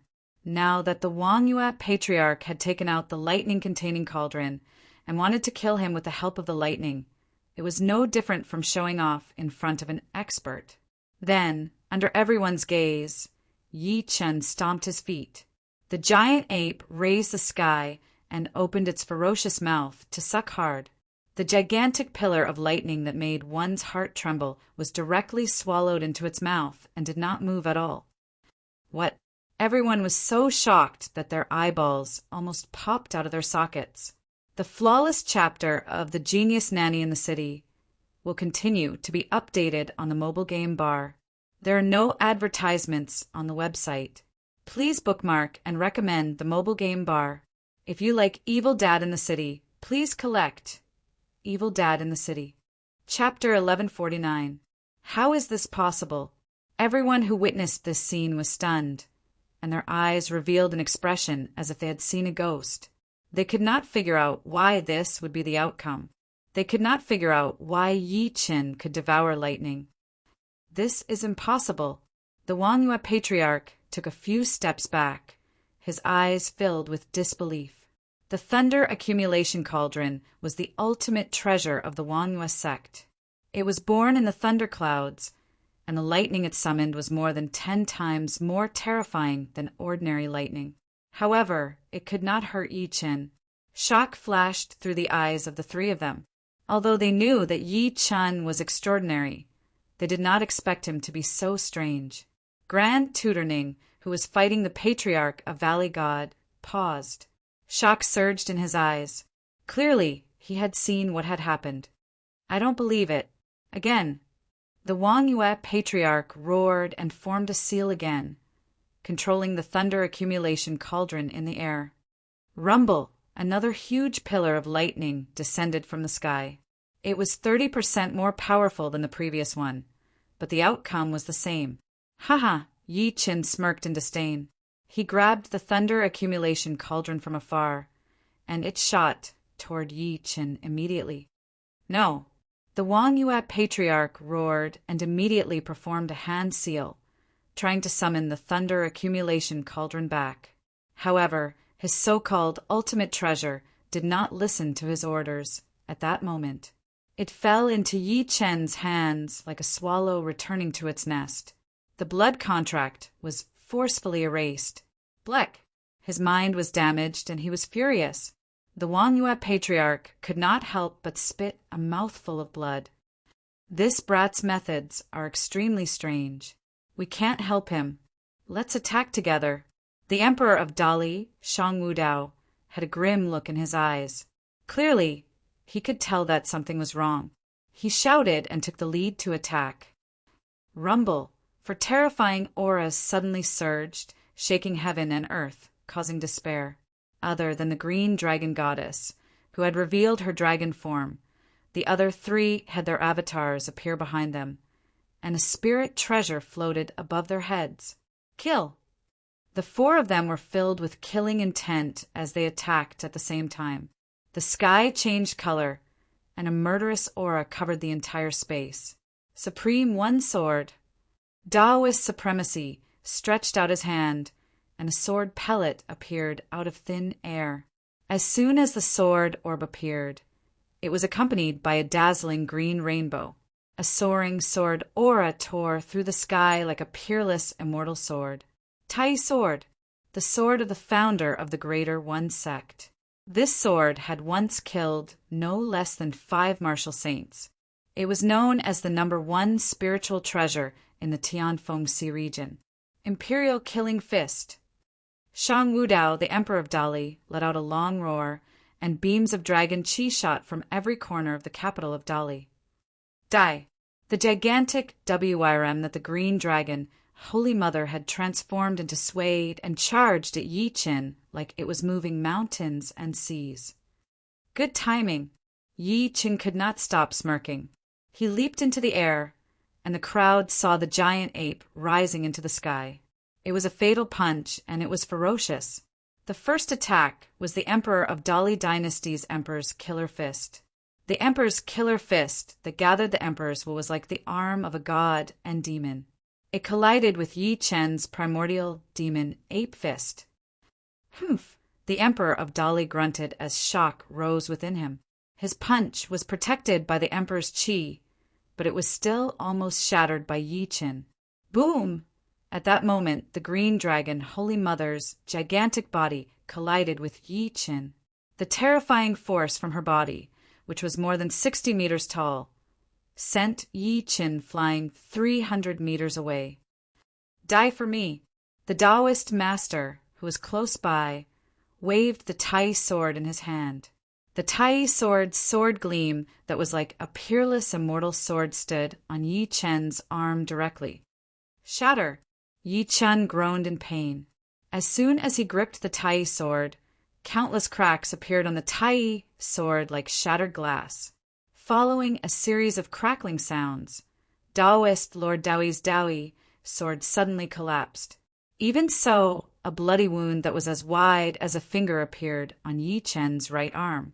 It was healing at a speed visible to the naked eye. Blurg! After the Taoist master spat a mouthful of blood, he was not sad. Instead, he was happy. He's injured. Kill! The patriarch of Wangyue went completely crazy. His green clothes fluttered in the wind, and his long hair danced in the wind. At that moment, the Emperor of Dali retreated instead of advancing. With a flash of his body, he dashed into the distance. Over there, Mu Kaiwei and Jiu were holding Meng Meng as they watched the scene nervously. When they saw the former's actions, the two women were so scared that their faces turned pale. Shang Wudao, how can you be so shameless? The first to notice it was Grand Tutor Ning. A hint of disappointment flashed through his eyes. Clearly, Shang Wudao felt that it would be difficult to determine the victor if the four of them attacked Yi Qin together. Therefore, he decided to target Mu Kaiwei and the rest. He tried to control Mu Kaiwei, Jiu and Meng Meng to threaten Yi Qin. Even though Grand Tutor Ning knew Shang Wudao's motive, he could do nothing because the Patriarch of Goddess of Valley did not give him a chance to escape. Shang Wudao, you're courting death. At this moment, the world suddenly shook with an incomparably ghastly loud sound. At that moment, Yi Qin, who had transformed into the primordial demon ape, had his hair stand on end. His eyes were terrifyingly cold. He was truly furious. He was not afraid of how Shang Wudao and the rest would kill him. What truly angered him was that these people had touched his reverse scale. Meeting his gaze, Tao Master Tai and the rest felt a chill in their hearts, but they did not back down. Mad Southerny, do you feel heartache? When you killed my son, how could I not feel heartache? The green flood dragon, Holy Mother, laughed maniacally. Today, we will make you watch as everyone related to you die, tragically one after another, including your daughter. On the other side, Mu Kai Wei was running away with Meng Meng in her arms. The little girl in her arms seemed to cry out in fear. Daddy! Just the word daddy made Yi Qin fall into complete madness. Endless black energy surged in his eyes as killing, intent soared into the sky. Get lost! That was his daughter. If anything happened to his daughter, how was he going to explain himself, even if he found Su Yuhan and his parents? Roar. He let out an earth-shattering roar as he formed a fist seal. Like a primordial ferocious beast, he charged at the Patriarch of Moonview, who was blocking him.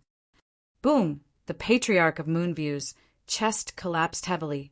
He let out a blood-curdling scream as he was sent flying. Meanwhile, the attacks of Tao Master Tai and the rest landed on Yi Qin. Endless fist energy surged out as if the world was shaking and the sky was churning.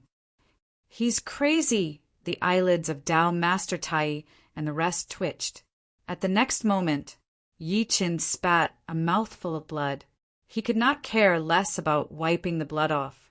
He took a step forward and crossed 3,000 meters in an instant. Everyone saw a giant golden ape charging up from the sky. It carried boundless golden light that filled the world as it charged straight at the greatly Emperor, Shang Wudao. P.S. I've eaten too much chili recently and my hemorrhoids are acting up. I can't sit still. I've asked everyone to write 2 chapters today. There's no excuse. Under normal circumstances, I'll do 3 chapters. If I'm in good condition and efficient, I'll do 4 chapters. End of this chapter. Chapter 1150. 50,000 feet. 30,000 feet. 2,000 feet. 10,000 feet. Just as the Emperor of Dali, Shang Wudao was less than 10,000 feet away from Mu Kai Wei, who was fleeing with Meng Meng in her arms. A voice mixed with the world's angriest voice suddenly sounded from behind him. Shang Wudao, die! Oh no! Shang Wudao's eyelids twitched. He felt a cold, murderous aura behind him, like a ferocious beast that had escaped from its cage. The murderous aura surged violently. Boom! A fierce glint flashed across his eyes. Then his body swayed as he changed his trajectory and dodged elsewhere. He knew very well that Yi Qin, who had escaped from Tao Master Tai and the rest, would not give him a chance to capture Mu Kai Wei and the rest. Even so, at that moment, he actually threw an emperor's killer fist at Mu Kai Wei, who was 3,000 feet away. Ha ha ha, Mad Southerny, you can't save them. Shang Wudao laughed sinisterly. Rumble! The Emperor's killer fist that condensed his full strength seemed to crack the sky as it tore through countless voids and charged straight at Mu Kai Wei and the other 2. No, under such terrifying might, all the hairs on Mu Kai Wei's body stood on end. Then she chose to turn around and protect Meng Meng tightly in her arms. She did not consider whether she could protect the little girl like this. It was just a subconscious action. Boom! In the blink of an eye, a deafening roar rang out beside her ear, and a wisp of energy that spread out even cut open a shocking wound on her face. After that, there was no further movement.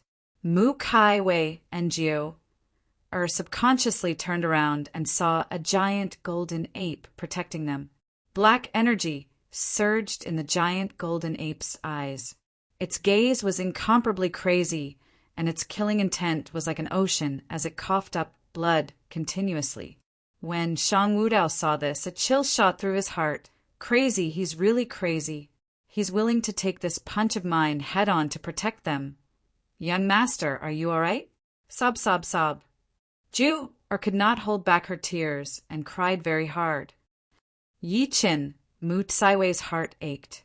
Meanwhile, The little girl in her arms cried and struggled as if she wanted to get down. "Go, take my daughter away." Yi Chen could not care less about wiping the blood at the corner of his lips. He slapped the two women, causing them to fly backward uncontrollably. "Yi Chen!" Mu Kai Wei roared crazily, but she was unable to change anything. She could only watch helplessly. Yi Chen turned around slowly and glared at Shang Wudao coldly. "You must die!" The killing intent in his heart was like an erupting volcano. It was one thing for these people to want to kill him, but they didn't even spare a child. Shang Wudao felt a chill in his heart when he sensed Shi Ying's gaze, and then he shouted in a stern voice, "Fellow Taoist Qianji, fellow Taoist Shering, how long are you going to watch from the sidelines?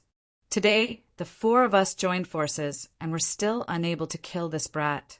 Once we die, all of you won't have it easy either." He was practically roaring as he said these words. When the onlookers heard this, they were stunned at first, then their expressions changed as if they remembered something. They gasped and said, "Qianji Martial Saint of Qianji Island? And Lady Ten Yin of the Shady Sifting Gate? Fellow Taoist Qianji, fellow Taoist Ten Paths," the Grand Taoist Venerate in the distance immediately said. "As long as you're willing to help us kill this brat, we'll definitely reward you handsomely after this." "My moon sect is the same." The Moon Patriarch immediately expressed his stance. Clearly he was desperate. "And my Valley God sect." In an instant, the Grand Taoist Venerate, the Emperor of Dali, the Moon Patriarch, the Valley God Patriarch, and the Green Dragon Goddess who were attacking Yi Chen expressed their stance one after another. "As you wish." Two voices slowly came from the void. Then, endless black fog suddenly appeared in the void, and two figures slowly walked out of the black fog. One of them was a middle-aged man with a bare upper body.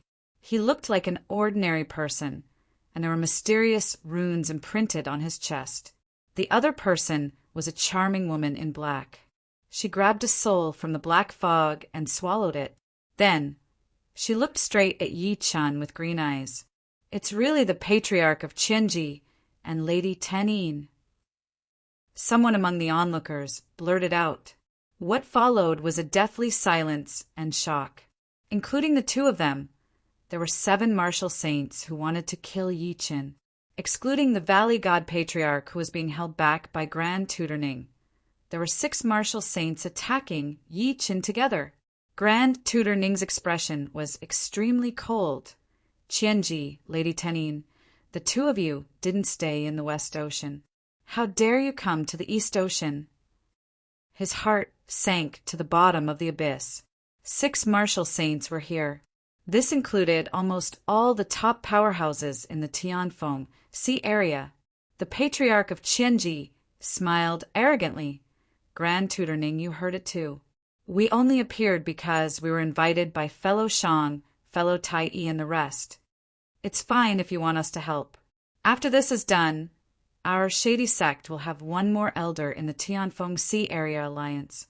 Lady Ten Yin looked at the Grand Taoist Venerate and went straight to the point. "Sure." The Grand Taoist Venerate nodded. Lady Ten Yin nodded in satisfaction. She then looked at Yi Chen and said while smiling, "Little brother, you saw it too.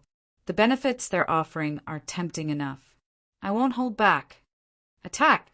Taoist Master Qianji's eyes turned cold as he waved his hand. 1,000 chants umbrella floated above his head like a war machine that harvested lives. "Kill!" The Grand Taoist Venerate and the rest attacked at the same time.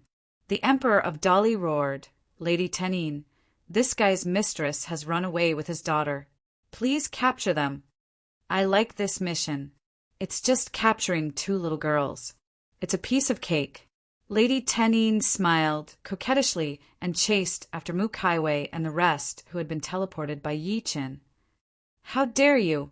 Yi Chen shouted. Coldness surged into the sky as killing intent exploded in his cold eyes. Golden light flickered on his body as he chased after them. "You're facing the siege of 6 martial saints, and you're about to die. yet you still want to save them." The Emperor of Dali, Shang Wudao, smirked coldly. In the next moment, the 6 of them attacked fearlessly and surrounded him. Suppress! The Patriarch of Qianji's face was ferocious as a terrifying palm print condensed in his hand. It was like a ferocious beast pouncing on Yi Qin with a terrifying air wave. "You're courting death. Roar!" Yi Qin threw a punch with all his might. He punched out and broke the Patriarch of Qianji's palm print directly, smashing his right arm.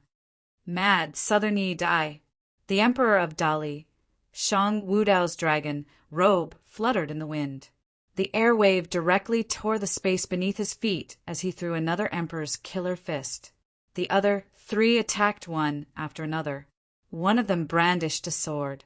It was a high-grade spirit treasure. As soon as he swung it, wind and thunder resounded. Someone condensed a Dao seal. The Dao seal covered the space, erupting with terrifying mysterious energy that shook the clouds. End of this chapter. Chapter 1151. Run. On a mountain 30 kilometers away from where Yi Qin and the rest were fighting, Mu Kaiwei carried Meng Meng and pulled Zhou with one hand as she dashed towards the capital's city gate with all her might.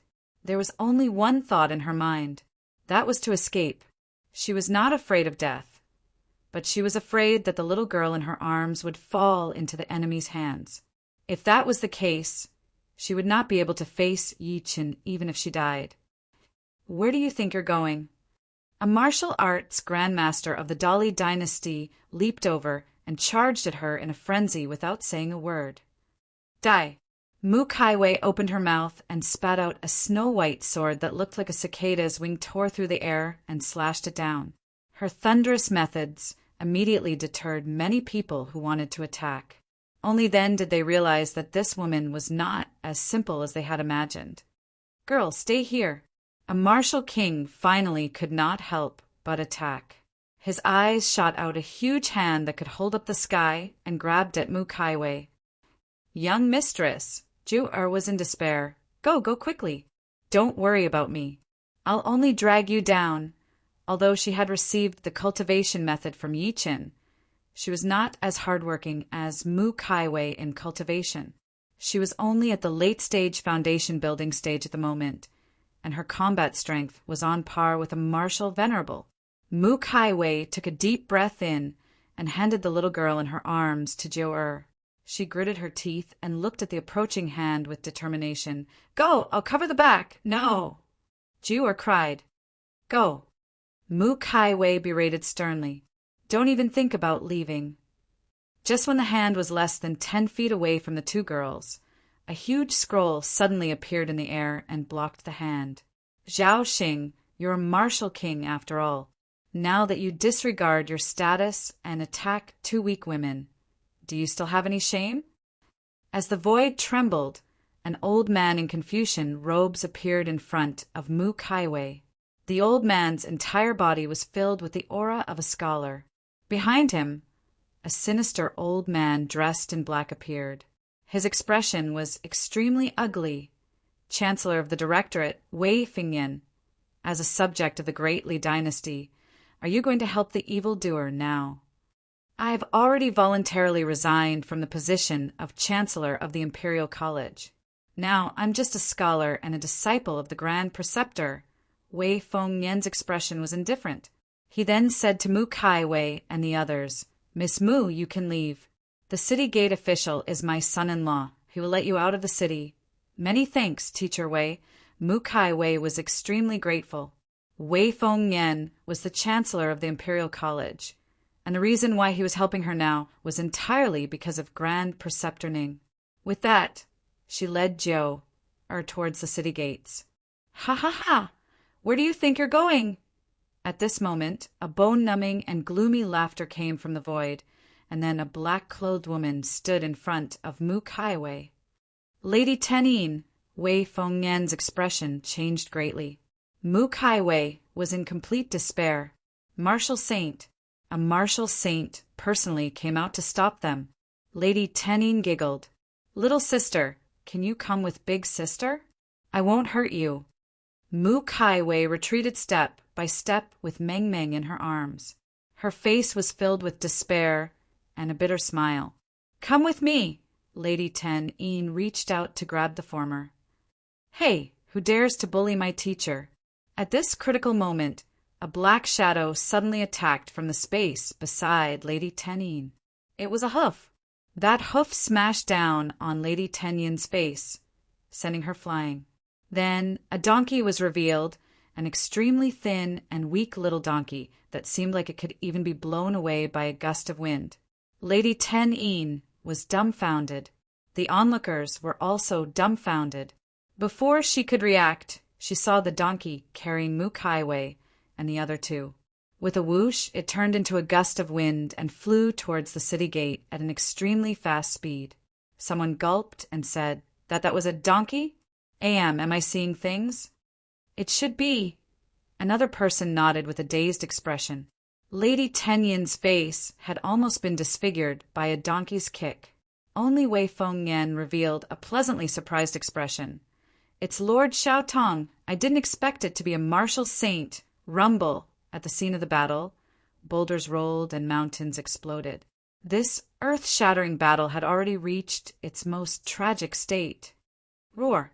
Yi Qin, who had transformed into the primordial demon ape, was tightly entangled by the 5 martial saints. He let out a furious roar, causing the mountains and the ground to tremble. Even with the protection of the formation, an endless amount of dust was swept up by the waves. Get lost. Yi Chen's fist intent was invincible. He swung both fists and landed heavily on the chest of the Dali Emperor, Shang Wudao, when the 5 people's monstrous attacks landed on him. He didn't need to use any divine abilities or spells, because his body was his greatest asset and his most powerful weapon. Humph! Shang Wudao screamed and retreated continuously because half of his body was almost smashed by Yi Chen's punch. He felt slightly regretful as he looked at Yi Chen, who was in a berserk state like an ancient, ferocious beast. It was because Yi Chen kept chasing after him despite being besieged by so many people. It was as if he would not stop until he was dead. If this continued, some of the people present would probably die. Thinking to this point, he could not help but place his hopes on Lady Ten-Yin's. He could tell that Yi Chen cared a lot about his daughter. Once Lady Ten-Yin's captured Yi Chen's daughter, their situation would improve greatly. At this moment, a streak of black energy swept over from the horizon, revealing Lady Ten-Yin's figure. However, she was empty-handed. Shang Wudao's expression changed slightly. "Ten-Yin's, where are they?" "They ran away." Lady Ten-Yin's expression was extremely cold. She did not explain the exact process, but her expression was extremely gloomy. "What?" Shang Wudao was infuriated. "You're a martial saint, yet you can't catch 3 ants." On the other hand, Yi Chen made up his mind when he heard that. Monstrous, murderous aura swept through the sky in his terrifying blood-red eyes. "All of you will die today!" Boom! He took a step forward, and his fists shook the void, carrying a monstrous, murderous aura as he charged at the patriarch of Qianji, who was closest to him. Qianji Divine Tao.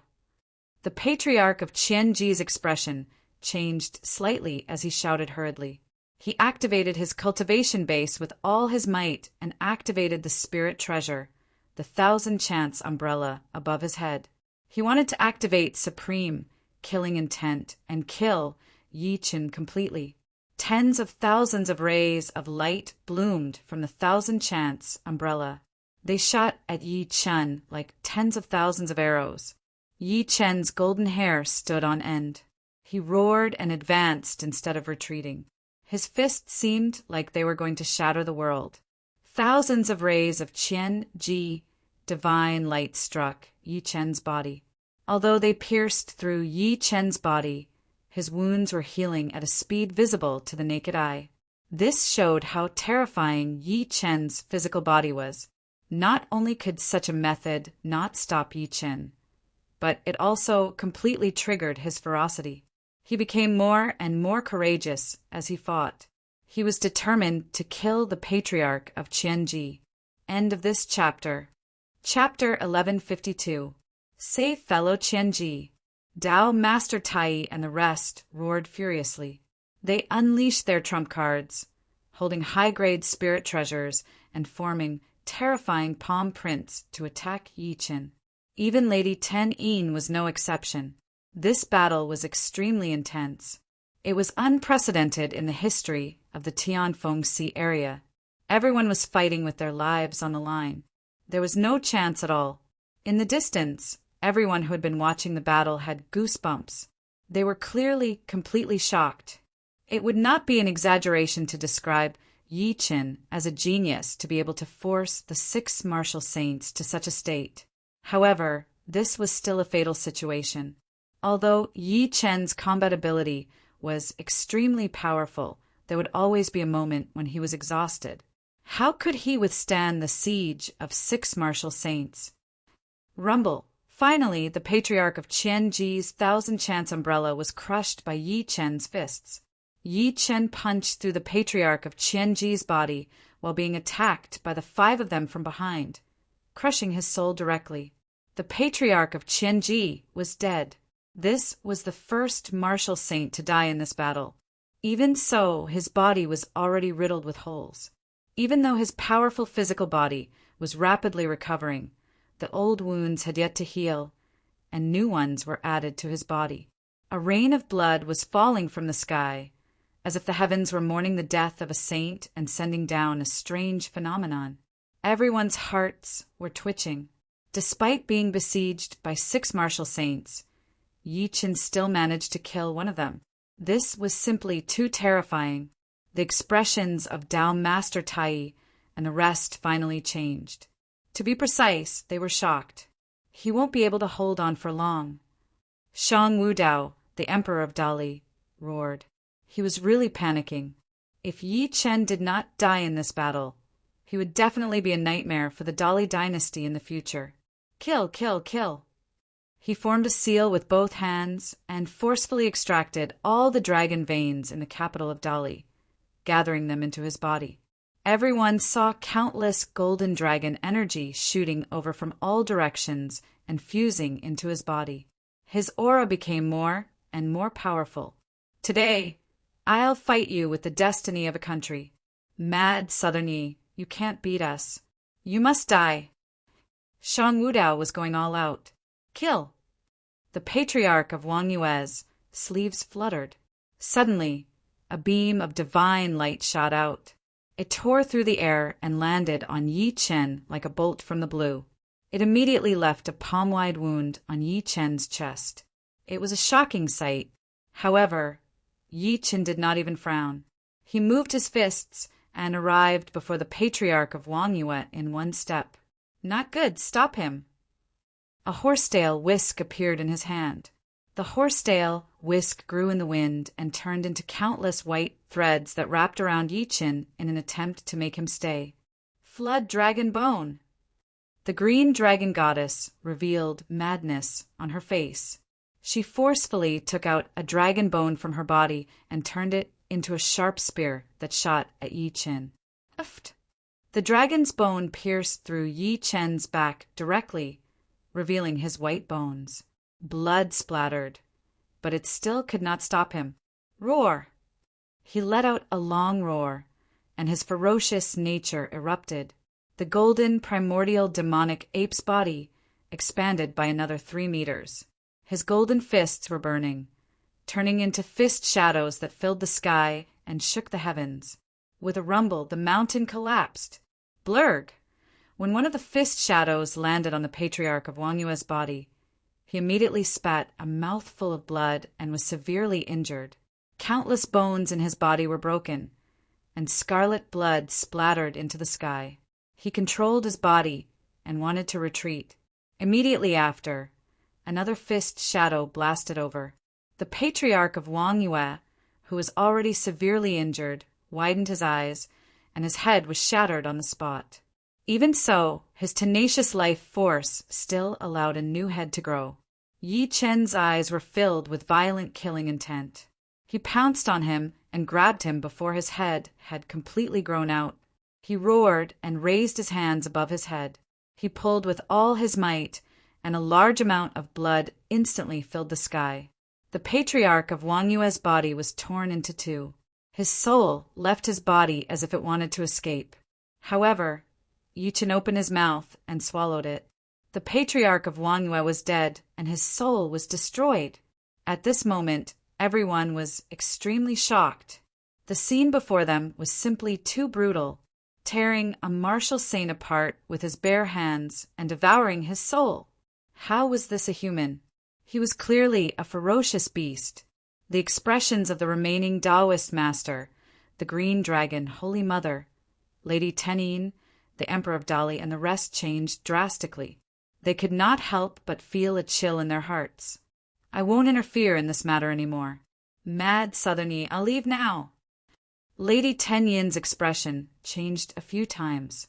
After saying that, she rode a black fog and flew into the distance. She was really afraid. The 6 martial saints had joined forces. Apart from the 5 of them who were Second Revolution martial saints, there was also the Taoist master, a Third Revolution martial saint. With such combat power, even a 4th Revolution martial saint or a 5th Revolution martial saint would die. However, Yi Chen still killed 2 of them. While her departure caused an uproar, it also caused the expressions of the 3 of them to turn uglier. The 6 martial saints were no match for Yi Chen even if they joined forces, let alone the 3 of them who were left.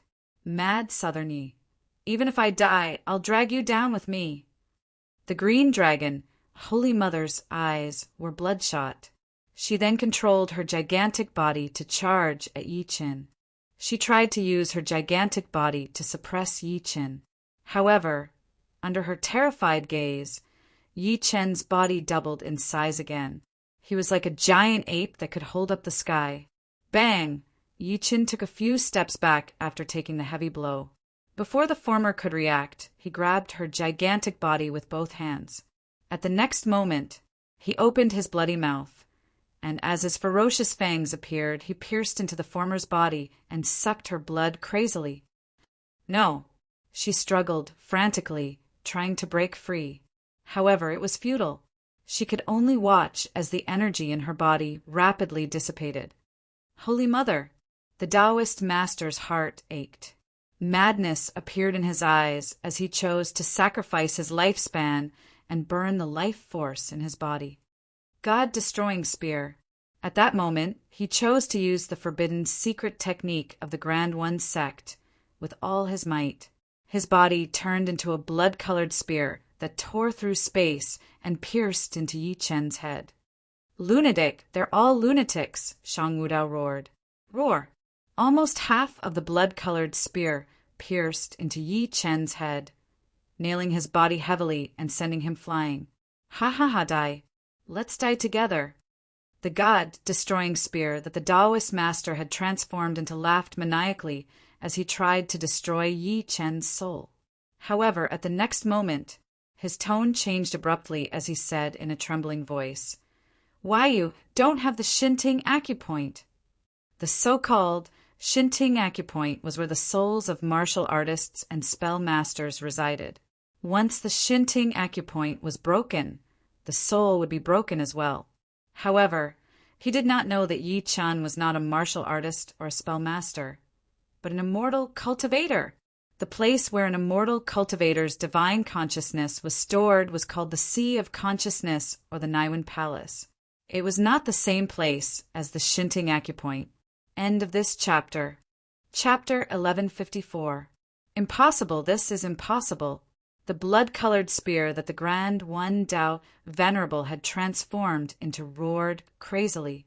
The forbidden secret technique that he had risked his life to unleash was useless against Yi Chen. How could he not be hysterical?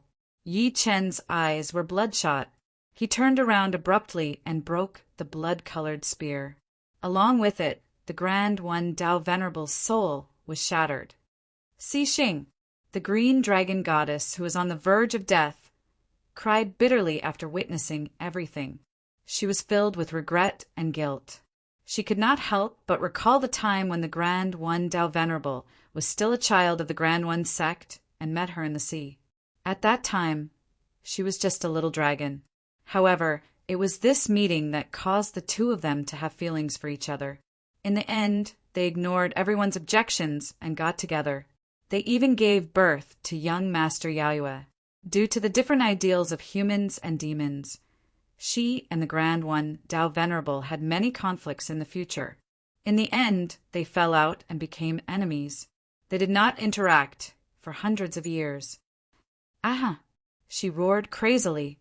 "Rumble!" She chose to self-destruct directly.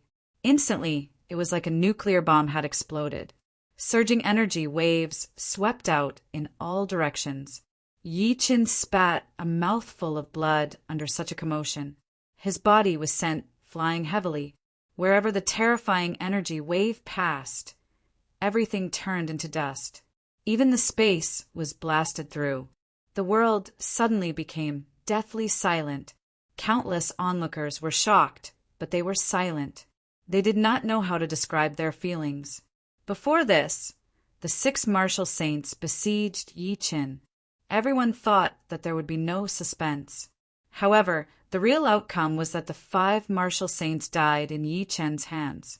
After the smoke and dust dispersed, Shang Wudao spat a mouthful of blood.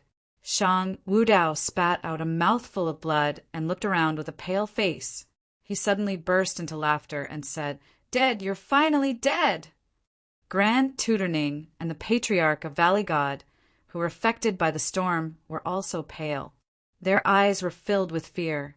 "Is he dead?" Grand Tutorning smiled bitterly. However, at that moment, the sunken ground suddenly trembled, and then a tall figure rose from the ground. The figure was covered in wounds and scabs, especially the bloody hole between his brows. One could even see the white bone. It was a ghastly sight. Whoosh! The silent heaven and earth suddenly burst into an uproar. The smile on Shang Wudao's face froze, and his eyes were filled with shock. "He's not dead? How is this possible?" Putting aside the fact that the 6 of them had besieged Yi Qin and injured him, the power of the green dragon goddess's self-destruction alone was enough to kill any martial saint. However, Yi Qin was not dead. "Cough, cough, cough!" Yi Qin spoke slowly as he coughed violently. His voice was extremely hoarse. "I'm not dead. Are you disappointed?" As he finished speaking, he took a heavy step forward. Even though this step was extremely difficult, it made Shang Wudao feel even more pressured. Both of them were injured. Although Yi Qin's injuries seemed more severe, Shang Wudao still did not dare to attack. "Fellow Taoist Gu, kill him!" Shang Wudao roared. The Patriarch of Grains did not move.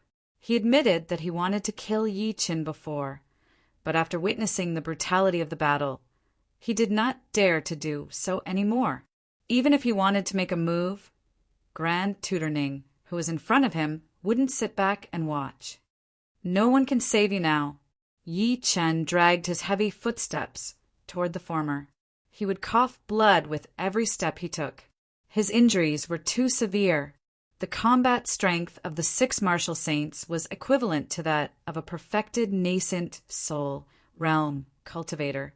Although he had devoured the 2 minds of the great Li dynasty and increased his cultivation to late nascent soul realm, he was still able to unleash his power with the help of the ancient demonic ape. But he was still heavily injured. Shang Wudao retreated repeatedly. His expression changed several times, and then a look of determination flashed in his eyes. A jade talisman suddenly appeared in his hand. The moment he saw the jade talisman, Grand Tutorning's expression changed. This is the Emperor's Throne Treasure Talisman of the Great Yin Dynasty in the Middle State?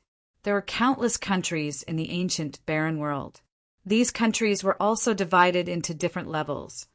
Dynasties, emperor dynasties, whether it was the Great Dynasties or the Dali Dynasty, they were all dynasties, but in the Central Plains there was an imperial dynasty. The so-called Emperor Dynasty was a country with an emperor realm expert.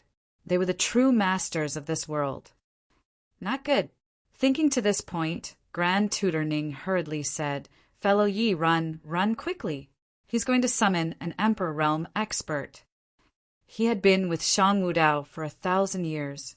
Never in his wildest dreams would he have thought that the former would be in contact with the great Yin dynasty in the middle state behind his back. "Ha ha ha, it's too late, too late!" Shang Wudao laughed maniacally and suddenly crushed the jade talisman in his hand. "Mad Southerny, this is the trap I set up. I used you to help me eliminate Dao Master Tai and the rest. I have to say, I'm very satisfied with you." Almost at the same time he crushed the jade talisman, the originally silent sky suddenly changed color, and the wind and cloud surged. Rumble!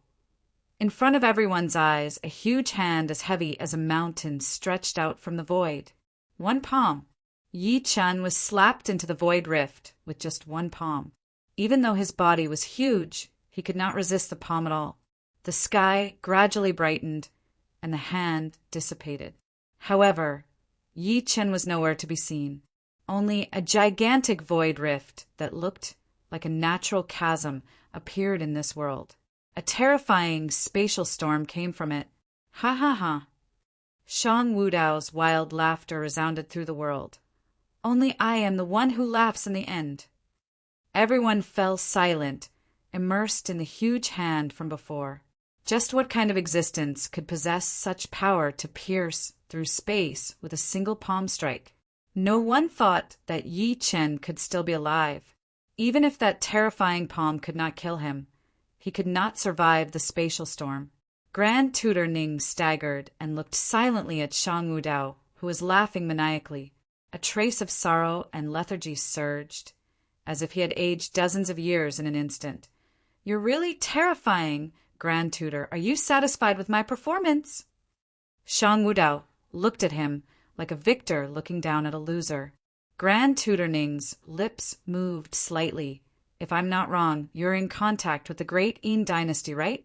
How did you obtain an emperor's throne powerhouse's talisman treasure?" Shang Wudao slowly walked to his side and laughed sinisterly in a low voice. "Because after the ghost ship appeared a year ago, it was the great Yin dynasty who contacted me. This Emperor's Throne talisman treasure is also the reward the great Yin dynasty gave me for participating in encirclement of the great Qin dynasty's old subordinates." Shang Wudao was proud. Blurg! Grand Tutor Ning spat a mouthful of blood and walked into the distance, while trembling. His figure was extremely lonely. Shang Wudao watched him leave quietly with a gloomy gaze. "Grand Tutor, on account of our 1,000 years of friendship, I won't kill you. I'll give you 3 days to leave the great Li dynasty." End of this chapter. Chapter 1155. On that very day, a piece of shocking news spread throughout the entire Tianfengxi area, centered around the Dali dynasty. Mad Southern Yi and the great Li dynasty fought against the Grand One Supremacy, the Green Dragon Holy Mother, the Moonwatch Patriarch, the Patriarch of Chenji, the Emperor of Dali, and the Lady of Tenin. This was the result of an unprecedented and shocking battle. For martial saints had been killed by Yi Chen. Only Lady Tenin, Dali dynasty's Emperor Shang Wudao, and the Patriarch of the Valley Goddess sect survived. In the end, it was the Emperor of Dali who used his great divinity to summon an Emperor's throne powerhouse to kill Mad Southern Yi. When the news spread, the Tai sect, the Moon Clan, the Green Dragon Clan, and the other forces were in despair.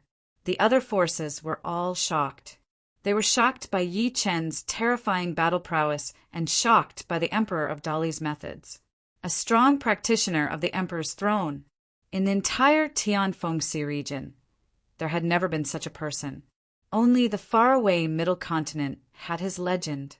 However, the Emperor of Dali actually had such means. At that moment, the Dali dynasty sent out an army, led by the Emperor of Dali himself. They first swept across the East Sea, then the South Sea, the North Sea, and the West Sea.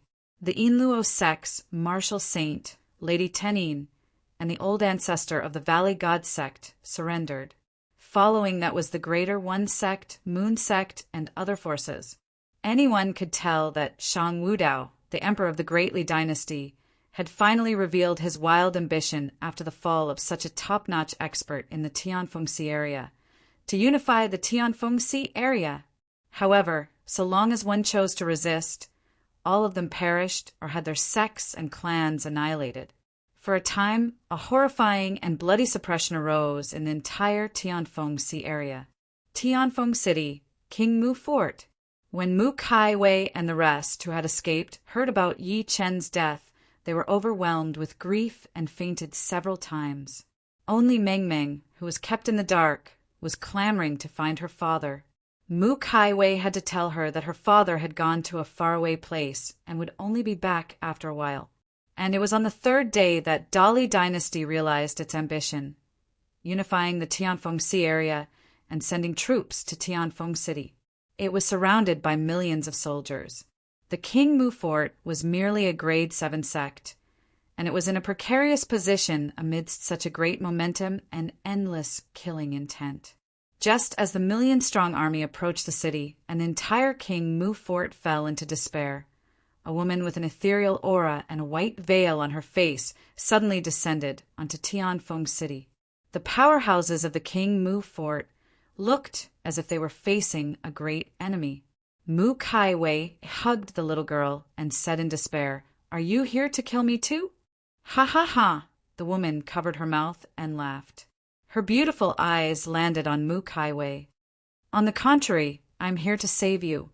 "Save me?" The vigilance in Mu Kaiwei's eyes intensified. "Who are you? Why did you save me?" The woman smiled faintly and said, "I come from the Middle Continent, the Jade Lake Sacred Ground. Your constitution and temperament are suitable to become a disciple of my Jade Lake Sacred Ground." Jade Lake Sacred Ground? Everyone looked confused. Obviously, they had never heard of it. Mu Kaiwei bit her lip and said, "How is it compared to the Dali Dynasty?" "Dali Dynasty?" The woman smiled mockingly as if she was disdainful. "A piece of trash like the Dali Emperor doesn't even have the right to guard the door in my Jade Lake Sacred Ground. If you agree, I can help you resolve this crisis today." As soon as she said that, the King Mu Fort's camp was in an uproar. Clearly, they did not expect the other party to have such a powerful background. "As long as you help me destroy the Dali Dynasty, I'm willing to go with you," Mu Kaiwei said weakly. "That's impossible." The woman refused decisively, although the Dali Dynasty is nothing in the eyes of the Jade Lake Sacred Ground. It's backed by the Great Yin Imperial Dynasty. If the Dali Dynasty is destroyed, the Great Yin Imperial Dynasty won't sit idly by. At this point, she seemed to be worried that Mu Kaiwei would refuse, so she added, "However, if you follow me back to the sect, I can guarantee you that in less than 3 years, you'll be able to personally destroy the Dali Dynasty." Mu Kaiwei still did not say anything. After hesitating for a few seconds, she looked at the little girl in her arms and said, "Can I bring her with me?" "No," the woman rejected instinctively. Then she pointed a finger at the little girl's forehead, and a strand of true dragon chi shot out from the little girl's forehead. The strand of true dragon chi soared into the air and suddenly turned into a golden dragon that coiled in the air, roaring endlessly. In that instant, a gleam of light flashed through the woman's eyes, and she immediately changed her mind. "She can go with you, and she'll be personally taught by an Emperor's Throne expert." "All right, I agree." Only then did Mu Kaiwei let out a sigh of relief. Beside her, Ju-Er grabbed the corner of her clothes tightly, her face filled with reluctance. "Young mistress, I can't bear to part with you."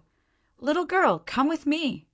A streak of light flashed through the air, and then an old man in cloth clothes arrived instantly.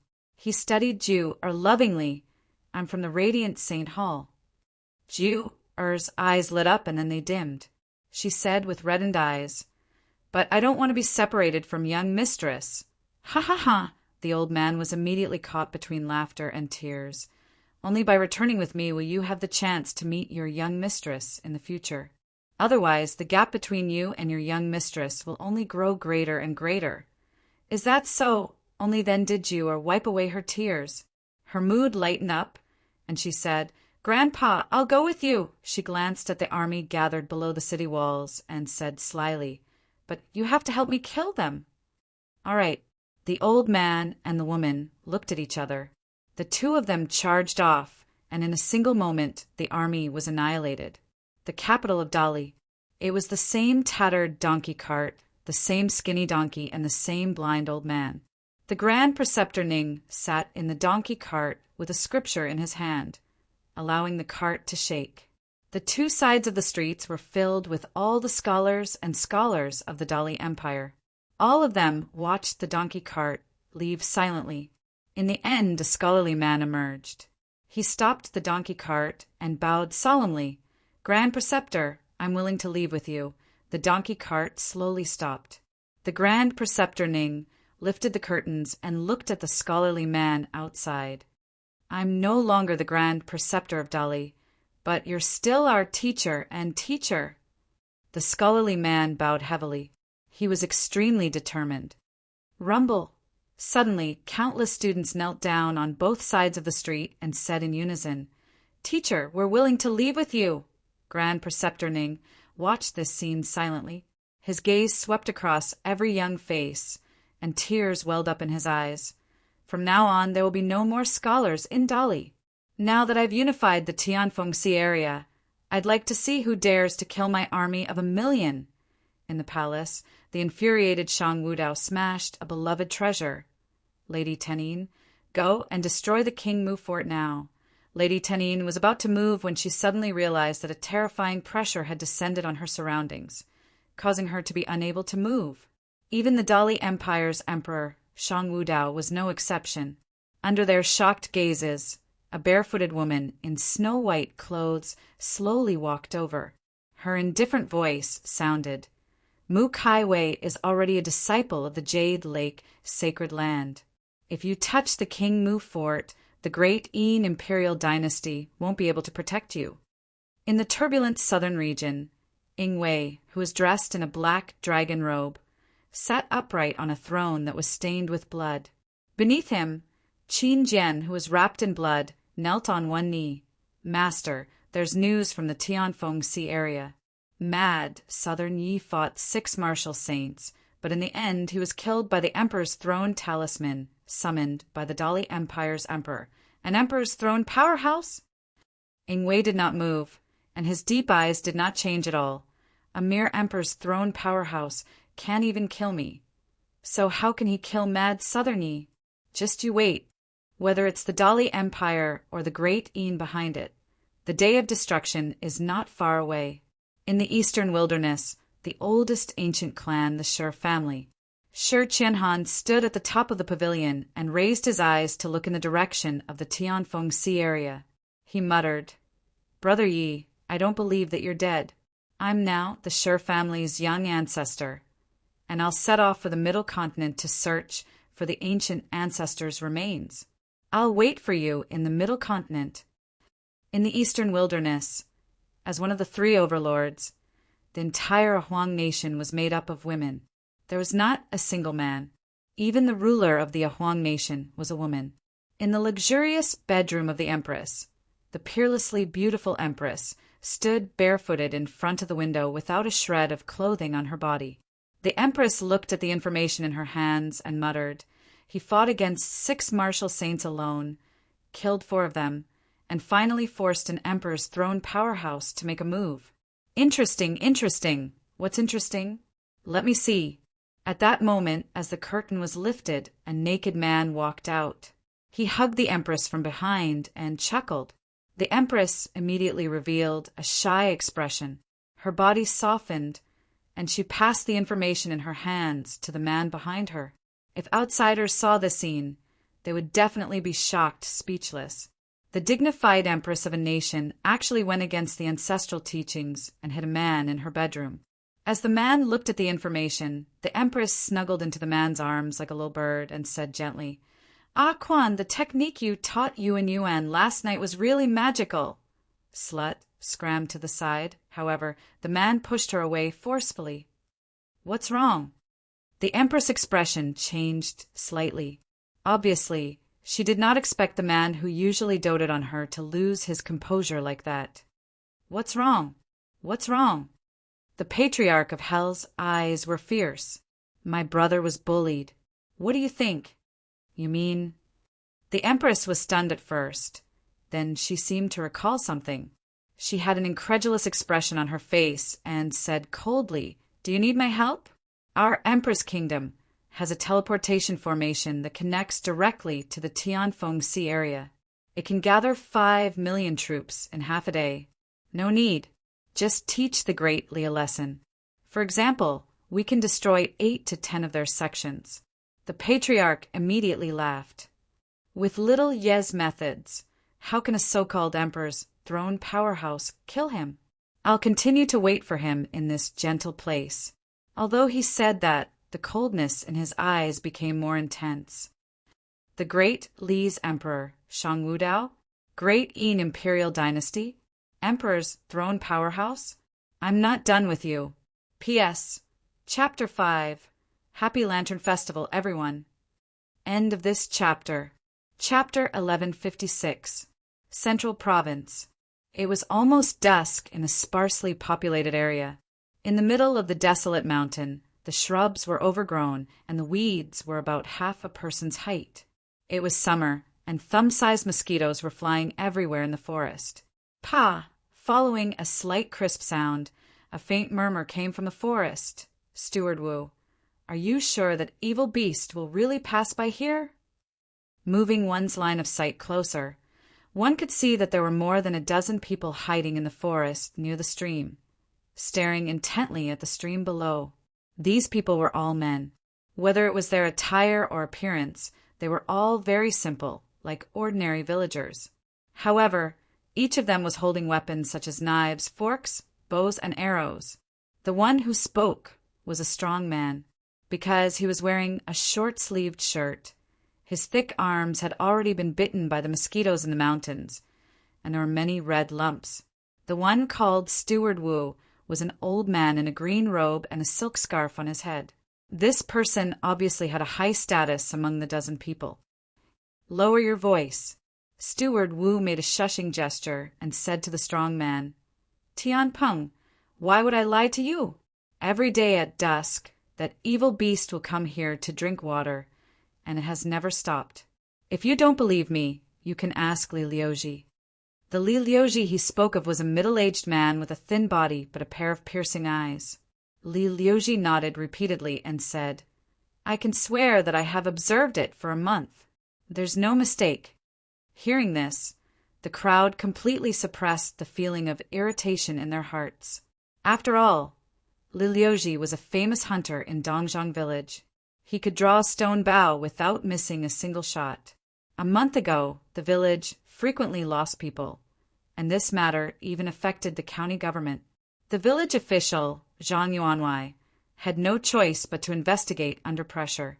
The result was that there seemed to be a tiger in the mountain, and the culprit of all this was this tiger.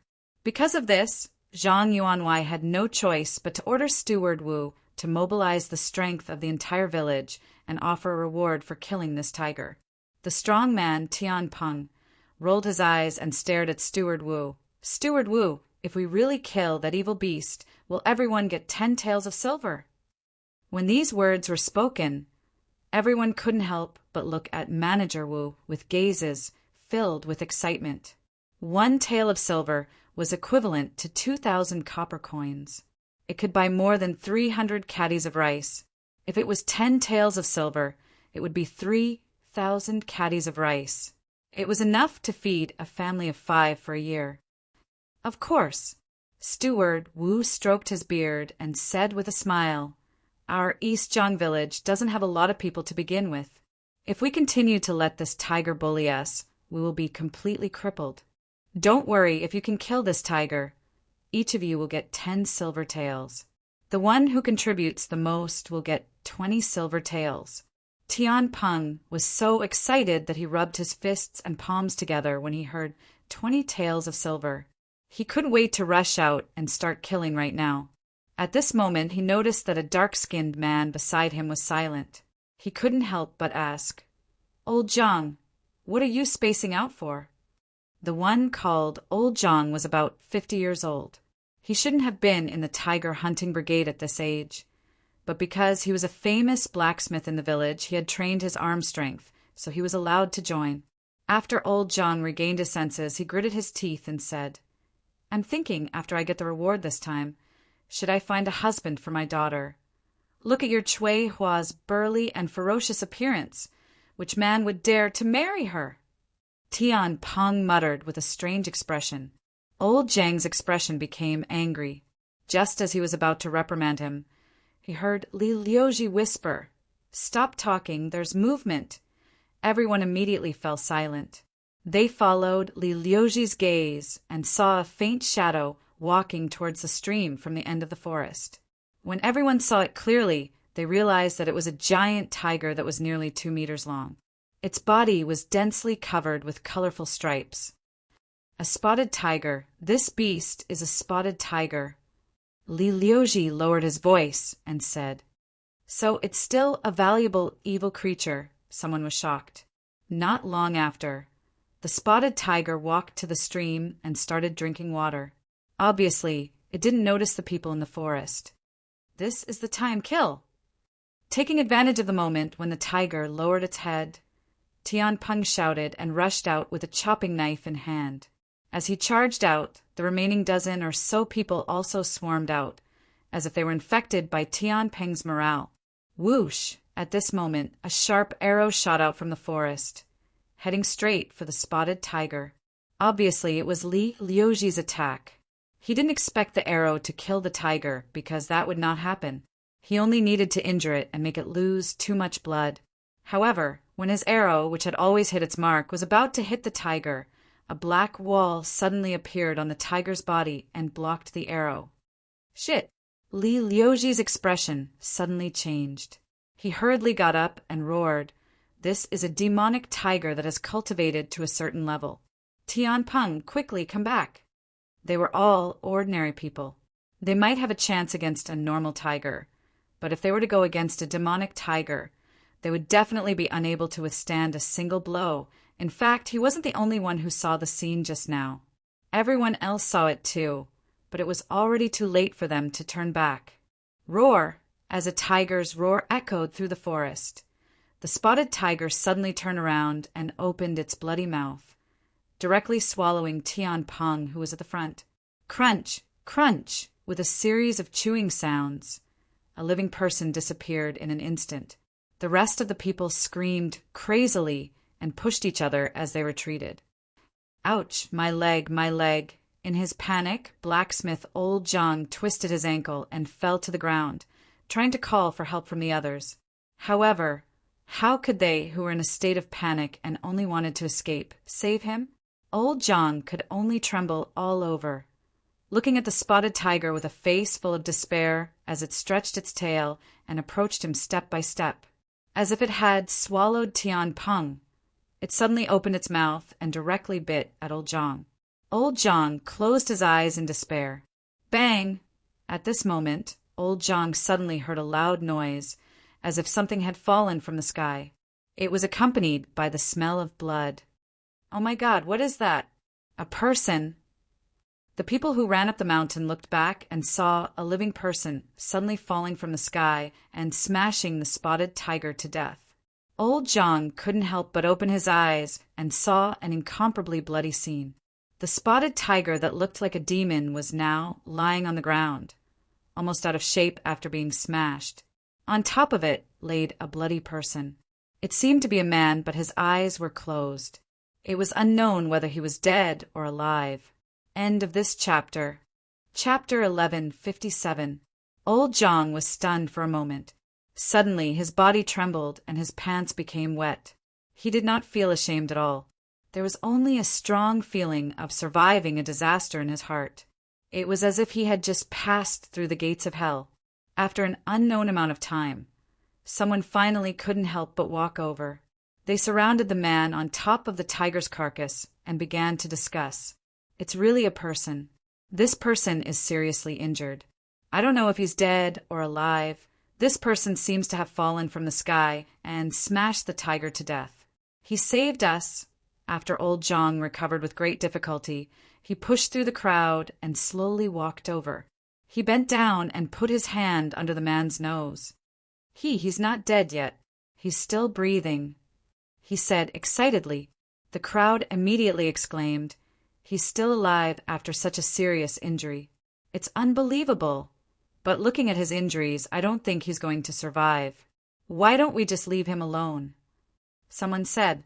The rest of the people immediately became silent. That's right. They were all poor commoners. Otherwise, they wouldn't have participated in the tiger hunt for 10 taels of silver.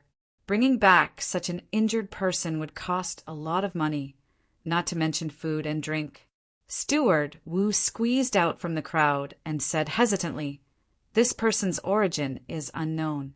I think no." Old Zhang suddenly interrupted him. "Steward Wu, don't forget, if it wasn't for this person, we would all be dead." The crowd became silent again. Steward Wu looked ashamed. "Steward Wu." Old Zhang's expression softened. "You said earlier that we will each get 10 taels of silver for killing the tiger. The one who contributed the most will get 20 taels. Does that still count?" "Yes, of course it does." Steward Wu nodded. "Good." Old Zhang said Tianpeng is dead.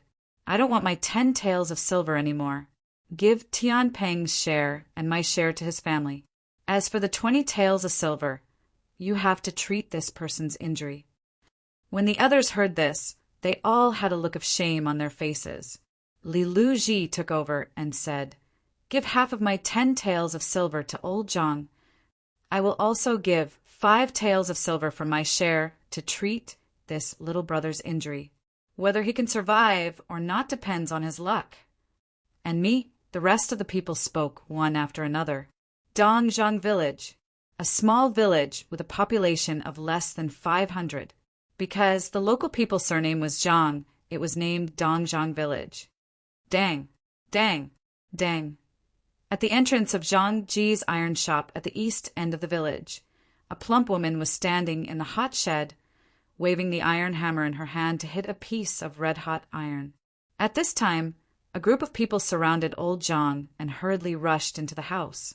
Old Zhang was carrying a young man covered in blood on his back. The blacksmithing woman's expression changed slightly, and she immediately rushed into the house with the hammer in her hand. As soon as she entered the door, she shouted, "Father, you can't die. If you die, how can I live?" Halfway through her sentence, she stopped abruptly. She saw her father standing by the bed, alive and well, and a man covered in blood was lying on the bed. "Father, who is he?" The woman smiled bitterly. Old Zhang took out a dry towel and wiped the body of the person on the bed. "Cui Hua, go and get your Grandpa Lin here. This is a matter of life and death." In just half a day, everyone in Dongzhang Village knew about the process of hunting the tiger. When they found out that they had encountered a demonic tiger that had cultivated to its peak, everyone broke out in cold sweat. When they heard that a young man covered in blood fell from the sky and crushed the tiger to death, countless people were in disbelief. Some people didn't believe it. After all, they had never seen a person who fell from the sky and survived. Some said that the young man was actually an immortal that descended to the mortal world. In an instant, many people in the village rushed to Zhangji's smithy to see what the young man looked like. However, they were all stunned by old Zhang's daughter, Cui Hua. She took out a small stool and sat down at the door with a hammer in her hand. Inside the house, old Zhang had already cleaned the blood off the man. The only doctor in the village, Dr. Lin, wrapped the man like a dumpling with a white cloth. Old Zhang looked nervously at the old man in green who was carrying a medicine box. "Old Lin, how is it? Is there any hope? Did this person really fall from the sky?" Dr. Lin did not answer the question. "I'm not too sure." Old Zhang shook his head. "I was scared out of my wits. I didn't see it clearly at all. Just tell me if he can survive. This young man is seriously injured. I believe you saw it for yourself. His body is covered in wounds. Some of the wounds even penetrated his heart and lungs." Hearing this, old Zhang's face was also full of shock. When he took off the other party's clothes, he was also shocked. The densely packed wounds were like broken wine bottles. I've been a doctor for decades, but this is the first time I've seen such a tenacious life force. Now, we can only rely on his luck. Dr. Lin stroked his beard. After a moment of silence, he said, I don't recommend that you save him. Even if he can be cured with such serious injuries, you can't imagine the cost. If it was someone else, I definitely wouldn't be so generous. But who asked him to save me? Old Zhang gritted his teeth and said, Although I'm an insignificant person, I also know that kindness must be repaid. At most, I'll sell the smithy. Dr. Lin left. From then on, Zhangji Smithy also closed. Old Zhang and his daughter Cui Hua almost never left the young man on the bed. The more they spent, the less their savings. The young man was still unconscious. The rumors about him in the village also gradually dispersed. Everyone felt that he would not live for much longer. Who are you? Cui Hua stayed by the bed, holding her chin with her hand. She quietly looked at the young man's facial features. Her gaze was very curious. The latter's handsome features made her blush. In the past few days, she was the one who changed the medicine and gauze for the young man, so she had seen his body thoroughly. When she saw the densely packed wounds on the young man's body, she who had climbed trees to dig for bird eggs and beat up a group of naughty children until they cried, could not help but cry. They all said that you fell from the sky. Is that true? How can you be so good-looking? Also, why do you have a head full of white hair at such a young age? What's your name? When are you going to wake up? This kind of conversation happened frequently in the next few days. Sometimes it made old Zhang feel that his daughter, who couldn't get married, was possessed. On the 7th day, when Cui Hua went to Dr. Lin's house to get the last dose of topical medicine and returned home, she saw that the bed was empty. She subconsciously turned around and wanted to go out to look for it. She saw a completely naked young man standing at the door of her house. Ah, father, he's awake. Come quickly. An ear-piercing voice echoed within a radius of 100 meters, causing the chickens to fly and the dogs to jump. End of this chapter. Chapter 1158. In a simple and crude house, old Zhang and his daughter stared at the young man standing in front of them with their eyes wide open. At this moment, the young man had already changed into a set of incomparably clean robes that were full of patches. It seemed like his figure was a little tall and sturdy, causing the robes to seem a little tight. If one looked closely, the young man's eyes were lifeless. He was standing on the ground in a daze, holding a corn cob in his hands and gnawing on it. Slow down, there still! Old Zhang was shocked by his table manners. He looked at his daughter, helplessly. When did he wake up? I don't know either. Cui Hua shook her head repeatedly. Just now, when you were still forging, I went out to find Grandpa Lin to get the medicine. When I came back, I saw him getting out of bed. At this point, she felt her face was still a little hot, and her mind couldn't help but recall the previous scene. In order to conceal her abnormality, she immediately shook her head and discarded the distracting thoughts in her mind. She asked, Father, his body recovers very quickly. He was previously covered in injuries, but now he's completely healed. There's not even a scar left. Yeah, I'm curious too. Old Zhang could not figure it out either. Old Lin said that the medicinal herbs in the village are limited. The medicine he prescribed is only slightly better than normal medicine for bruises and injuries. Forget it. Let's not think about it anymore. It's a good thing that he's alive. This way I can also breathe a sigh of relief. Old Zhang shook his head and walked towards the young man who was wolfing down his food. He smiled and said, Young man, this old man's surname is Zhang. What's your name?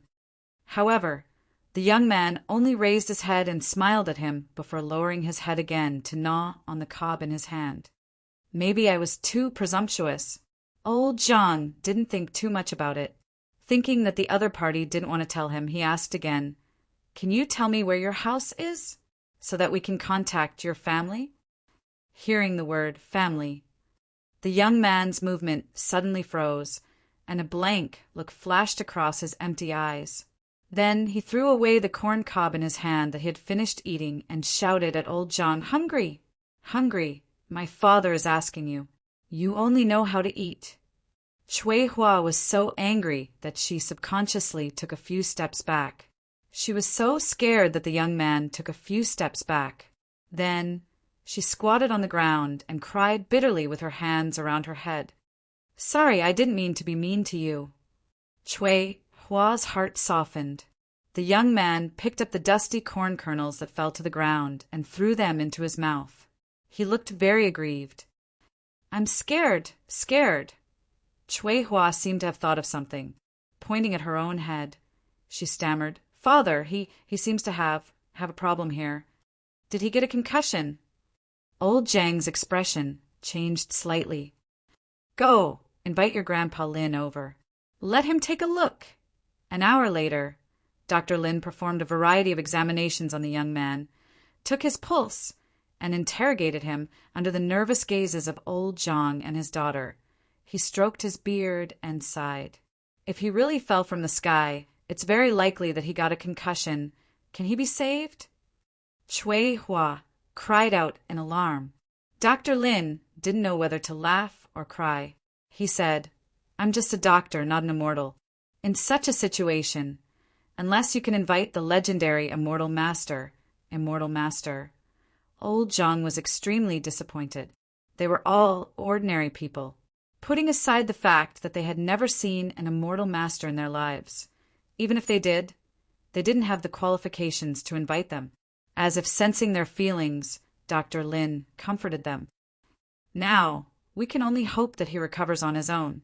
But you don't have to be like this. Other than the fact that he can't remember the past and his IQ is stuck at a 5-year-old, he's very healthy. I'm worried about how to settle him." Old Zhang smiled bitterly. "Although his IQ is the same as a 5-year-old, he's still an adult. An extra mouth. Since you're the one who saved him, then you must bear all of this." Dr. Lin smiled as he picked up the medicine box and left. Since then, there was one more person in East Zhang Village. Everyone knew that the young man who killed the tiger survived. It was said that he was quite handsome, but there seemed to be something wrong with his brain. Some people felt it was a pity, while others discussed, and Zhang Ji Iron Shop also had one more mouth to eat. No, it was 10 mouths. This was because old Zhang discovered that the young man's appetite was abnormally frightening. An ordinary person could eat 3 bowls of white rice, but the young man ate half a bucket in one meal. Fortunately, Butler Huang kept his promise and sent them money. Other than the 20 taels, there was also half of the money given to them by the tiger hunting squad, which added up to nearly 100 taels. Old Zhang was very clear that even if he had 100 taels of silver, sooner or later he would be broke if he just ate it all away. Left with no choice, he could only use the money he had to buy a few acres of land and 2 cows in the village. Zhang Ji Iron Shop reopened. The only thing that made old Zhang happy was that the young man he picked up was strong. An ordinary person could only carry a weight of 150 kilograms at a time, but the young man could carry 500 kilograms. From then on, Zhang Ji Iron Shop had an apprentice who could use a hammer. The farming tools he forged were very sharp, and in a short period of time, Zhang Ji Iron Shop's business was very good. They even sold their tools to neighboring villages. That was the 10th day that the young man came to East Zhang Village. Old Zhang named him by Ziwing because of his white hair at such a young age. It was also on that day that the vast Central Plains underwent a shocking change. An imperial dynasty called the Great Qin was officially established, and a man called Ing became the ruler of the imperial dynasty. The entire southern region accepted Ing as the ruler, and the largest force in the Central Plains, the Demon region, chose to ally with Ing. The Great Qin dynasty entered the Central Plains, and the Central Plains officially fell into chaos. Many forces attacked the Great Qin, and the 100 Empire War officially began. In the Great Qin dynasty, a young man called the Black Dragon King crazily took revenge on the Great Yin dynasty and destroyed more than 10 subordinate forces of the Great Yin Dynasty.